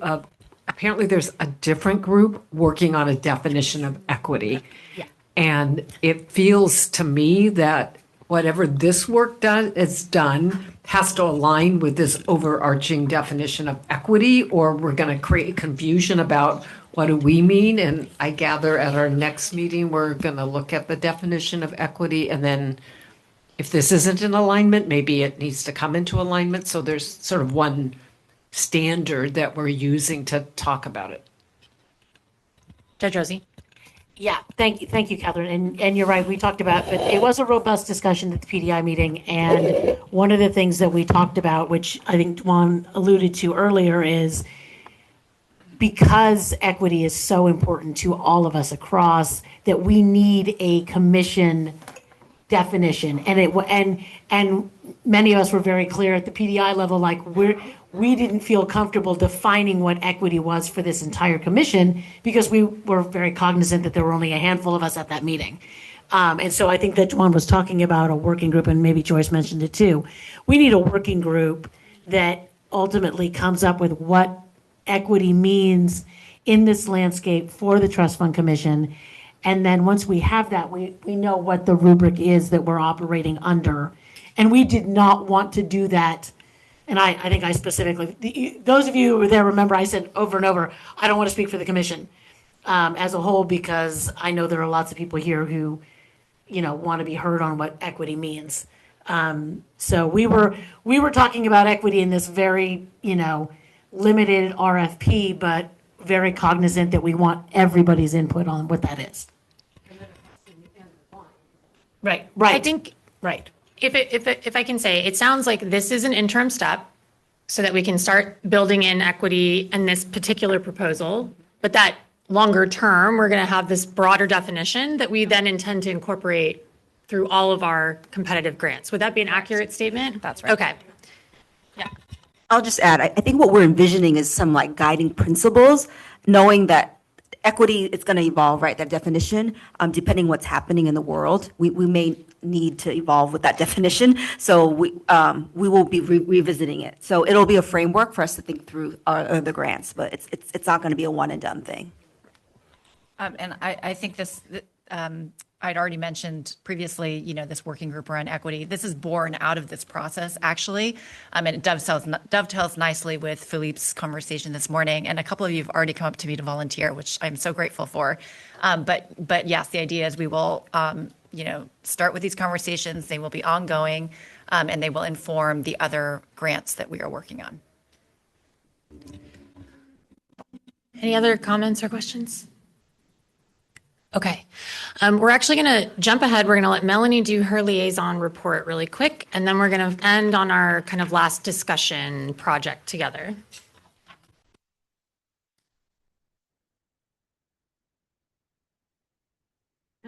There we go. Okay. Hi. At the Judicial Council, we first want to say, I'll give the liaison report. We want to say thank you for your patience this year. We've had a lot of changes internally, specifically with the processes that we use to get your contracts out. And I am happy to report I just saw the IOLTA fully executed contract, Crystal. So I think that is the bulk of our funding contracts are going out. And so to programs that might be listening, your money's on the way. So thanks for your patience. Another thing that's happening at the Judicial Council right now is for the Sergeant Shriver Civil Council Implementation Project. We are right now determining the funding applications and who will be the recipients of funding for the 26-29 cycle. We have a final meeting of our commission in April. We're trying to get it set. It just keeps changing, and we'll have our final results, and then we'll be able to contract and have all those folks getting their funds, which are also the same folks that go through the Legal Services Trust Fund Commission. So we need to make sure we're getting all the funds to the legal aids, but we should have them their contracts and ready to go by October when their year starts.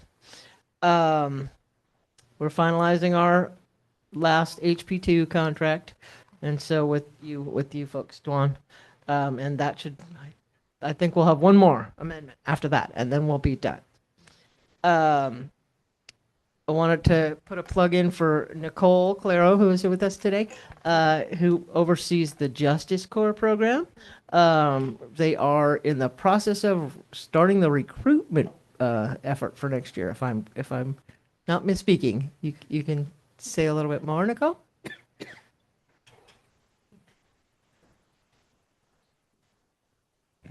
I can't believe I didn't know how to turn this on. Yeah, we're currently recruiting for graduate fellows and student members, legal access interns. The Justice Corps program is an AmeriCorps program, a national service program through which we place college students and postgrads in the self-help centers in California courts. Some of you might know about it. We are eagerly applying for AmeriCorps funding for next year for another cycle. So we're required to actually recruit for the program before we know if we're funded, but we just make sure everyone knows that. So yes, thank you for mentioning that, Melanie. And should it come through, we'll have another 3 years of funding. But we are indeed recruiting for college students from the campuses that we work with, and fellows who postgrads from anywhere in California to serve in LA, San Diego, and 4 different Bay Area counties. Feel free to get in touch with me if you'd like to know more about it. And our applications on our California Courts website?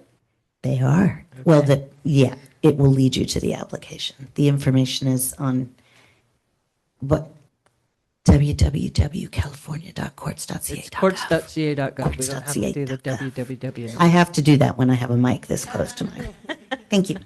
All right. And then finally, I just want to put another, I know Dwan mentioned this earlier, but it's time for our nominations for all of our advisory committees. The 3 of us are most interested in access to justice, legal services, trust fund commission, and Shriver, but many of the advisory committees for the Judicial Council are also accepting applications, and you can direct people to our application on our website if you have somebody who's interested.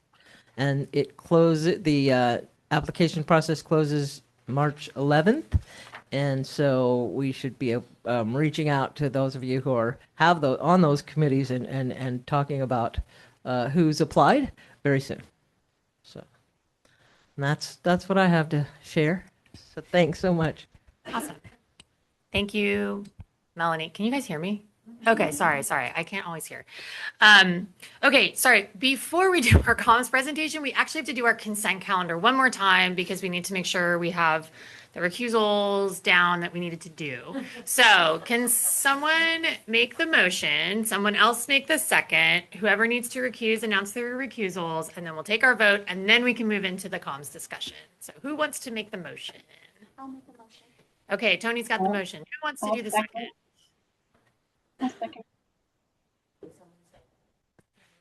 Sorry, just to clarify, we're redoing the vote. What would we need to recuse? I need a minute to remember what was on the consent calendar. So the consent calendar is the proposed new and rule amendments to the State Bar rules regarding qualified support centers, proposed amendments to legal services trust fund program guidelines for purchases of real property. So that it's 3 rules.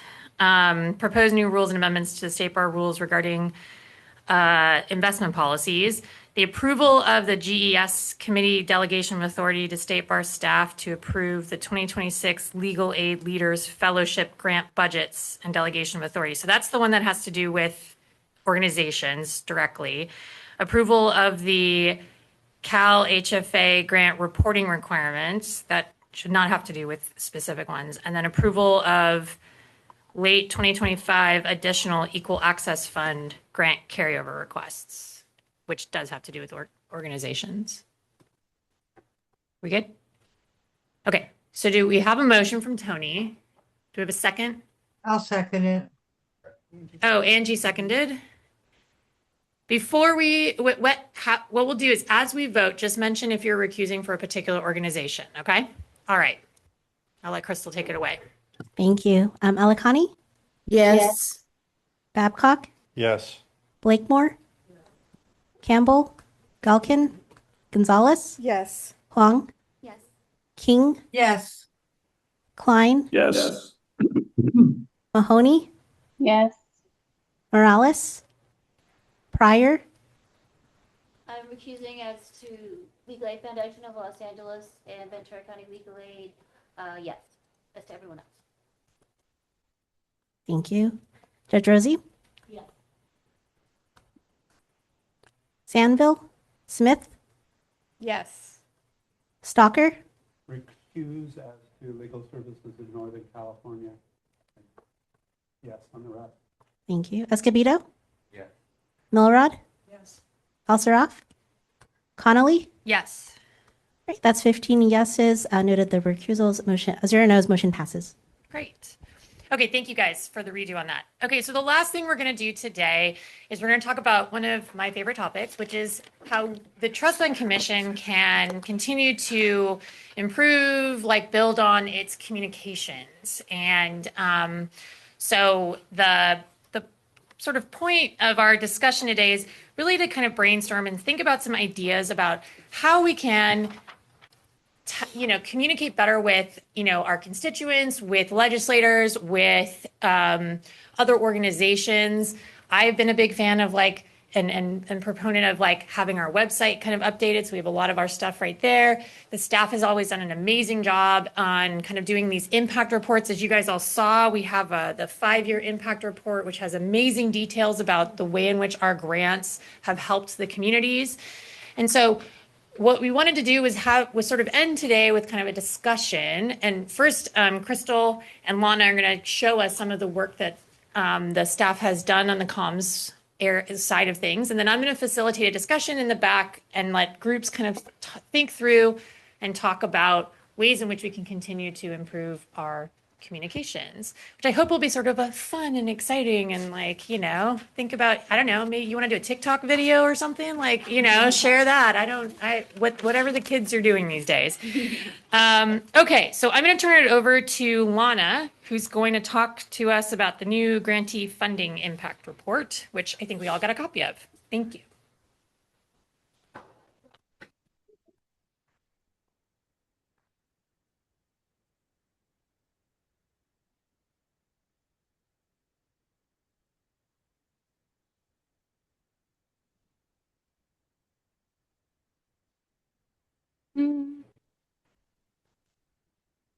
All right. Thank you all for having me here today. My name is Lana Martin, and I'm a senior program analyst in the Office of Access and Inclusion. I'm excited to present a few takeaways on how the IOLTA funding landscape changes when new grantees are added. This preliminary study is an example of the type of research projects that our office conducts to assess and communicate how the state bar funds are equitably and strategically reaching low-income California residents. So before we look at the effects of adding new grantees to the IOLTA pool, it might be helpful to briefly review the way that these funds are distributed to counties and to grantees, and a few ways that they change year to year. The Business and Professions Code, Section 12616, describes the statutory formula that determines the distribution of IOLTA funds. So after administration costs, each year the statewide distribution is broken into two pieces, 15% for support centers and 85% for qualified legal services projects, or QLSPs as we know them. So this report focuses on the introduction of new QLSPs to the program as opposed to support centers, since those are the organizations that comprise the vast majority of total IOLTA funds and services. So first, the statute assigns county allocations based on that county's share of individuals living at or below 125% of the federal poverty threshold. So for example, if 25% of California's low-income population resides in Los Angeles County, then the statute assigns Los Angeles 25% of the statewide IOLTA funds. So this is an example where the countywide allocations could change year to year percentage-wise because the demographic shifts could take place in a county where low-income people reside. Could change county to county. So second, within each county, the statute assigns allocations based on each QLSP's share of qualified expenditures compared to total qualified expenditures for the county. So for example, if two QLSPs operate in Siskiyou County, with one having $700,000 in qualified expenditures and another having $300,000, the statute would assign the programs 70% and 30% of that county's IOLTA funds, respectively.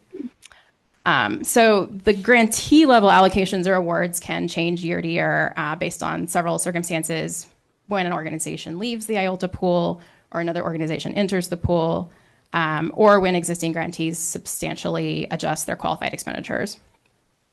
So these changes basically add or remove or make smaller or larger pieces of that county's pie. And of course, the size of the statewide distribution each year drives the actual dollar amounts of these awards. So the changes I'm talking about are percentage based. The statute also guarantees IOLTA funding for any legal services provider that applies and qualifies for the program. So all grantees must submit an application each year and provide their qualified expenditures for the prior calendar year. And state bar staff then use that data to determine each organization's award size. All right, so here with this report, we refer to first year grantees as new grantees and existing grantees as returning grantees, or those who had funding for the previous year. So over the 7 years that this report looked at, a total of 33 new grantees joined the IOLTA pool and gained awards in 50 counties. A couple of patterns stand out among these new grantees.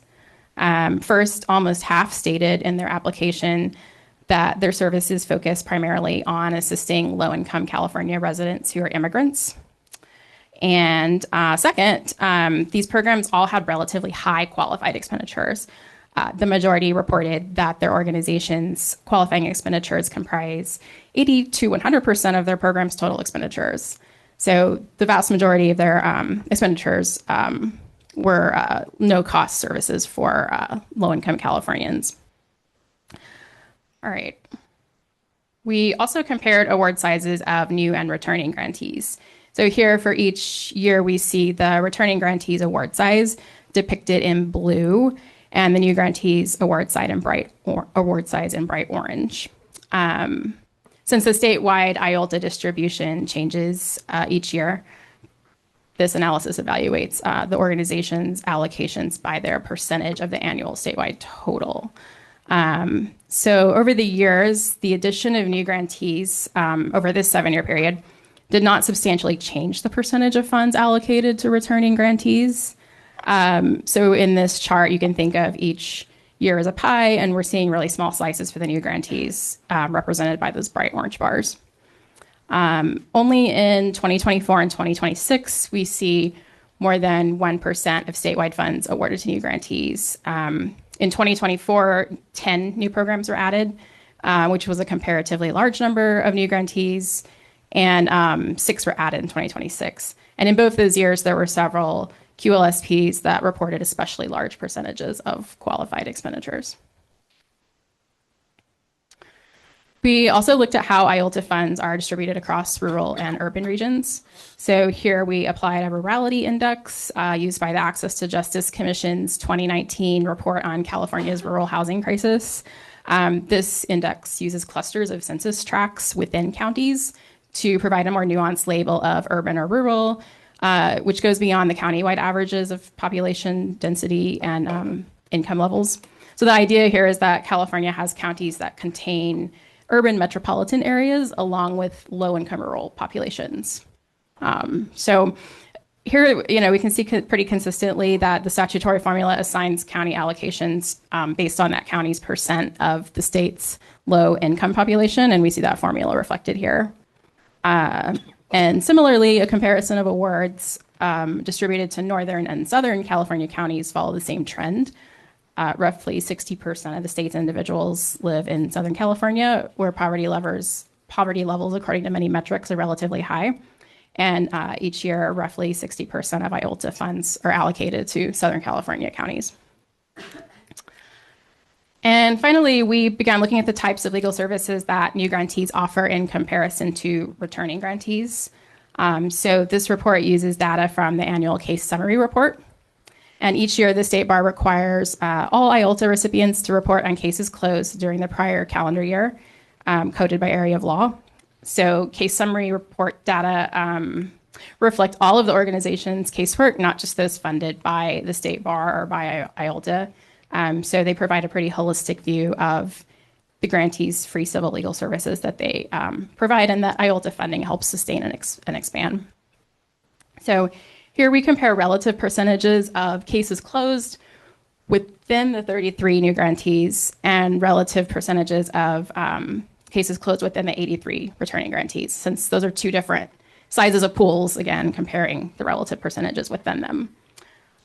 So this analysis highlights 4 key differences between those new and returning grantees. So you can see that the The new grantees report on average closing substantially more cases focused on immigration and consumer finance issues, while returning grantees report a bit more cases closed related to housing and disability rights, which aligns with California Legal Aid's longstanding focus on those issues. So to summarize, between 2019 and 2026, allocations to counties remained relatively stable, except during the 2024 and 2026 when several organizations with relatively large qualified expenditure percentages were added.